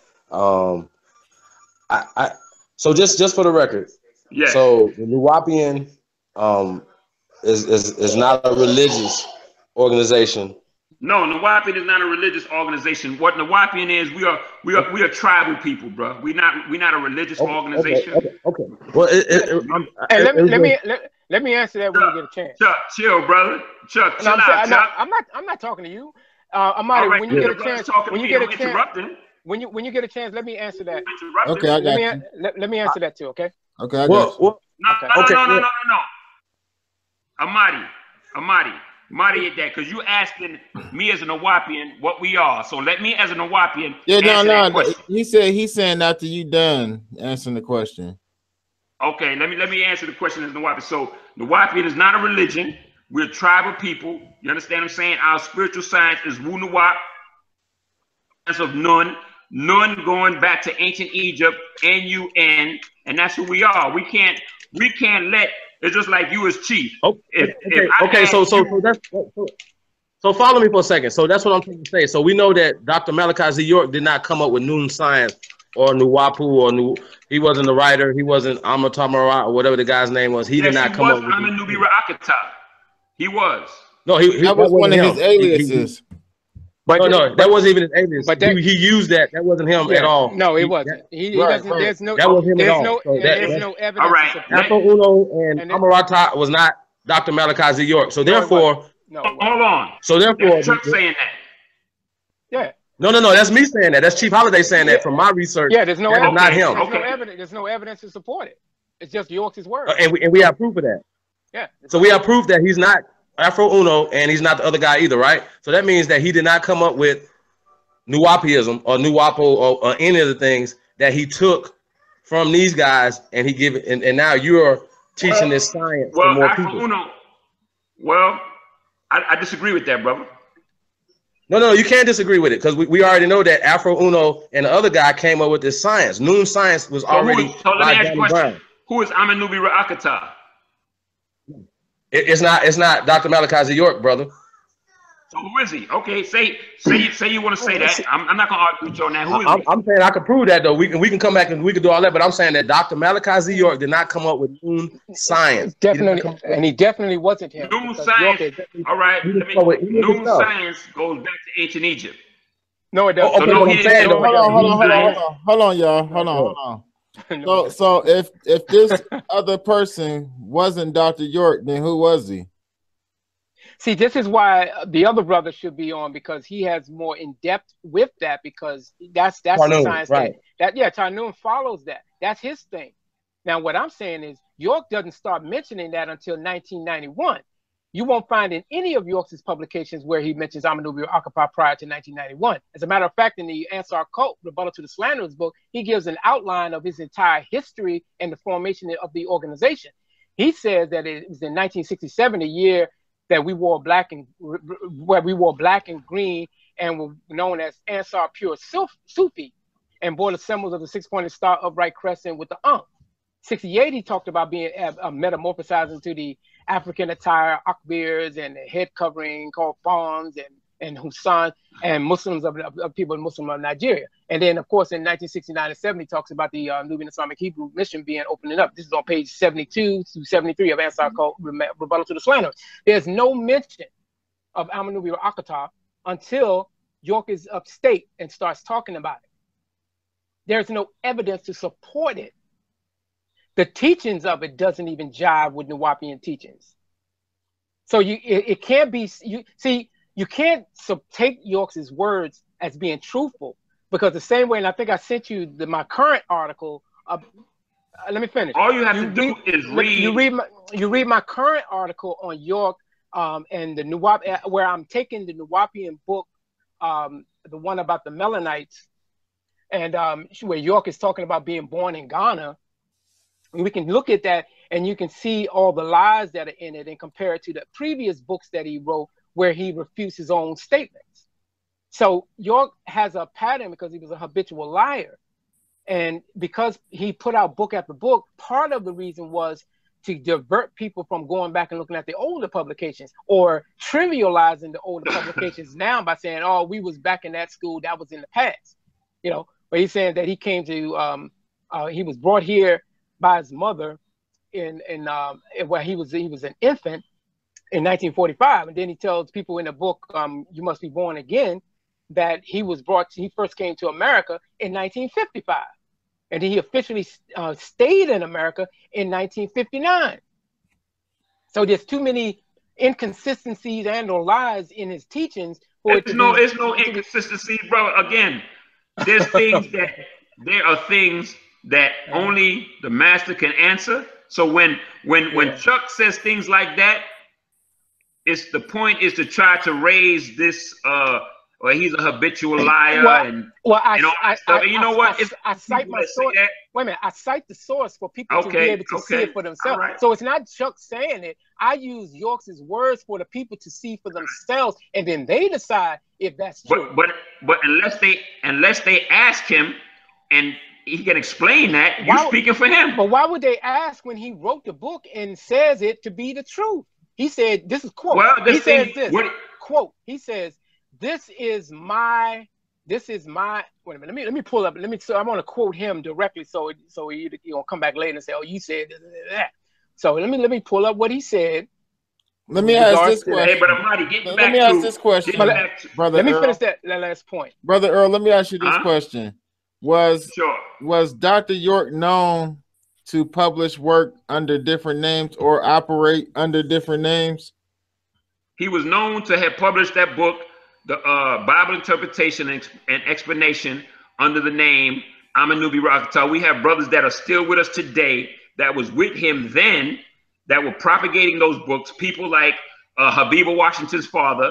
It's another brother. There's a few brothers that's out here that's still with the master today that was with him during that time. And who received what did is there? I mean, and you think they're gonna tell them the truth? Was he? If this book was published and sold, this book was published and sold, right? Can I say something, Marty? Well, I just want to try to. I'm trying to figure something out. So this book was published and sold, right? Excuse me? This book was published and sold?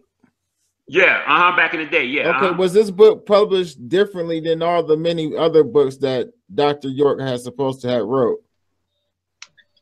Yes, I think those books was actually used. He was a publishing company back then. Again, we talking about 1967. You understand what I'm saying? Right out of prison. Okay, so now see, you see what I'm saying? You see how me and you commentating, me and you talking right out of prison. That's the devil. No, that's the truth. You gotta you know what I'm saying? You gotta put that in because you're omitting that part. It has to be put out there. It has to be added in the record. I don't have to put that in. Well, I will then. No, I don't have to put that in. And I just did. Because we're not talking about we don't have to put.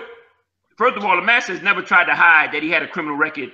Yes, he did. Yes, he has. Yes, he has. But anyway, yes, he has. Going back to what you were saying, Amadi, he published that book on the Nuwaupian, and there's plenty of brothers.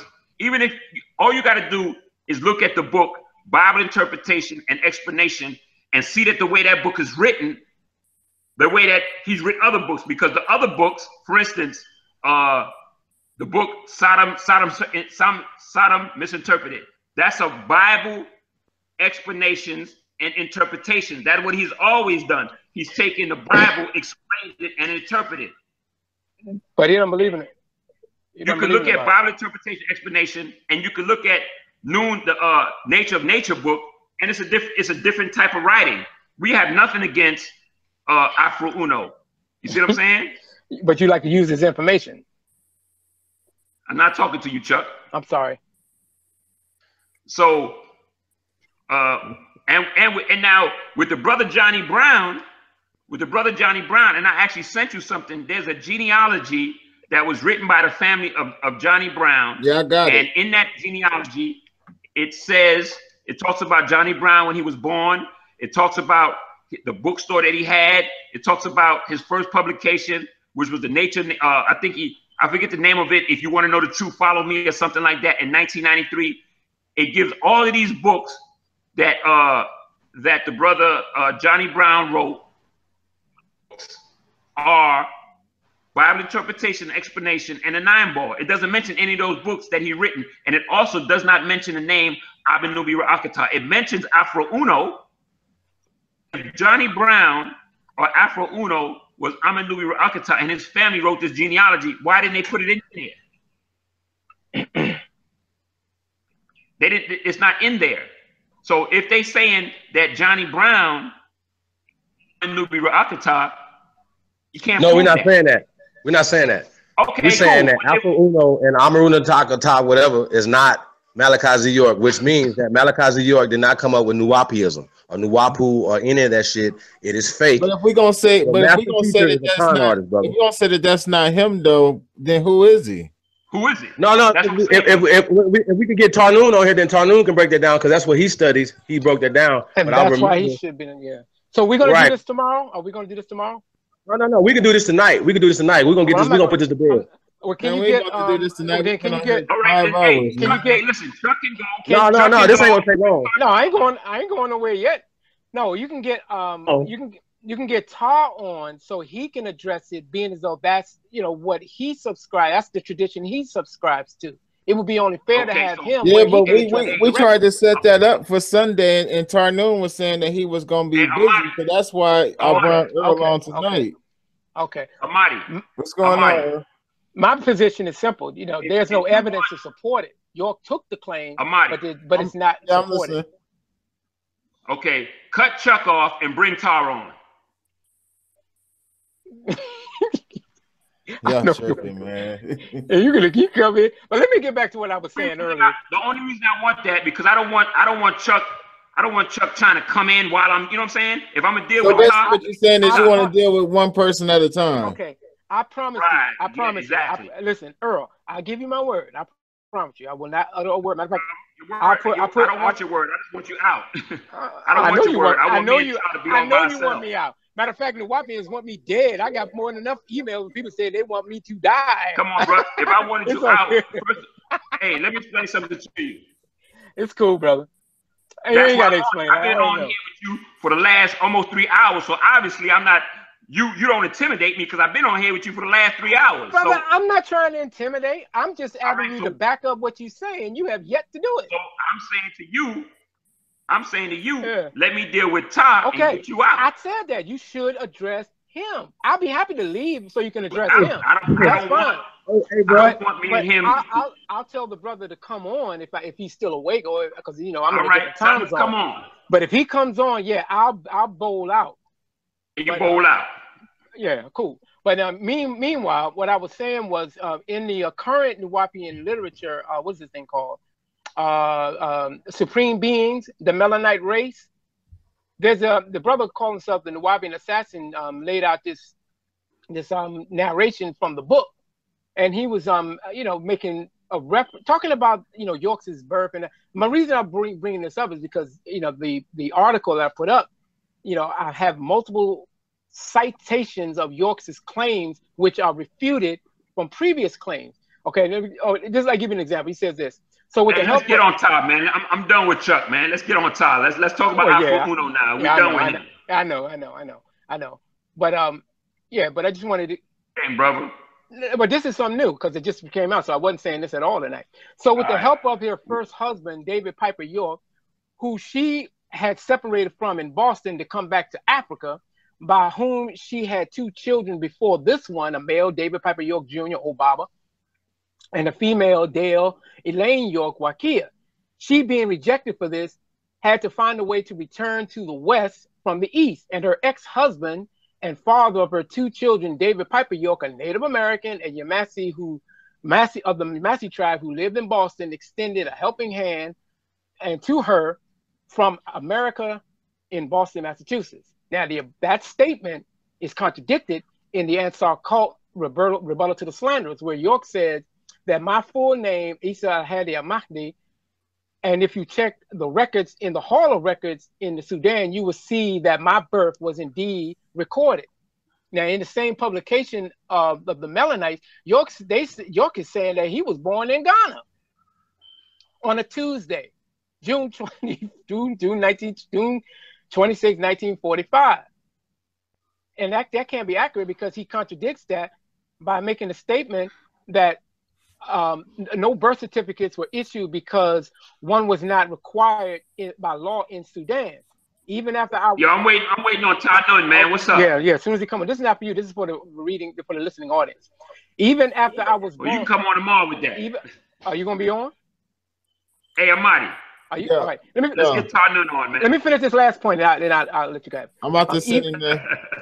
Even after I was born, my mother was not accepted by my father's royal family. Thus, she was escorted back to the United States by her father to Boston and then New Bedford, Massachusetts. I was registered on Tuesday, July 3rd, 1945 AD as male York, and an American birth certificate was drawn up. The name York comes from my mother's previous marriage in 1941 to a Portuguese man, not Yamasi, to a Portuguese man from Boston whose name was David York. As I grew older, I was nicknamed Dwight. Come on, bro, don't read the whole book, man. I'm Get not to the reading, point, okay, bro. You're well, reading the whole book. Well, I'll do that because Mary C. York's father's name was Clarence D. Williams Sr., and he was never known to have visited Sudan. This is not in any of the family's of teachings, or I'm sorry, remember the families are based on those who are part of the family. But based on what York said, in 1945, he was registered on July 3rd. Yet, in You Must Be Born Again, he says, it was this man, Sheikh Daoud Ahmed Faisal, who helped me by arranging the paperwork necessary for my stay in the United States. He was, at the time, a delegate at the United Nations. Okay, now remember, he said he was escorted back to the United States by her father. Yet, he says in the same book on page 118, I was brought to America first. All right, let me ask you a question. Let me finish. I was brought to America first on November 12, 1955, by way of London. However, I came to stay on February 14, 1959. The same year my grandfather died, so my father had to be in Sudan. When I came to the United States, I was accompanied by an American Muslim named Umar Abdullah, aka Oscar Love Jr., or Brother Love. This Umar lived in the Marcy Projects. Come on, bro. How much you gonna read, man? In Marcy Projects at 125 North End How much you gonna read, bro? Malachi York. You Must Be Born Again, page 118. So based on what York says, there is a contradiction and an inconsistency in his statements. Okay, was Sheikh Daoud a delegate? Yeah. Okay, Sheikh Daoud was a delegate to the United States, right? To the what? To the what? To the United States. Was Sheikh Wait a minute. He was a delegate to what? To the United States. Whatever you said he was. Okay. Was Sheikh Daoud that? A delegate? According to York, yes. Okay.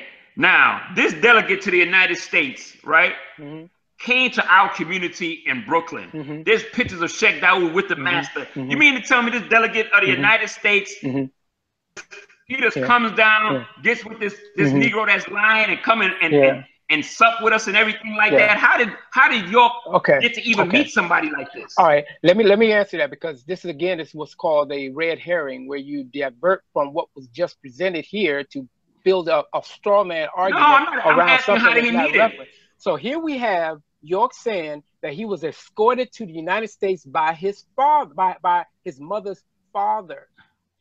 This Sheikh Daoud did not escort York. So Sheikh Daoud in this.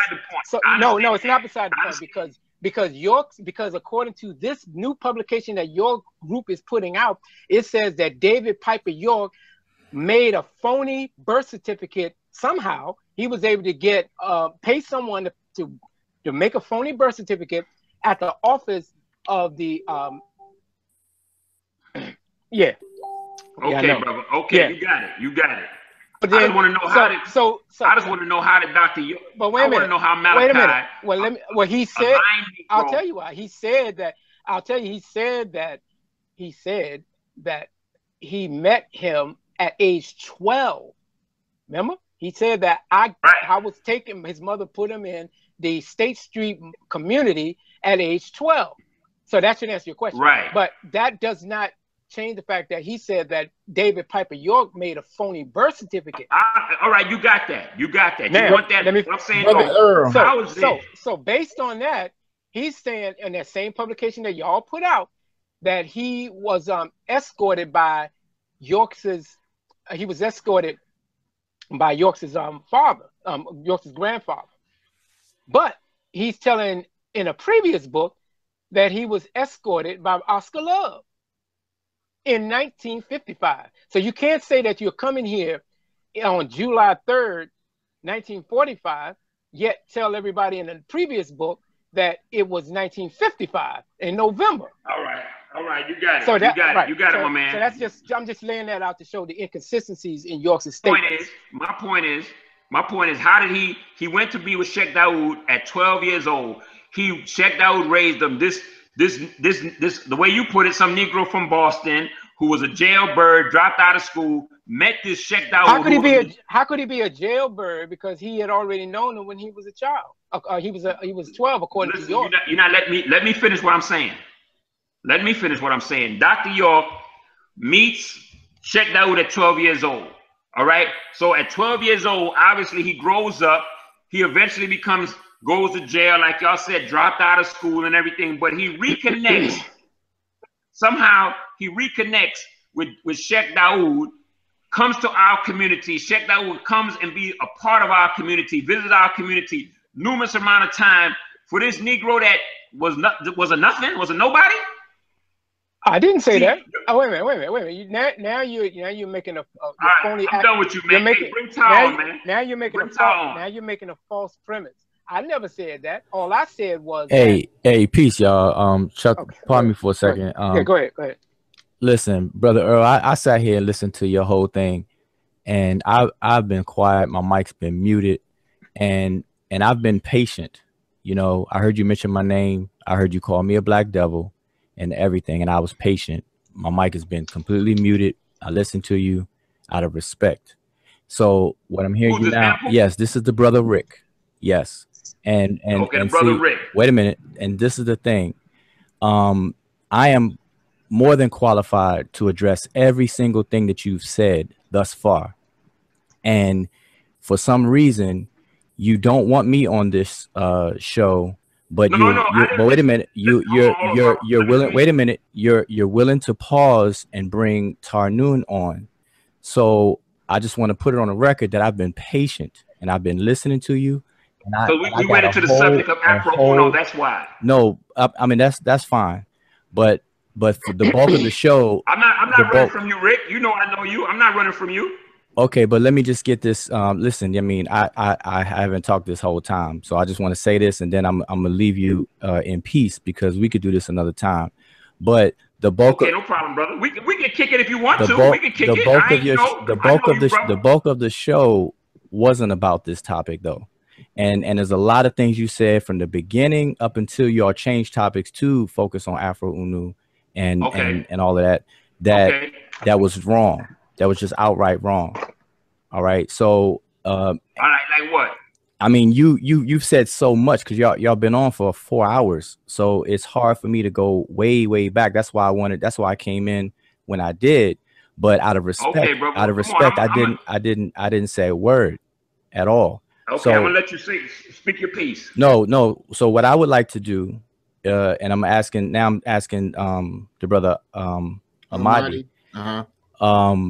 So what I'm gonna do, I'm gonna listen back to this show, and I'm gonna write down all the points that the good brother Earl made, and then we can on another time we can address them and walk through them one by one. Okay. All right. So I'll do that. Hey Rick. Yes. Rick. Listen, brother. I know you for a long time, man, and you know what I'm saying. I appreciate you calling me the good brother. I ain't got no fight with you, brother. We can agree to disagree. You know, I know your sister, I know your brother-in-law. You know what I'm saying? I know you. You know what I'm saying? And so when we talk, we're gonna reason. We ain't gonna be going back and forth crazy. Oh, that's fine. That's why I'm calling you the good brother Earl, because I don't know you any other way other than being a good brother. So it's pure respect. But when it comes to claims made, and if you're wrong, then I will just address it. That's it. It's not you at all. It's just what you are saying for the benefit of the audience. You know. So matter of fact, we could do, Rick. We could build tomorrow, man. It could just be me and you, brother. Okay, well, I'm not going to be available tomorrow, but let me just give an example, and I'm gonna leave. I'm gonna leave y'all in peace. Let me give an example. Right. Earlier, you said that about the guilty pleas, the 2 guilty pleas. You incorrectly said that York did not plead guilty twice, and that was incorrect. And then another thing that you said, or you may not be aware of, is that the state plea was not rejected. You said it was, and it was not rejected. In fact, it's still on record to this very day. The plea that was rejected was the federal plea because federal pleas are handled different than state pleas. All right. Federal. Okay, so let me ask you a question. Let me ask you a question. If the state plea was not rejected, then why didn't they accept his plea? And what was the purpose of it going to trial? And then how was it that he went from Malachi Z. York in the state? Because remember, when the judge addressed him, he said Malachi Z. York, and then all of a sudden, when he got to the federal, he became Dwight D. York because he's incarcerated under Dwight D. York. He's not incarcerated under Malachi Z. York. So the first question: how is it that when they offered him the plea, because the court offered him the plea, correct? The prosecution offered him the plea, right? That's correct. So first of all, remember, they were saying that they had a slam dunk. They had all of this. They had all of this evidence. They had all of this. So if they had all of this evidence, why was the prosecution offering the plea? All right. Let me address you. You had two questions. The first question was, how did it end up going to trial? We have to remember that there's two separate venues. There's the state case and the state venue, and then there's the federal case and the federal venue. So what you're confusing is that the federal venue, the federal judge rejected the plea. The state judge accepted the plea. Matter of fact, in the video that everyone has seen on YouTube, that is the video where you see York admitting guilt on the videotape. That is the state, and you can hear the judge in. Ask him to accept the plea. You can hear. Let's set it for the record. You accept the plea, okay? Yeah. Well, go ahead, Ray. Go ahead. Okay, so I'm saying what people are seeing on that video is the state. All right, and the at the end of that video, towards the end, the judge actually says out of his mouth, "I hereby accept your plea." Okay, so you're incorrect when you said the state was rejected. So the federal plea was rejected, and the reason why it was rejected is because this is how the federal system works. The prosecution negotiates a plea with the defense or defendant, and then it's presented before the court, and the court has to take under consideration the sentencing guidelines. So they have to do a pre-sentencing investigation and deliver a report, and that takes time. So at the completion of this report, the judge realized that the score that came up was less. The score that the report came up with was for a higher sentencing than what was negotiated. So the judge rejected that plea, and he offered a counter and said that I would accept 20 years and not 15 years. So we're talking about two different things, and that's the answer to your question. So okay, then. But then, why did he go to trial though? Because again, the federal judge rejected his plea. So if they rejected the plea, then the next step would be trial. When you enter a plea, you forfeit your right to trial. You forfeit your defense. You forfeit everything. I understand that. So you're telling me that they took it to federal trial, right? Because the judge rejected the plea? That's exactly what I'm saying. Malachi York did not withdraw his plea. The judge rejected it. That's a big difference. York entered a plea of guilt, and the judge rejected it. York did not come. York did not come back. Wait a minute. York did not come back and say, "Hey, I want to pull it back." That's not how it occurred, and that's not what's in the transcripts, and that's not what took place in court. I was at every single court hearing. Every single thing that happened in court, my eyes were on it. I was there at when he pled guilty. I was there. I know you was there. All right. I know you was there.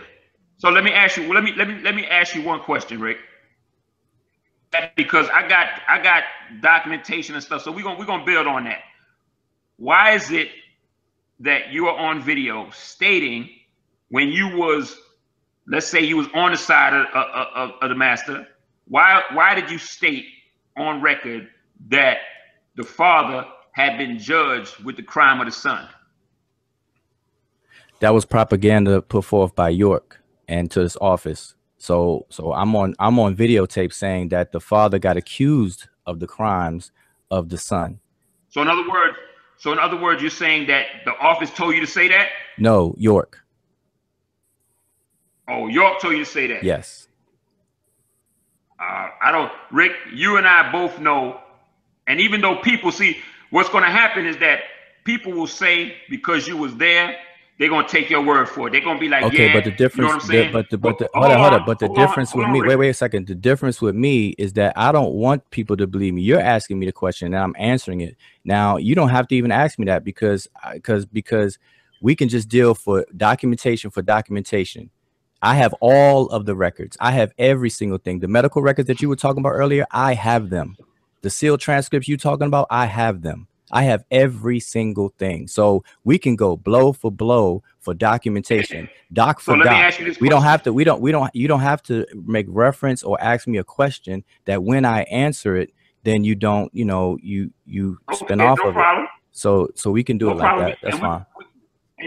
So let me ask you the question. So you're telling me, right, that, all right, for instance, was there a hung jury during his trial? No, there was not. Oh, so there wasn't a juror that said, a black lady that said, well, I don't believe that he is innocent. So, they didn't remove this juror to place somebody else there for so they can get a unanimous guilty plea? No, the judge recharged the jury and sent them back to deliberate. So you were misinformed. Okay. No, I'm not. That's not true, Rick. That's not true. But okay, I mean, okay, but well, let's no. Because my wife was there also. My wife was there. She wasn't in the trial. Okay. Yeah, right. Okay, your wife was not there while I was there. All right, so that's a difference. Now I understand you want to make it into a weight thing and say that your wife was there, and all due respect to your wife, she wasn't there for what I'm speaking about right now. And like I said, she wasn't in the court. She wasn't in the court, but she was down there the whole time because, as you know, that there was a lot of people that was there. There was a lot of people. There were a lot of people in Brunswick at the time, but they still are clueless. They're still clueless to what took place because they were not inside. I was inside. So that's a difference. But I don't lean on that. Like I said, I can show you documentation. I can show you where I can show you where in the I can show you in the transcripts where all of this took place. It's in volume 14. If you have the transcripts, look at volume 14. All right. You can I don't have the transcript, but we will. We can get together tomorrow because I see my man Tarnon on, and me and you, we just gonna build ourselves. Okay, so just okay, so that's fine. So that's all I was saying. So respect to you, all due respect to you. You know what I'm saying? And if we could walk through everything that you were saying, because y'all spoke for 4 hours, so it was a lot that you said. The couple of things that stuck out was about the plea.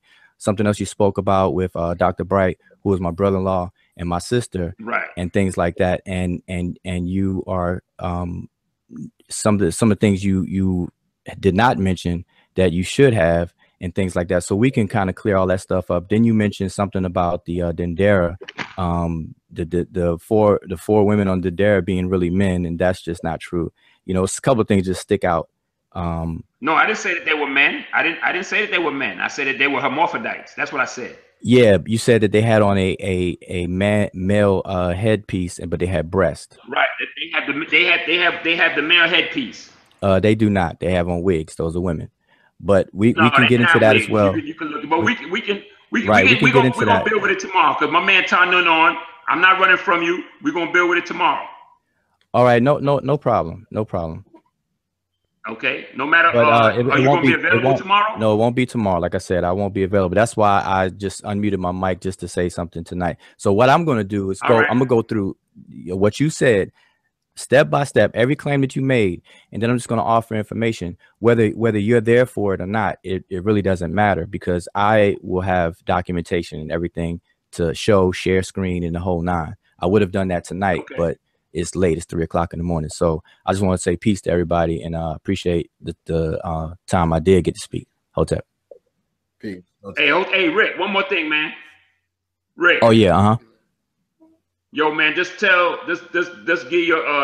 Dr. Bright and your sister, man, my blessings, bro. I haven't seen them in a long time. How they doing? Oh, they're doing good. They're doing good. And likewise, tell your family, you know, I said peace and everything like that, and you know, the Nuwaupians as well. You know, it's just it's unfortunate that under the circumstances, it's the application of Nuwaupu of what you all stand on is actually not being applied. So I just feel that that's unfortunate. And you know what? And I agree with you I agree with you, because it's a lot of things that we know that the master's teaching that a lot of people are not doing, and that's what it makes what he teaching seem bogus. But what we know, what he teach is right and exact, whether people understand it or not, because as we know, there's still a lot of things that he has to answer. You know what I'm saying? There's still a lot of questions, because I never forget back in the day when I was an Ansar years ago. He told us, he came in the community and he told us, he gave us the story of Melchizedek, and he said the time is going to come when it's going to seem like there's no community, that there's, you know, everything is going to be all like it's all over with. And he said, just be patient and hold on to the rope. Is a reason he told us to hold on to the rope, because he knew we was going to go through all these things, and people were going to come and say you this and say you that and say what you're teaching is not the truth and you a liar and the ban for planet risk. He knew all of those things were going to happen, but he said, hold on and be patient. The time will come when I will give y'all the answer to everything. And there's certain things he's giving us the answer to in the books coming out now, whether people accept it or not. But we're going to build. You're still my brother. You know what I'm saying? I ain't got nothing against you, man. You got beautiful children, and we're going to build.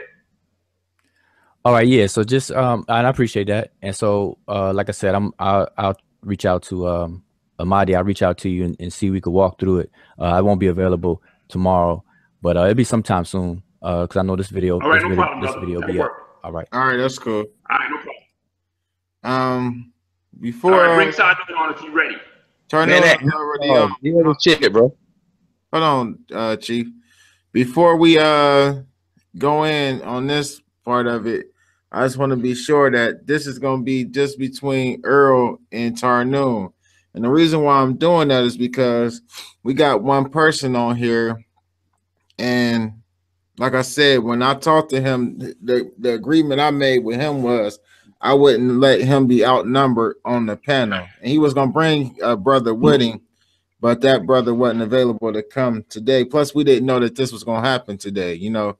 So I just like to keep it one-on-one. That way it ain't like I'm going against what I promised the brother.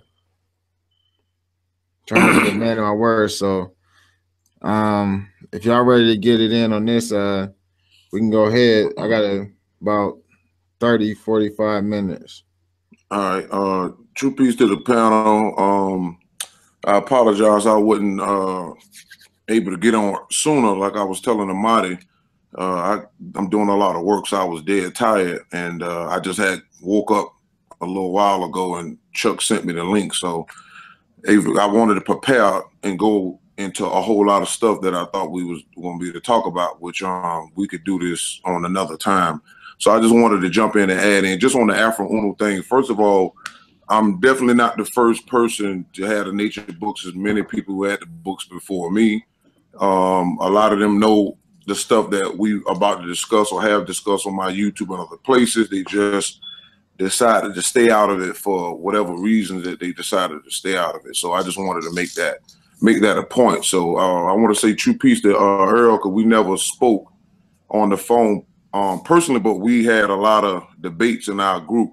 So we had a lot of fun things going on. Some was disrespectful to a degree, but I want people to know that anybody they see us on these shows with, we have a lot of history online, even with Prince York, all the way back to our Facebook group. But one of the things I heard y'all make a point on was about the origin of Nuwaupu and stuff like that. And I wanted to play this audio where York says it himself that he didn't originate that word, that word was already in practice before he came. So that's what I like to do. I like to stick with the facts and stuff that he wrote or stuff that he said, so nobody can sit here and say, oh, I'm saying something just based off of me. So hold on real quick. Hold on for a minute. Can I say something? Go ahead. All right. Brother Ty, you greeted me with true peace, brother. I appreciate that, because usually, man, you going off on me, brother. Yeah, but you know I always call you elder every time.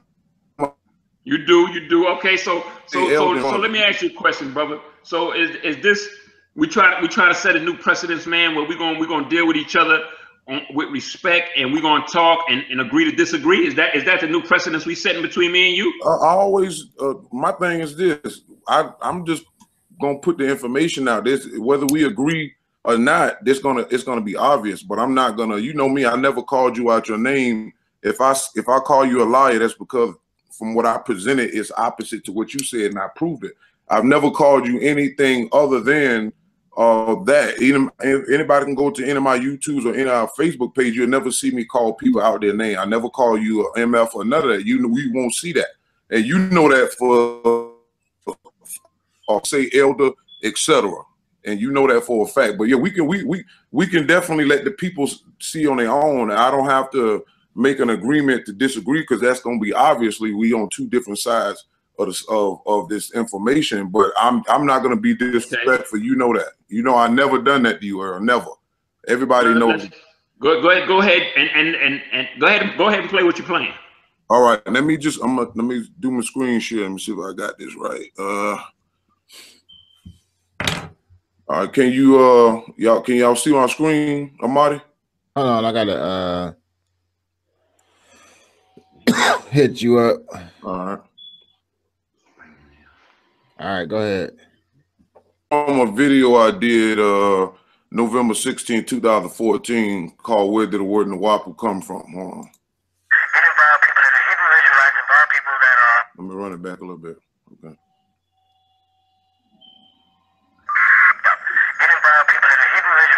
People that are black Muslims, about 5% Arabs, Muslim provinces, maybe Islamic Hebrews, and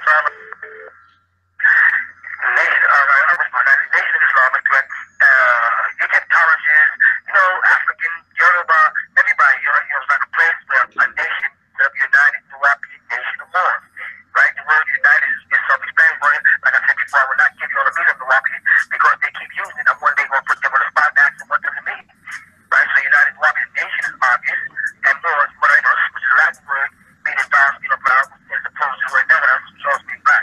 So it's talking about a group of people who came from Morocco and here and settled here and mixed in with the Indians who were here already, which is us. Developed, combine all of that to make it like a unity amongst everybody. Okay, now are you indeed the leader of the United Nuwaupian Nation? No, I'm the founder of the Nuwaupians. That's another hoax that I deal for Mr. Howard Seals and more slander and defamation of character, by the way. I'm not the leader. They look on Sunrise album back in the 60s. They look on what's his name? Pharaoh Saunders album. You'll find back in that album the word Nuwaup was already there before. There's books written back in 1963 and on record in Washington, D.C. behind the nine quite a number books that they don't have me down as the author or the publisher or part of that publishing company at all. So there was something new and exciting. They grabbed it. Nobody out here would know what it is, so they wouldn't really investigate it.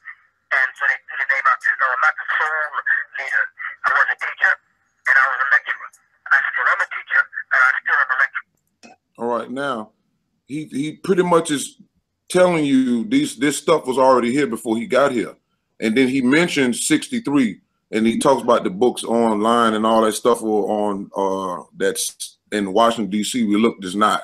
And I got a conversation with Afro's wife that explains that she, for her record, that she know that he did author book 3 because they got together after this stuff happened. So I don't expect her to know everything, but she do have the original hard covers of these books. What Earl and them know about, or most of the Nuwaupians, that this books was just in paper form.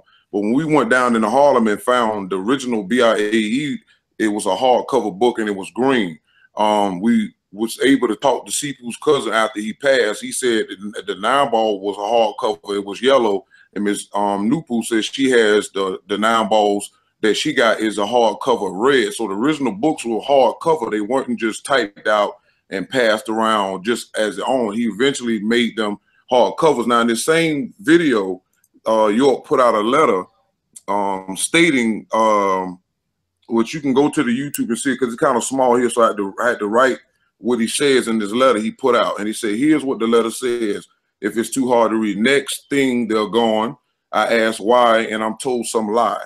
When in fact, I am not the Amanubi of the BIAE. I'm just a messenger sent to renew truth. That's all. He is the head of Nuwaupu. Hold on. Let me let it go to the next one. He is the head of Nuwaupu and one of, just letting it get to it. Just give me a second.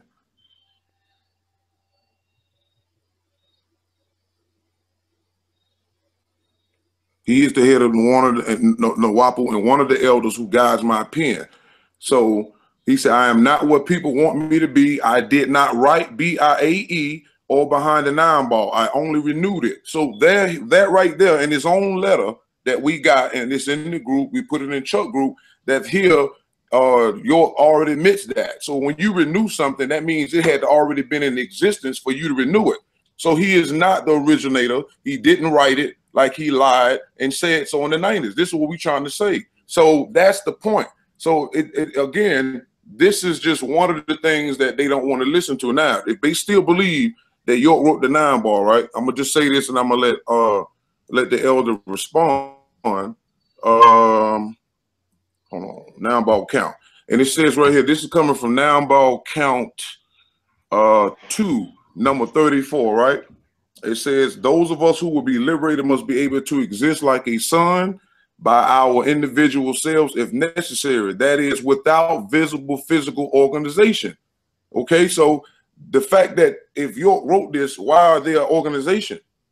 Because this book says not to exist without as an organization. Why? Because you got the COINTELPRO and you see all these organizations that have come together all get destroyed.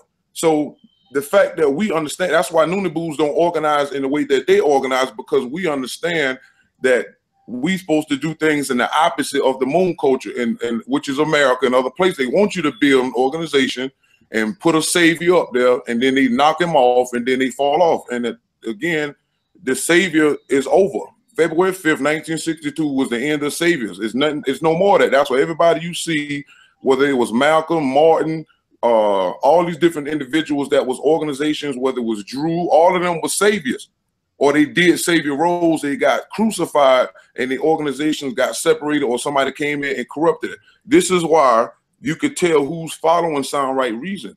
And that's all I just wanted to make on that premise, is that York said he did not write the BIE and he was not that Amenubi Rakata, meaning there's another one.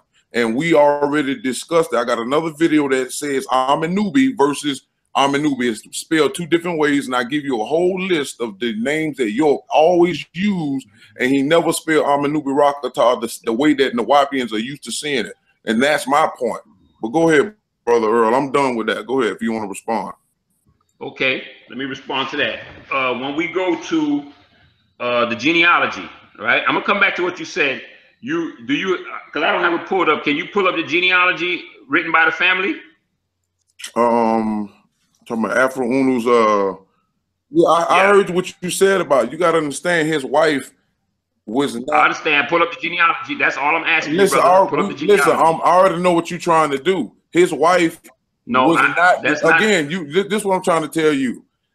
I understand what you're saying, that they wrote down the books that he written under that name. Okay, brother. All I'm asking you to do. I understand what you're saying. But that doesn't prove anything, because Afro Unu was writing way before he took on the name Afro Unu. Brother, the point is, listen, you trying to stick to a point when I got you. Number one, it's funny that you trying to act like you trying to support Afro Unu when me and Anu came to the Brooklyn bookstore 2 years ago and confronted all of y'all in the middle at Sakina. Everybody was there filming about Afro Unu and all this stuff.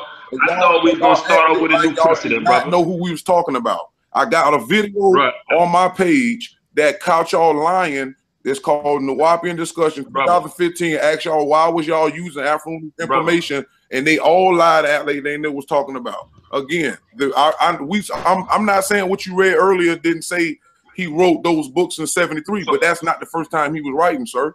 All right, pull up. You pull. Let me ask you a question. Just to be fair, you pulled up something that you wanted people to see. I'm not in a position, so I'm asking you to pull up what I'm asking you to pull up. Hold on, I'm looking for it now. I see what. Hold on, let's put up Johnny Carson. Hold on. What part of it is you looking for, Earl? You got it? Can you pull it up? Because I sent it to you. Yeah, I got it, but when I blow it up on the screen, it get kind of blurry. It ain't like it is on my phone. I'm trying to get to it now. I'm trying to get to it now because, and this is the only part about, you know, these conversations that we got. Because when I do a follow-up video, I'm gonna just show you all of the conversation that we got with Nuwaupians denying that Afro-Uno even existed, and now they want to say 2 years later, oh, now y'all want to accept it. And so all you're doing is making yourself look crazy because you know we got all the documentation. Bruh.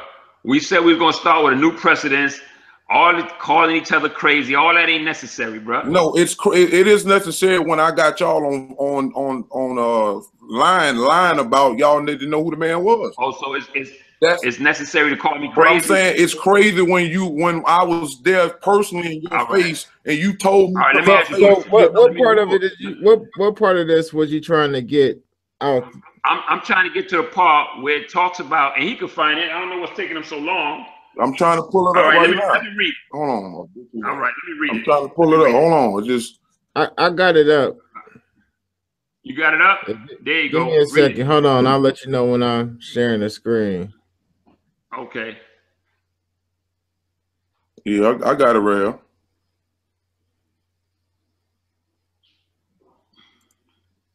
All right. You talking about this part where it says in 1973? Okay, it says in 1973, right? Yeah.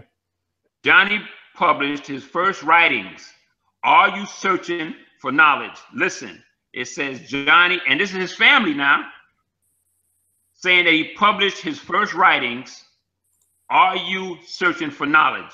If so, read me. Moon Set and Sunrise in Nature of Nature. His first and second books, copyrighted in 1993 and 1995, respectfully, they were entitled Noon to the Nature of Nature. Listen to reason. Then it goes on and it talks about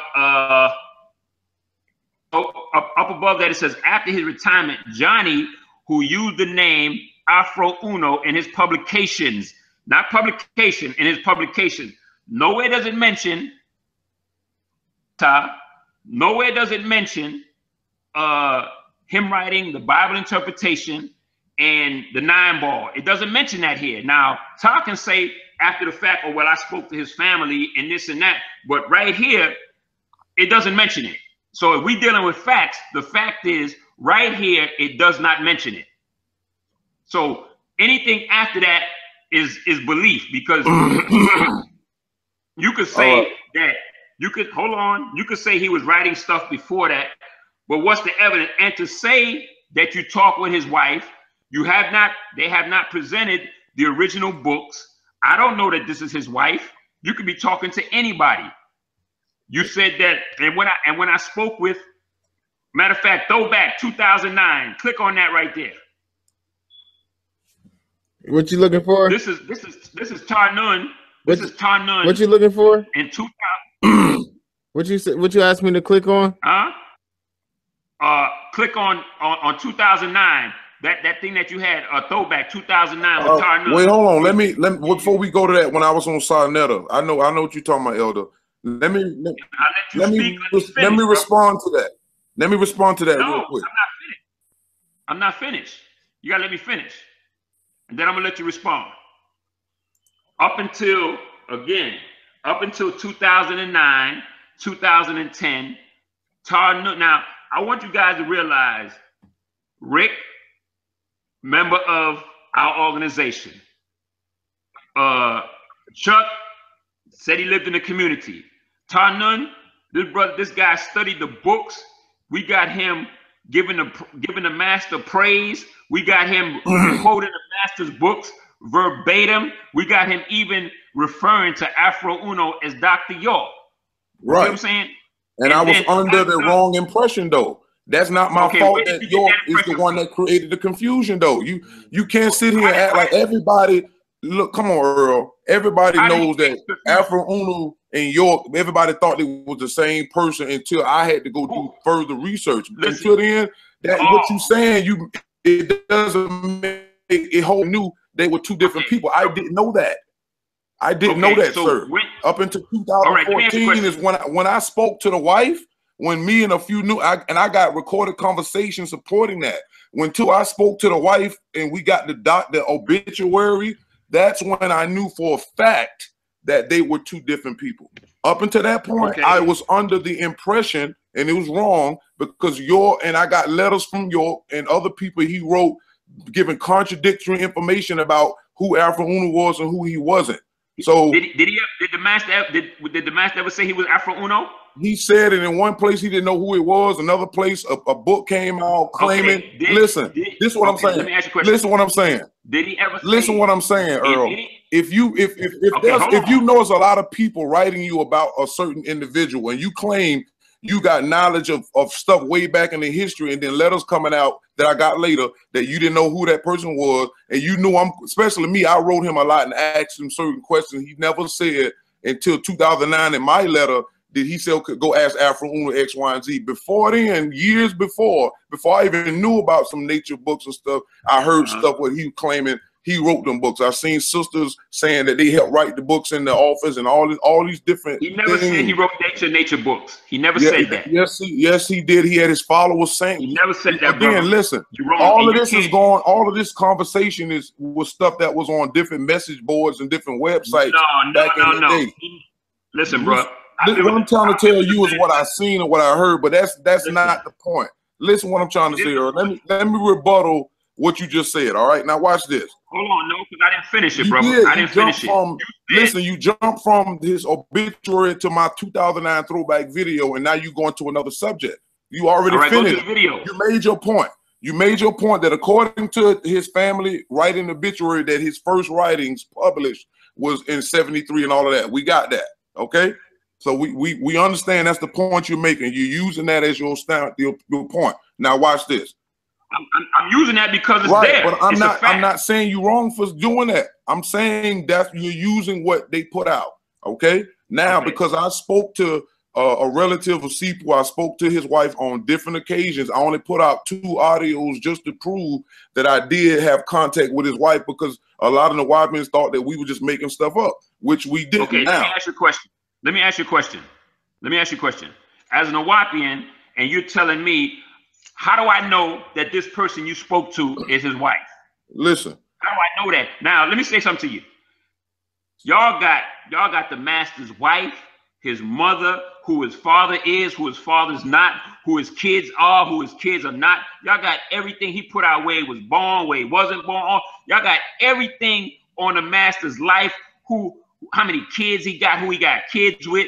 But now when I ask about Afro Uno, it's so big secret. For instance, you're telling me that this is Afro Uno's wife, right? Can you hear me? Yeah. What's the point?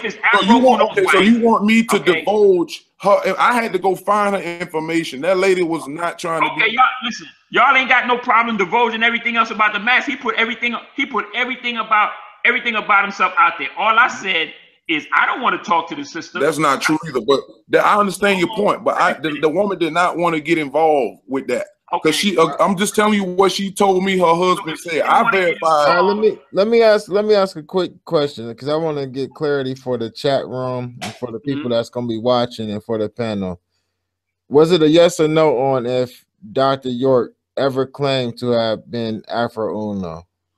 A book came out called The Man of Many Faces. In book 2, it gave a list of York names, and Afro Uno was one of them. And now listen, let me make this point, because I spoke to the author of the book.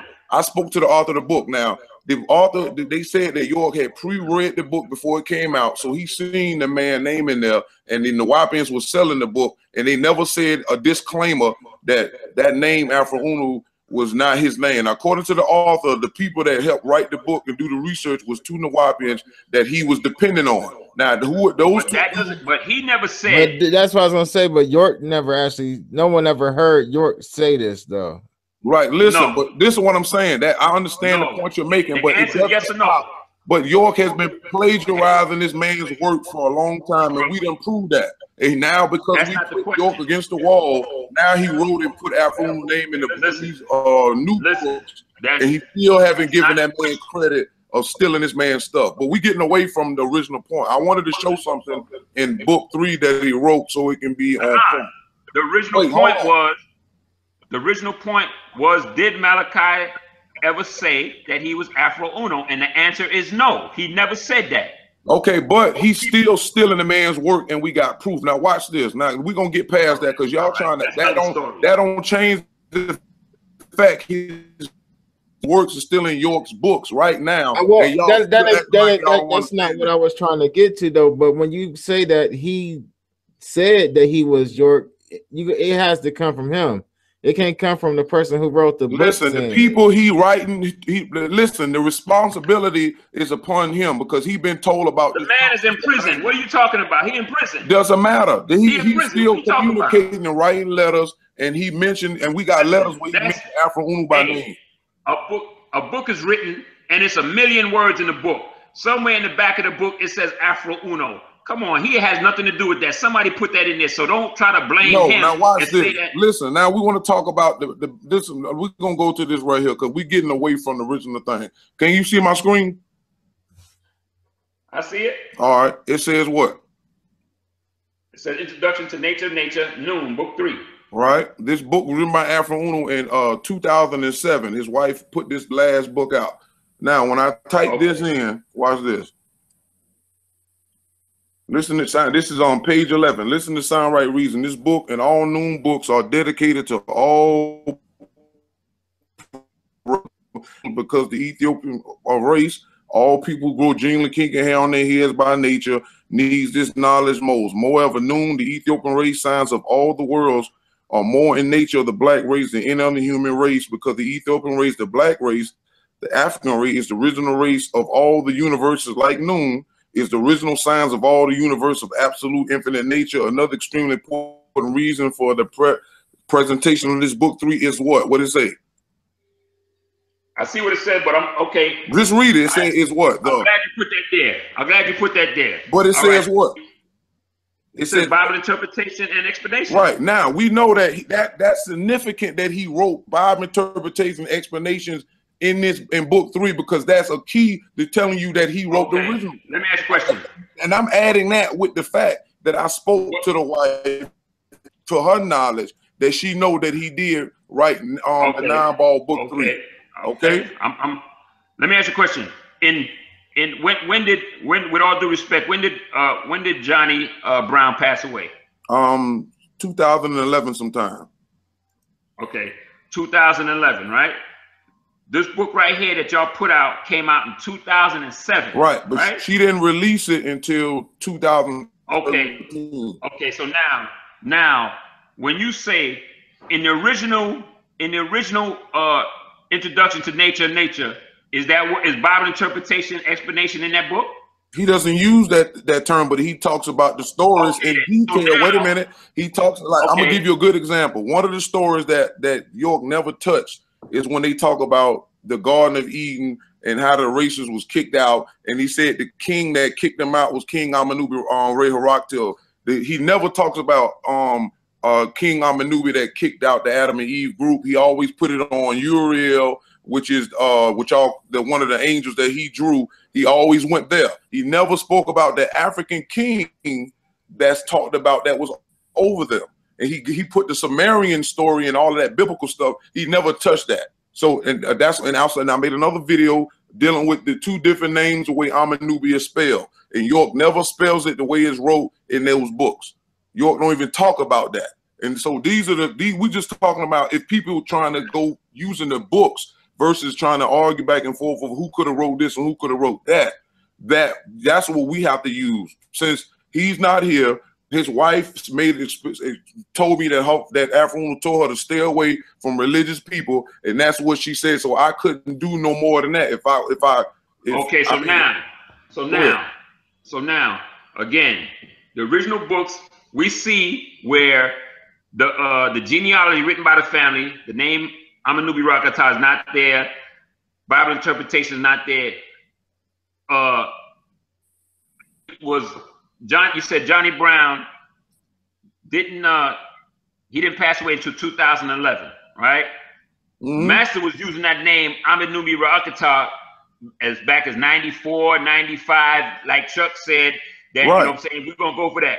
So why isn't it that Johnny Brown never came out. He never said, wait a minute, I'm a Nuwaupian. He's not I'm a Nuwaupian. His wife didn't come out. That. Oh, let me finish, bro.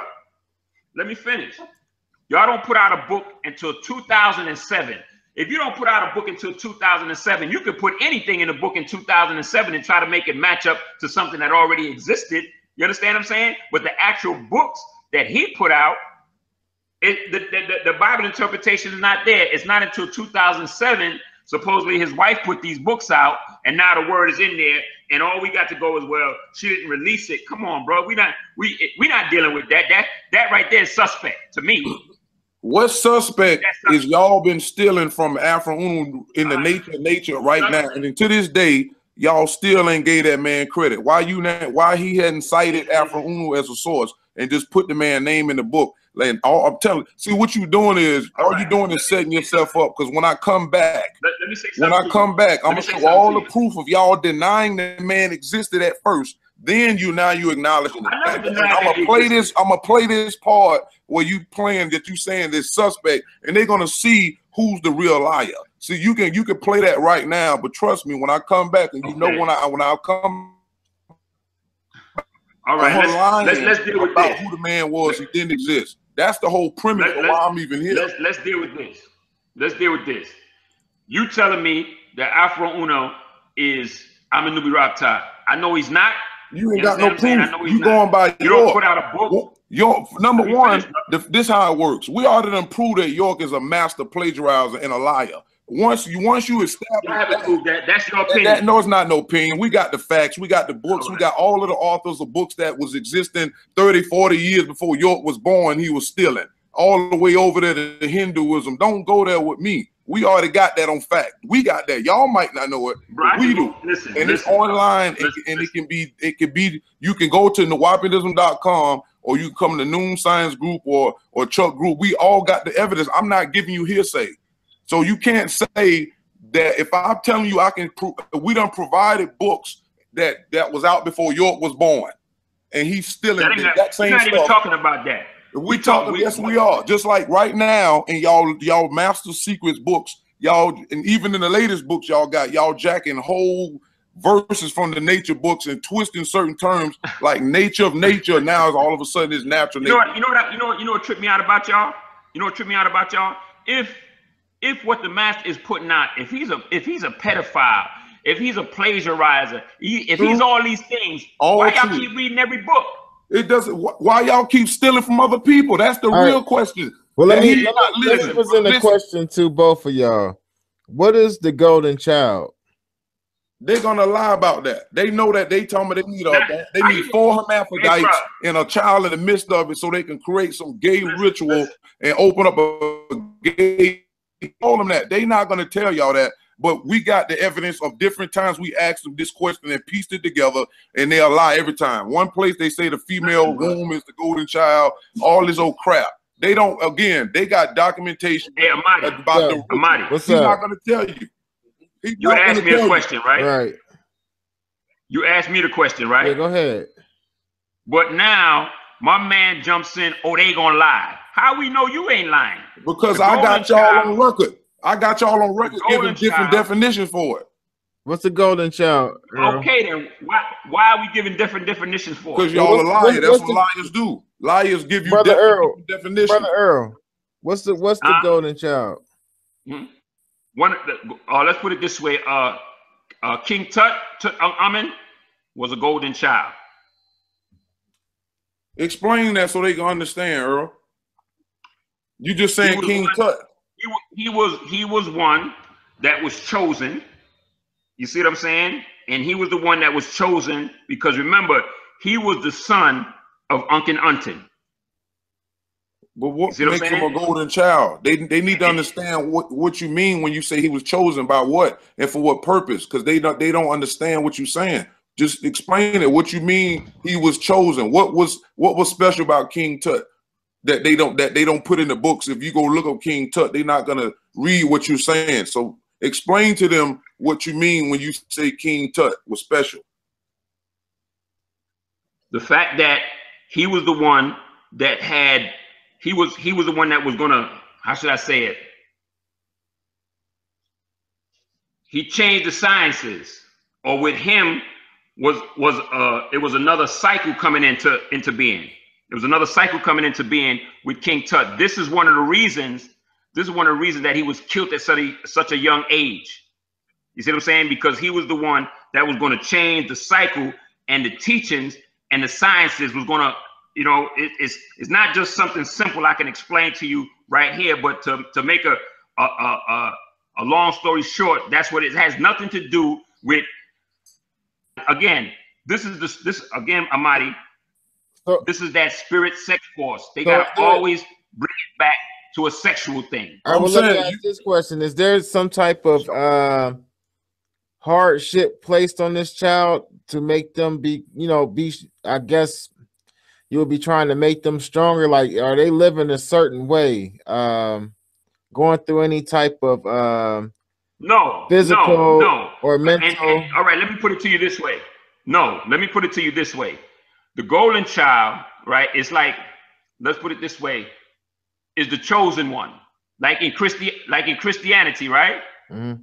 Christianity teaches that Jesus is the Messiah. He's the one. So Jesus would be the equivalent of the golden child coming from the ancient sciences of Nun in ancient Egypt. He's just a chosen being that will come with the information that's going to, that's going to reset the cycle and bring us back to that, to bring us back to our original way. Because as a people, we done lost the secrets of those ancient sciences. You see what I'm saying? Because, for instance, there was a time as an ancient people that we utilized certain rituals for death because we knew that there was life after death. All of these things were secrets that was in ancient Egypt that we didn't reveal to them. So now when somebody comes and these same people, they look at ancient Egypt and they say, you can Google cult of Amun.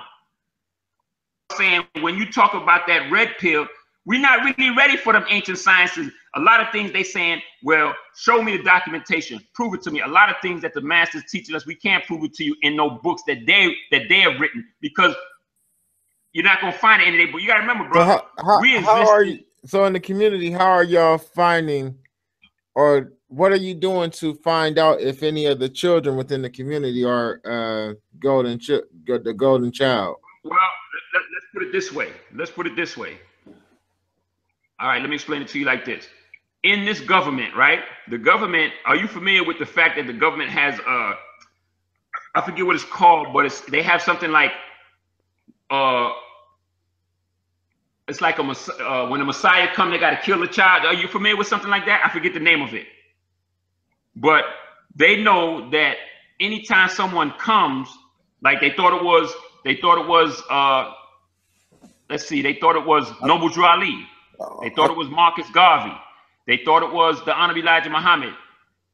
They thought it was Martin Luther King. So anytime they feel that it's one, and this goes back to the Bible. I'm just putting it in the Bible tense, but it's beyond that. Just like in the Bible when it says that when King Herod, when they seen the baby Jesus being born, they wanted to kill that child because it was a prophecy that somebody would come, you understand what I'm saying, and would liberate the people with knowledge, with science. Do you understand what I'm saying to you, bro? All right, this the point. So when that happens, so that's what the golden child represents. The golden child represents someone who's going to come.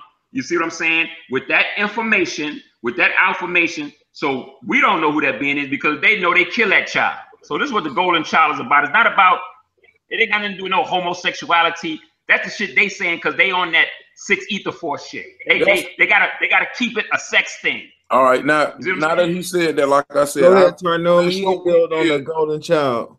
Right, when we did a build on that, I showed y'all specifically what they were saying about the golden child. They needed 4 hermaphrodites. That's them. We ain't making that up. I didn't make that up. That's something different. That's something different. But y'all, again, what I'm saying is stop making it sound like we the ones who introducing that. Y'all the ones who said York said that. As Nuwaupians, ask us to explain that. What does that mean? We already did that. We did that, and that's why I presented the information on the video. The reason why Prince York really retire part 2. I showed conversation I had with Nuwaupians who said what they was doing. You want to know the answer to that? You ask me. Don't ask Prince York, because a lot of Nuwaupians, first of all, Earl. First of all, Elder, you not the authority on everything. I speak to a bunch of people. You not the sole person I'm gonna rely on. That's ridiculous. Number 2, y'all are so broken up. I'm gonna give you a better answer. A lot of them don't know. Right, but this is what I'm saying. Y'all have so many different versions of that's what happens when you got so much misinformation and you cloning stuff and putting stuff out, remixing it. It's always creating conflict. All right. Listen, we have a video by the sister Nuwaupian, and she broke down the meaning of the Dendera and the 4 what those 4 beings represent, the hermaphrodite and the hermaphrodite. That right there is like Ampu said. That's y'all have no proof of that. It was York telling y'all that he the one that's making everything sexual and because he is the one that's obsessed with hermaphroditism. They ain't got nothing to do with it. Not y'all. Again, what proof can you prove that those are hermaphrodites on the zodiac in the Dendera? That's y'all just saying that. What evidence that you have besides York saying that? That's religion. That's belief. Because you only thing you're gonna go by is what York said. Nobody else is saying that crap. Okay, you know what? We get away from the point. King Tut a hermaphrodite? Was King Tut a hermaphrodite? No, his father was. Uncle Unton was a hermaphrodite. So, from a hermaphrodite, so the golden child is a child of that comes from a hermaphrodite? Because I'm trying to get this straight. Not necessarily. But that's what the type of children they saying they want to have around. So listen. So Earl. Yes. We had asked you, the brother Ahmadi asked you about this golden child situation, and then you told us like the PG version of it, and then now we find out it's a rated X version of it or rated R version of it. Rated X version of it. What made you say that? Because you saying it's rituals, and y'all secrets. If something got to be done in secret, that means something is going on that the people ain't gonna understand. Like York said before, I'm not gonna open up ancient Egypt to y'all because y'all not ready for that. Because then you start going into. Let me go back. Let me go back. People are not answer the question. All right, y'all asked me about the golden child. I told you that the golden child is a chosen child. King Tut Amun was not the only golden child. He just happened to be a golden child that was born from a hermaphrodite. That's all. It's as simple as that. It's not all golden children come from hermaphrodites. No, that's not what it is. Okay, and if Uncle Unton, hold on. If Uncle Unton was a hermaphrodite, but his wife, Nefertiti, was a female, and he had a regular sexual relationship with his wife, then he wasn't a homosexual. That's them making that up. It has nothing to do with that. That was just how he was. Do you understand? And when you break down to them, where does hermaphrodites come from? They can't give you the science. They try to make it seem like it's something evil and it's something wicked. It has nothing to do with that. It's the science behind it. Nuwaup says that Nuwaup is the science within sciences. So things that cannot be explained, when we give you the science, don't try to turn it into something sexual. That's the sex force. Why are hermaphrodites born? Where did they come from? Y'all the ones that what's the reason of this? With hermaphrodites, and I got plenty of stuff in my group where that's all you kept posting pictures of hermaphrodites, back to back. I'm like, why? No, because that's what y'all was on. Y'all trying to make somebody believe the Dendera people on the Dendera's hermaphrodite. I really don't care about that. That's not the real thing here. That's y'all. Don't worry about it. This is what I'm saying. Let's deal with the fact that that's straight from the. Hey, what's the other brother name? Go ahead and ask me a question, Chief. Go ahead and ask a question. Because Tarnoon fell out. Go ahead and ask a question, man. Well, I mean, bro. So after listening to Chuck, man, he definitely needs to be like a lawyer somewhere, or whatever, doing some things or whatever. And then listening to Ampu, I mean, and you still standing firm, and you believe that Dr. Malachi York is totally innocent of all these charges. Absolutely. I absolutely innocent, because I know. Again, Rick can say, if you, 1 minute you say, well, see, it's easy to say, well, that's propaganda. you know, propagate that, you know, of course you could say that. Where's the evidence of that? Show me where the master wrote down, I need y'all to say that. 1 minute you're saying one thing, and the next minute you're saying something else. But So, listen though. The last time, deal with facts. the last time Ampu was on the show, I kind of went at him about that and asked him about the trip to Florida that you was talking about, right? That Jacob took the kids out, right? And he said that was a strategy that they used. I'm saying using that storyline or whatever as a strategy to try to exonerate Dr. Malachi York. It's not no strategy. It's an actual fact. It's something that happened. Why is it got to be a strategy? But the problem with that is though that even if that did happen, we still have all this other evidence. We still have all these other things. That's just you don't. Listen, just because some people went down there with you don't have no any evidence. All you have is what they're saying. You don't. I'm telling you, you can go into court and you can say this and you can say that. You can't give a man. Okay. You can, but to give a man with the appeal, 135 years. What's going on with the appeal process? Because you guys have just went straight to the pardon process. So what has he exhausted all of his appeal? No, well, you know, we still on that. We still appealing. We still doing a lot of things. But you got people like Tarnun, right? They call in the embassy, yo, this is a dangerous cult. You know, he trying to make it seem like we all a bunch of child molesters. You know what I'm saying? That's what I'm saying. These niggas is they evil. They don't mean nobody no good. Chuck and them don't mean nobody no good. They sound like they, you know, that's why it's like okay, let me get with Chuck. I'm here by myself. And I ain't running from nobody. I've been on this shit, what, 6 hours? Yeah, you know man. Yeah, you appreciate it, man. I've been on here 6 hours kicking it. You know what I'm saying? So when I tell you, when I give you some science about, see, they got to keep this a sex thing. And when the doctrine, okay, York is the only one saying that. Yeah, York is the only one saying that, but that person, let me tell you, let me as a black man, right? As a black man, do you feel that, all right, when you look at ancient Egypt, do you understand the concept of, all right, have you ever heard it say that the pyramids was built from the top down? Bro, who say that? Huh? Have I ever heard who say that? I can't hear you, brother. Have I ever heard who say that? Have you ever heard it? Have you ever heard it spoken or said? That before. Yeah. You heard that before, that the pyramids was built from the top down without the sound of a hammer and the sweat of a brow. You heard that? Yeah, I heard that bullshit before. Go ahead. Okay, why is it bullshit though? Because on the walls in Kemet and other places, they have not only what how they built the pyramids and you know, and they have the quarry. Hold on, wait. Listen, brother. They have, and this is why I wanted to get into the next line of questioning.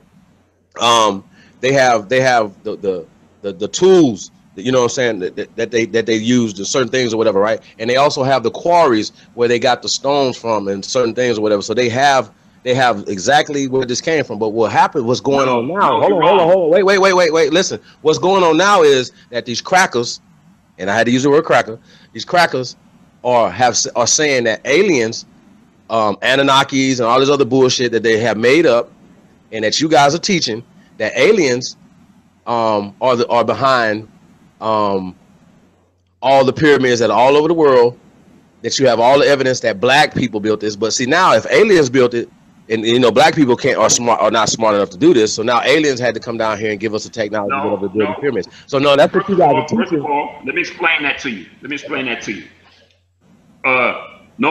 Nowhere on any of the walls in Egypt is there even a picture of a pyramid. I'm not saying a pyramid. I'm talking about they're showing where they carry the stones. No, there's no picture of that. No picture of any of the stones. This is the fact. I was watching. Okay, well, go ahead. I mean, you seen everything, right? No, I'm saying to you that there is no picture on no wall of no pyramid, no blocks. They don't even know how the blocks was lifted up, brother. Right. They don't know that's not true. That's absolutely not true. But anyway, but they said that they built the pyramids. Hold on. They said they built the pyramids from the bottom coming up. So say, because you know the pyramids go down underground, right? So they built the pyramids from the bottom up. I know that. Really not true, but Okay, anyway, y'all getting off topic, so that is, man. That explains how they do it. Huh? Y'all getting off topic though. Right. But let's go back. Let's go back to the what's the topic? Pyramids and because I'm gonna tell you, Amadi. Yeah. Amadi. Can you hear me, brother? Yeah, I'm here. When we start talking about this, see, what people don't realize, or what a lot of black folks are not trying to realize, is that when we start talking about knowledge and we start talking about certain things, it branches off to different things. Okay, we could talk about one subject. Like, for instance, the brother said that there's pictures. They do not know how the blocks was lifted. They don't know. They didn't have no pulleys back then to lift those blocks that high. They can't explain how the pyramids was built. That's not true. Hey, can I say something, please? Can I say something, please? Because he made a Yo, Rick, what's up? I thought you was gone, bro. Yeah, because I'm not gonna be available, so I'm just listening to the audio while I'm doing things around the house. I'm about to close it out for the night, and I heard you say something that's just straight wrong. All right, first of all, there are pictures of pyramids on the walls. There's an actual glyph of a pyramid. That's a determinative for the word for pyramid. All right, so you cannot lie and say that there's no pictures of pyramids on the walls. Right. Wait a minute. Wait a minute. Show that to me, brother. Show that to me. Okay, I will show it to you. I'll post it in one Facebook group and tag you right on in there. All right, so I'll do that for you. No problem. All right. You know what I'm saying? Because there's okay, so wait a minute. I'm not finished. I'm not finished. I'm saying. So you're wrong about that. You're wrong about that. I'm not wrong. Yeah. Yes, brother. You are wrong. All right. And I'm gonna show. I mean, I can't show you this right this minute, but I will definitely post it up. And anybody want to be tagged, I wish let me you know. would wait until you can show it before you say that. But go ahead. No, but I mean, a lot of things that you're saying tonight, you're not showing. So I feel it's just equal just to put it out there for the listeners. For the listeners. Okay. That's fair. Okay. So now, when you said as far as lifting the blocks, you don't even have to go and talk about pyramids, the blocks being lifted. You could just go to Ipit Sut, what people call Karnak, and just look at the monumental columns and the blocks that are above on those columns. Like, how come nobody ever questions or wonders how was those several ton blocks put on top of columns? Everybody focuses on the pyramids, but people don't even talk about that. But now the reason why I bring that up is because there is thorough documentation on how they did that. So if they can lift the blocks for that, then what is the problem about lifting blocks or doing things for the pyramids? This is what people don't understand. And by the way, I actually read the language. And on the Dendera circle that y'all are talking about, that's hermaphrodites, there is nowhere on the Dendera, the whole entire ceiling or walls, does it ever mention anything about hermaphrodites or anything like that. And actually, the actual circle itself is 4 women that are with their arms up holding. They're not hermaphrodites or hemorphodites or homomorphodites or anything like that. They're wearing wigs as custom of all the women of high stature did at that time. That's what that represents. That's why they have breasts, because they're actually women. There's nothing to indicate that they're hermaphrodites whatsoever. So where did you get that from? Okay, so what are you using to disagree with me? Where is the information? Like, what have you seen or what have you read? I'm gonna put it this way. You know that there was a video that was made by Nefu, right? You remember that video?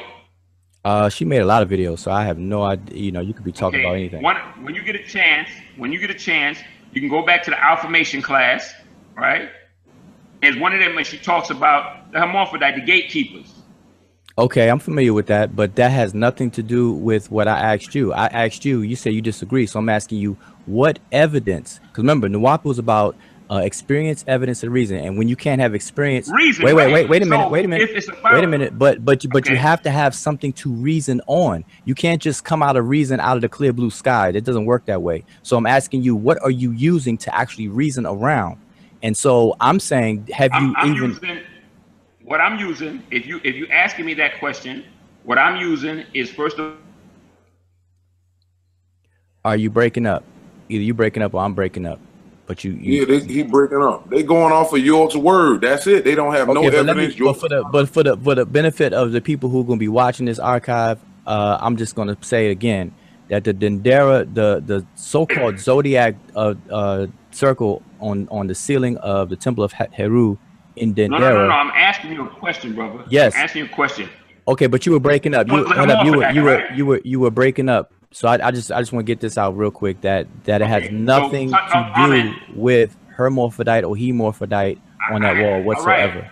Right. You said have something to reason about, right? No, I asked you. No, you said you disagree with me. So I'm asking you what is triggering your disagreement? What did you see? What did you read? Let me explain that to you. Okay, all right, appreciate it. You said that you agree with me that Tutankhamun Atun was a hermaphrodite, right? No, I do not. No, I never did. Oh, I could have swore I heard you say yes. No, you were breaking up. So maybe I was saying something and you heard that, but I'm emphatically saying no, I do not believe that. Well, and that's fine. That's fine. As certain degrees of my knowledge of what I accept as an Nuwaupian, like I said, when I was walking with the master, probably when you were still going to public school, and I'm not saying nothing against that. You understand what I'm saying? I'm not saying nothing against that, but you gotta understand, I walk with the master. I seen what the master can do. I seen the doctrine. I seen certain things. Like when I was talking to the brother about the cliques. Oh, he laughed at that. You know what I'm saying?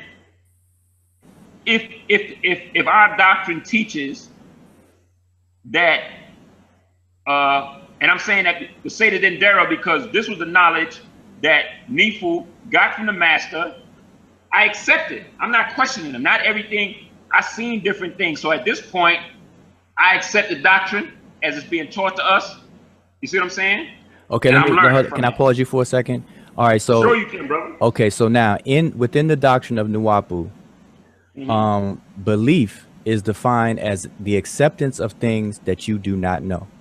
So what you just said, what you just admitted to, is that you just accept it, but you don't know. So right now, wait a minute. So right now, it is a belief to you. So let me repeat my question. No, it's not. Let me accept it. Hold up. Let me get this out real quick because I'm walking you through this because remember I used to be a Nuwaupian, so I know how you roll. I know all the little things now. So you know I'm trying to. You don't know all of them. Yes, okay, that remains to be seen. Let me ask you a question. That remains did you live to on be. The land? The entire time land was there from 1997 till I was the last person. Me and the brother Dion was the last person to walk off when the feds came. Okay, from 1997, right? You became a Nuwaupian, right? No, that's incorrect. You asked me how long I live on the land. That's not how long I've been a Nuwaupian. So we have to anyway, hold up. I don't want to divert because I was getting ready to walk you real quick. No problem. We're not diverting. Okay. You just said now my question to you about this Dendera issue. I'm saying I read the language. I'm looking at the Dendera circle right this minute. I've read it before. I've done the knowledge on it. Nowhere on there does it say anything about a hemorphodite or hermaphrodite or anything like that. Nuwaupians are confused by saying the 4 figures that are holding the circle, it's actually 8 figures. It's 4 of them squatting down with the Heru, with the falcon head, and it's 4 standing. Hold up, I know you know, but it's for the benefit of those listening. So there's 4 female figures standing up holding the circle as well. And Nuwaupians are mistaking that for hermaphrodites. That's what you said earlier. I'm saying that nowhere on the actual artifact does it imply that whatsoever. So I'm asking you for clarification. Where do you get that from? Like, what is triggering you to think that those are hermaphrodites? We got that. We got that from the master teacher. Okay, so pause right there. So again, in Nuwaupu, belief is defined as the acceptance of things that you don't know. So you got it from the master. That's how you word it. But earlier you said you accept it. So right now I'm saying that is a belief. Now you can call it a fact. You're entitled to call it a fact, and that's fine. Right. But actually, what it is, because you can call anything anything. But what it is, because I'm defining it. So people can, so anybody could say anything when it comes to anybody can say anything. Hold up. No. But according to your doctrine, a belief is the acceptance of things you don't know. So what you're actually spelling out is a belief, but you're calling it a fact, and that's cool. But you don't know that. You just accepting it from because York said so. Okay, so and that's cool. Like I like, you know, if that's it, then that's it. That's fine. But just separate. But just separate. But just separate that from being a factor. All right, go ahead. You know why I accept it like that? Can you hear me? Go ahead. I'm gonna tell you this. I accept it like that. I'm gonna tell you why. Because one time I seen York at 5 feet tall, and another time I see them at 7 feet tall. So that's why I accept it as fact. Okay. Hold on. Say that again. Say that again. Hold on. Wait. We ain't gonna just go past this. Wait a minute. So, okay. So first off, he was 5 foot tall, and then and then I seen him at 7 foot tall. Right. I mean, is this actually or is this like a spiritual thing? Listen, if I tell you it's actual, yo, bro, let me tell you something. I'm 55 years old. I'm a street cat, bro. I came from the streets. You see what I'm saying? I was born in Harlem. I grew up in the Bronx. Ain't no okey doke with me. You see what I'm saying? I'm a real nigga. You know what I'm saying? I'm Nuwaupian, but I keep it 100 with everybody. If I tell you something, I ain't got to sit here and make it up. I'm telling you what I know. I'm telling you what I've seen. There was a book written years ago called The Man in Miracles in This Day and Time of Nuwaupians. At that time, it was Ansars who saw him do certain things that people might call a miracle or this and that. This is what people seen with their own eyes. So when Rick and them come around that ain't seen nothing and they want to just well, show me this. And if I can't show it to you, it's not a fact. Or if I show it to you, oh, that's not what it means. You see what I'm saying? We have, let me, the same sister, let me explain something to you. The same sister that Rick know what I'm talking about, Nefu, and Rick know Nefu real good, and Rick know what I mean by that, but we're gonna keep between me and you, right, Rick? No, we don't. I mean, listen, see, I don't do the sensationalism. Nefu is my ex-mate. Hold up, the person he's talking about, Nefu Amenhotep, Elizabeth, it was my ex-mate. That's no secret. I mean, you know, we don't have to do that. So, but the thing is, and she's not a Nuwaupian anymore. So, you know, anymore, right? Exactly. She's not a Nuwaupian anymore, and so if she was that close and bringing back the jewels to announce to the Nuwaupian family, yet she's not a Nuwaupian right now whatsoever, and things like that, then people need to ask why. They can talk to her about that. But the point I'm making, just real quick. Hold up. The point I'm making is that you are simply accepting what York said. Now you have a previous experience that you said that you saw him grow from 5 feet and then 24 more inches he grew.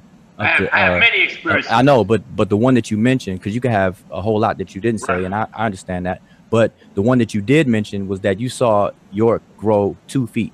So, and that's cool. But now you can't prove that. So that, to me, that's neither here nor there, because that's just something that's personal. That's experience. Right. I don't have to prove it. That's experience. Remember, Nuwaup. Okay, now, let's take that logic. So a person like Tariq Noel, when he says that York molested him.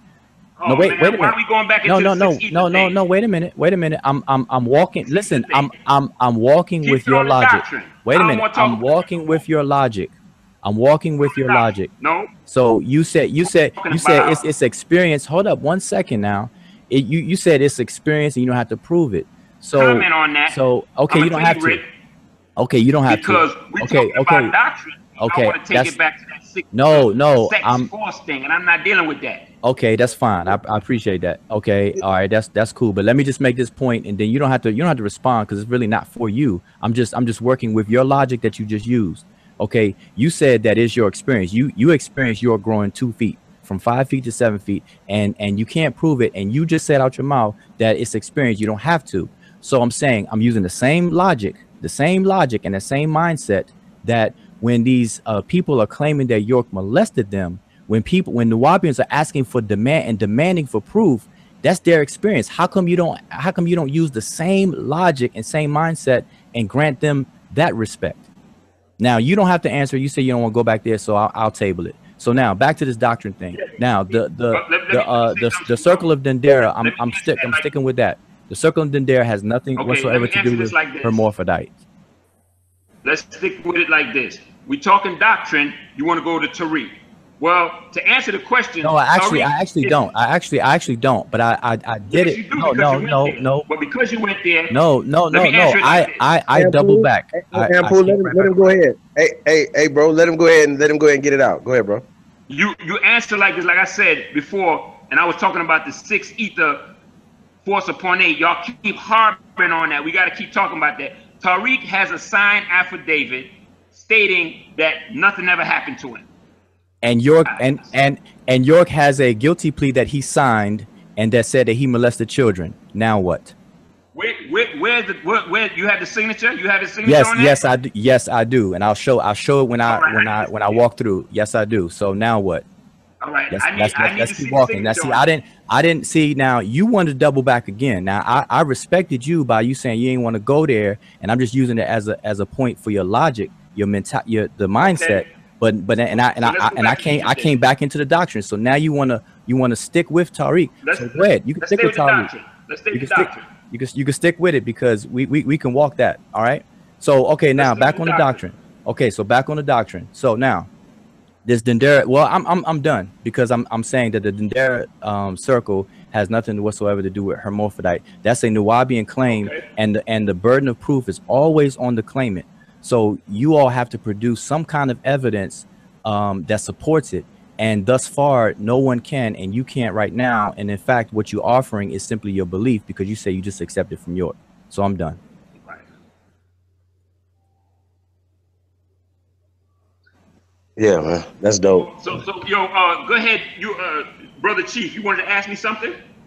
No, well, I just wanted to get into I know it's getting late. I know probably the brother don't want to sleep over there, but I'm good, brother. I just wanted to get in, you know what I'm saying? Good. Okay, so now that you guys have went through all the schools of religion, the schools of thoughts or whatever, so where are we at now? I mean, like say for instance, if what are you guys teaching now? Like what's the if I was like, okay, no, the main question. Let me put it this way. The main question. Hold on, real quick though. Can you hear me, brother? Books are still being written. Hey, Chief. I can't hear you. Yeah, books are still coming out. One of our latest books is Neuroscience of Wu-Nuwaup, dealing with pure science, ain't no religion. See what I'm saying? So we still got books coming out next week. We got a book coming out called Who's writing the book? Feminine. We have another book coming out. It's called who's writing the book? Sex, Mind, and Slaves. Earl, who's writing the book? We got another book. Yeah, these books is coming out, bro. No. Earl, who's writing the books? Who's writing the books? Huh? Who's writing? Inspired by the master. No. Him. Okay.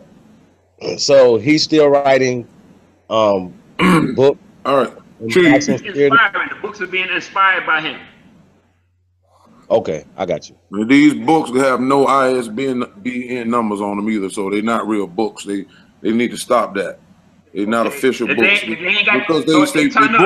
because the books are plagiarized. You put an ISBN number on it and watch what happens. Okay, that's what you do. That's what you do. That's how you prove that. Put ISBN number on it and watch what happens. It's not a book.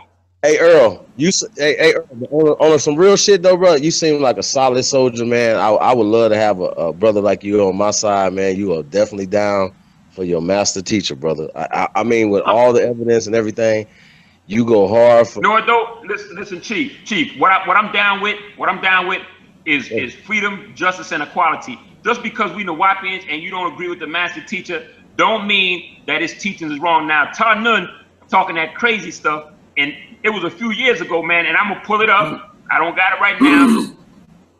A member of a group called No, Destiny. I wasn't. I just was on that site. Stop lying. You know, bro, let me talk. As a member, bro. We not finna. No. Wait, I'm here to talk about that. Wait, first of all, wait, hold on. No, hold on. Wait Hey, a minute, Chief. because you saying Chief. you finna present it Chief. in a misinformed way. That's the first No, I'm thing. not. Don't do that. I'm presenting the facts. He was gonna No, be an you applicant. not, that's not a fact. If I'm on a website, Hey, that doesn't make me a member. Hey, You Chief. need to get that right. Hey, All bro, right. you was sending them money? Get that right. Was you sending them money? What? They had an equal money system, so I send a lot of money to a lot of places. What does that mean? Let me ask you a question. What does that mean? What does that mean? I donate to a lot of places. What does that mean? I give money to people that's collecting money for cancer. Man, I'm gonna be a coach. Fuck this. People got GoFundMes. If you put money in the GoFundMe, what does that mean? Let me ask you this question. Wait, listen, wait. Wait a minute. First of all, hey, Amadi, moderate this, bro. Listen, hold on. Wait a minute. Before we jump into the destiny hold on. thing, Wait a minute now. Nigga. Wait quick. First, let me get my point out first. First of all, my call dropped, and I didn't get to finish my other point. My call dropped out. That's what I'm telling you. Go ahead. I didn't get a chance to finish talking. We can go into that. Trust me, I ain't running from that. Let me speak then. What I'm telling you let me speak. What I'm saying is, I didn't get a chance to finish my other premise for my call went out there. Ample came in. Hey, Earl, let him go, then I'm gonna let you come back. Go ahead, Tony. Right. All right, cool. Right, cool. That's the whole point. Like y'all start talking about pyramids and stuff. We weren't talking about that. I'm saying let me finish, then we could go into that. And again, I wasn't ready to come here, but because I seen what happened tonight, I wanted to come and talk about the Afro-Unu thing, and then we could come back and get onto all of that. Because this is what I'm saying. I wasn't coming here for all that because I wanted to have all my facts, and I don't want to sit here and go word for your word because I wanted to be prepared to bring up everything because I'm the one you talking about. I was there. That's my point. That's my point. Okay, now you finished? No, because I want to finish what I was saying before my call dropped. Oh, come on. Yeah, go ahead, Tommy. Go ahead. Right, that's the point I wanted to make. All right, so you finished then?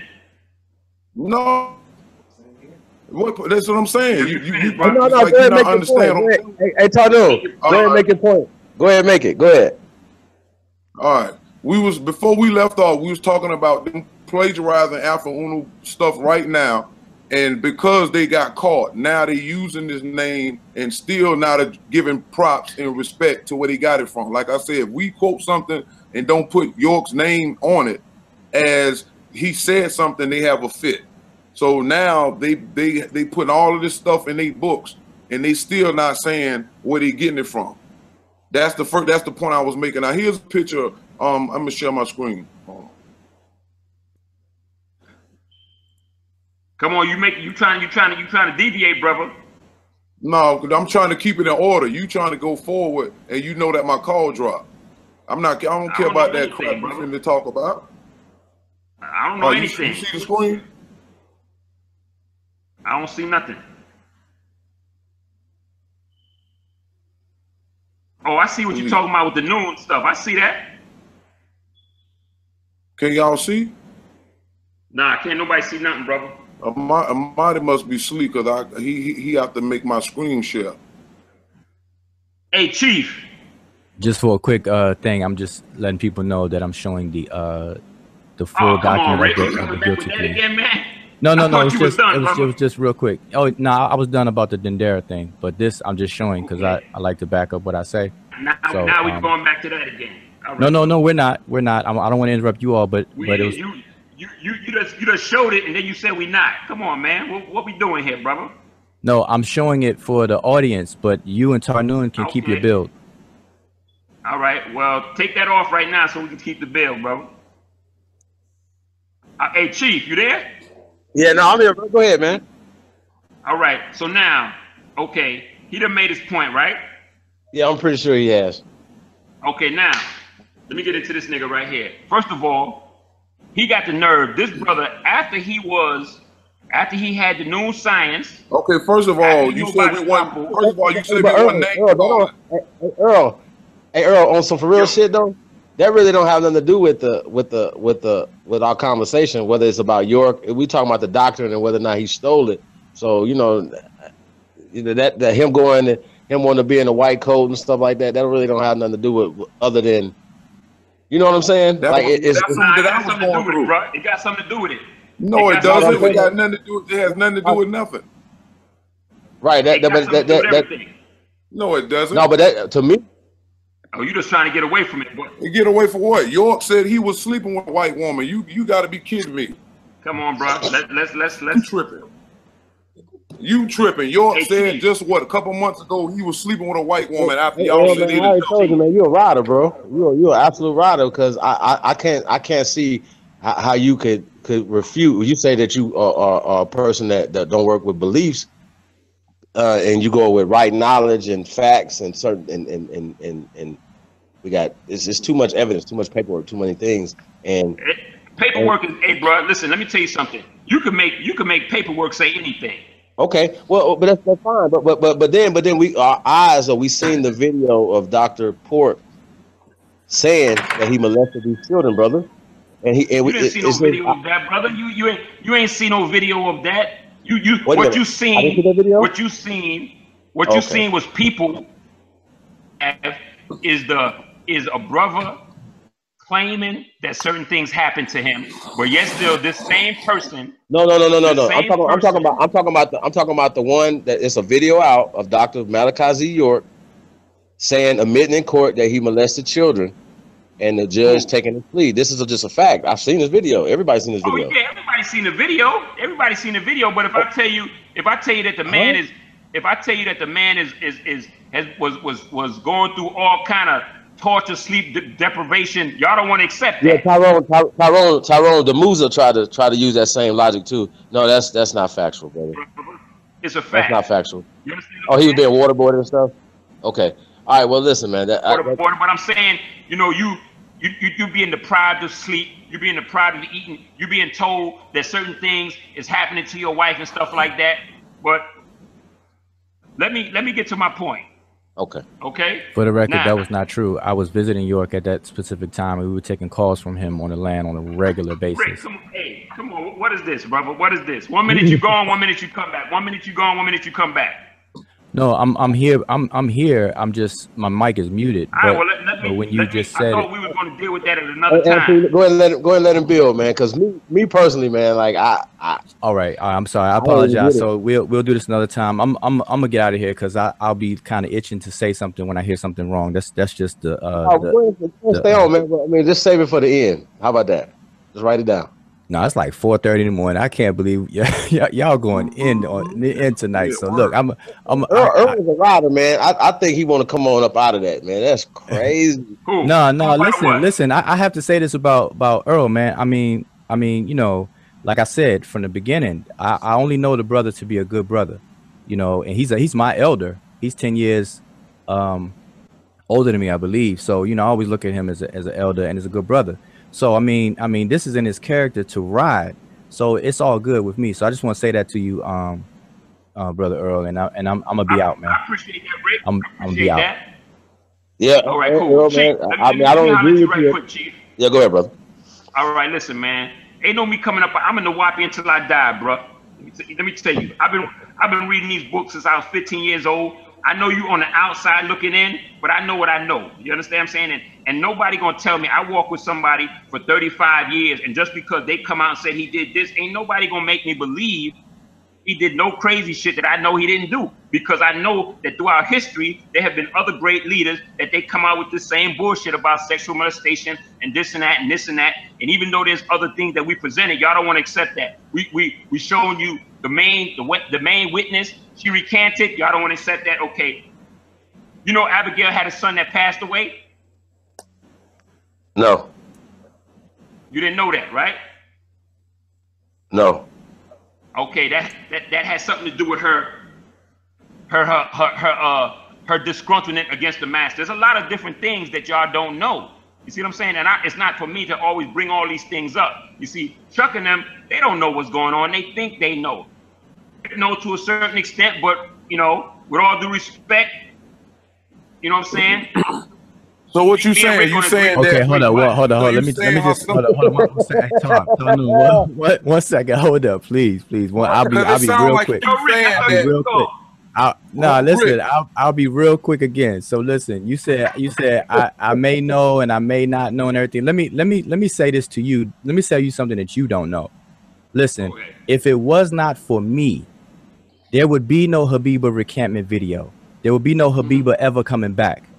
You know who she reached out to? Me. Okay, I am the catalyst of that entire thing. So I know every single thing about it. I know how it went down, where it went down, every single thing.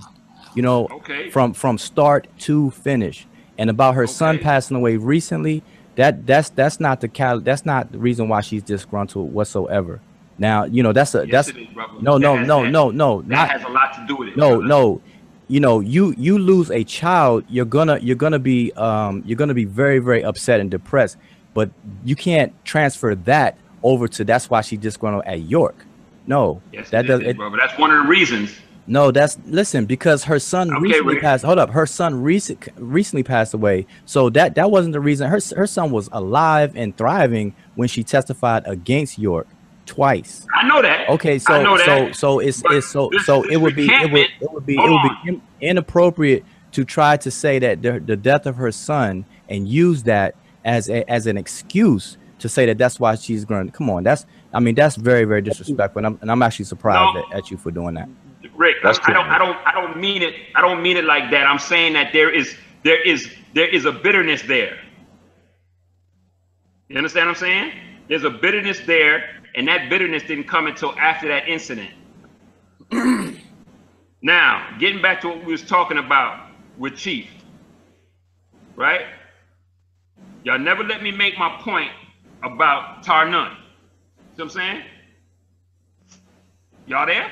Yeah, go ahead, bro. All right. Up until 2010. Now, you could say that it don't mean nothing, but it means something because anytime you say you got this science and York is a liar and he plagiarized, but yet still you become a member of a white cult in South Africa, that if you do the research on this cult in South Africa, you see what I'm saying? He was giving money to them. Yo, check this out. Chief, can you hear me? Yeah, I can hear you. We listening. All of us is listening. Just make your point. Because this ain't got this doesn't change nothing with York. But go ahead. Hold on, Pablo. Let him go ahead, man. I'm gonna let you get it, man. Go ahead. How you got this science? And this is after you got new science now, and after you know all this right knowledge, and York is a liar, but yet still you are part of this cult in South Africa, an all-white cult, and you get on there, you sending them money, and you confessing. The brother was on there confessing to them. Well, it's been 21 days. Listen, let me talk, brother. But stop using loaded words, though. Stop using confession. I'm not. It's not confession. I just tell you, wasn't no confession. It's a blog site. Stop. You mixing it up. It's a blog site, not confession. Listen. Stop lying, man. Just get to the point. I can't get to the point. You keep interrupting me. Don't interrupt me, and I get to the point. This cat is, and I got the blog and everything, brother. He's getting on there talking about how he confesses it's been 21 days that he ain't been masturbating to pictures and videos and stuff like that. And I give myself forgiveness. And go ahead, I got you. Go ahead. Incidences, you know what I'm saying? And I left information for people with self-help for me. True. And I'm saying that to say the nigga, the brother is already, you got some, how you got this science, but yet still you sending money to the South African cult, and the cult, they into extraterrestrial shit. You understand what I'm saying? Okay. That's true. You following some guy that was a known crazy person. Go on their website and check out Destiny. Who gets on some blog and start confessing they sexual masturbations and shit like that? Who does that? All right, now you finished? Hold on, Paul. Oh, okay. So listen, man. That's still, like I said before, that still doesn't like in this conversation, it was just like, okay, now we're gonna attack him personally, and we getting off of the Well, information. that's what they doing with the master. So I'm saying to you, No. Don't talk about We're not attacking. We're not attacking him. We're not attacking him personally. Listen, brother. We saying sound knowledge. We saying facts, right? The facts are that we all seen a videotape of your master teacher saying that he raped children. Okay, nah, he ain't and say all that, I can brother. Wait. Listen, brother. First of all, they didn't use the word rape. Now who's using loaded words? Listen, brother. You can say all of that, but you have no proof of torture. You have no proof of rats and roaches. You have no proof of a lot of these different things, right? All we see is the of coming out of his mouth with his voice saying, "Yes, I raped these people. No, nobody did anything to me. Here, sign right here." Okay, now I went over here and he pled guilty again. They rejected that one. So these is all facts. Now we didn't see a videotape on this, but we have the factual paperwork. So I'm saying, with all of that being said, you don't have the factual paperwork, because I'm gonna present to you stuff. No, I have my eyes and ears though. Listen, brother, we have our eyes and ears. You guys cannot get around the fact that Malachi York pled guilty on camera about raping children. So you can't get around that, and all that stuff that you guys gonna say he got raped. I mean, he was tortured and stuff. That's not cool. I'm gonna go ahead and close this out. I'm gonna have to go ahead and close this out. But was there anything else you wanted to get out, Brother Earl? We can go back on this topic on the next go round, because it's late. Because I want Earl to get everything he need to get out, and then we can address it, because it still doesn't change anything that I said about York. That's the thing that they not understanding. It doesn't change that they still stealing from Afro Unu.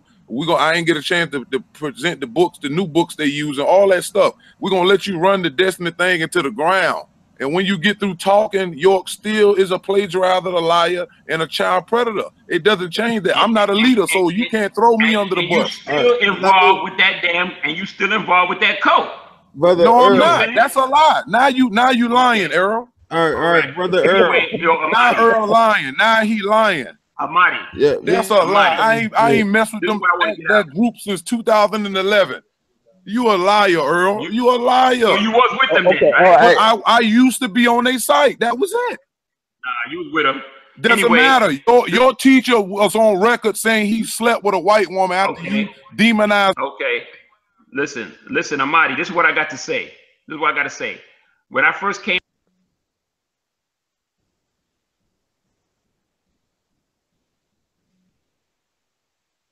yo, I can't hear nothing. Me neither. Oh, okay, Earl a fool. He gonna see York is a black leader according to them. That's supposed to be about black liberation and black people separating for white folks. Why are you gonna go on record last year with your lawyer talking about you have? That's right. Maybe we should pick this up. Because it's 11:30 over here in my time. You know, I'm at work right now, but yeah, needed to pick this up in a part 2. Because there's so many points that needs to be addressed, but can't do it. I mean, at some point though, like that's why I'm just saying, Earl though. I mean, he got the whammy tonight, man. Like, you murdered him, then Ampu came on and murdered him, and then Evan. All that my whole thing was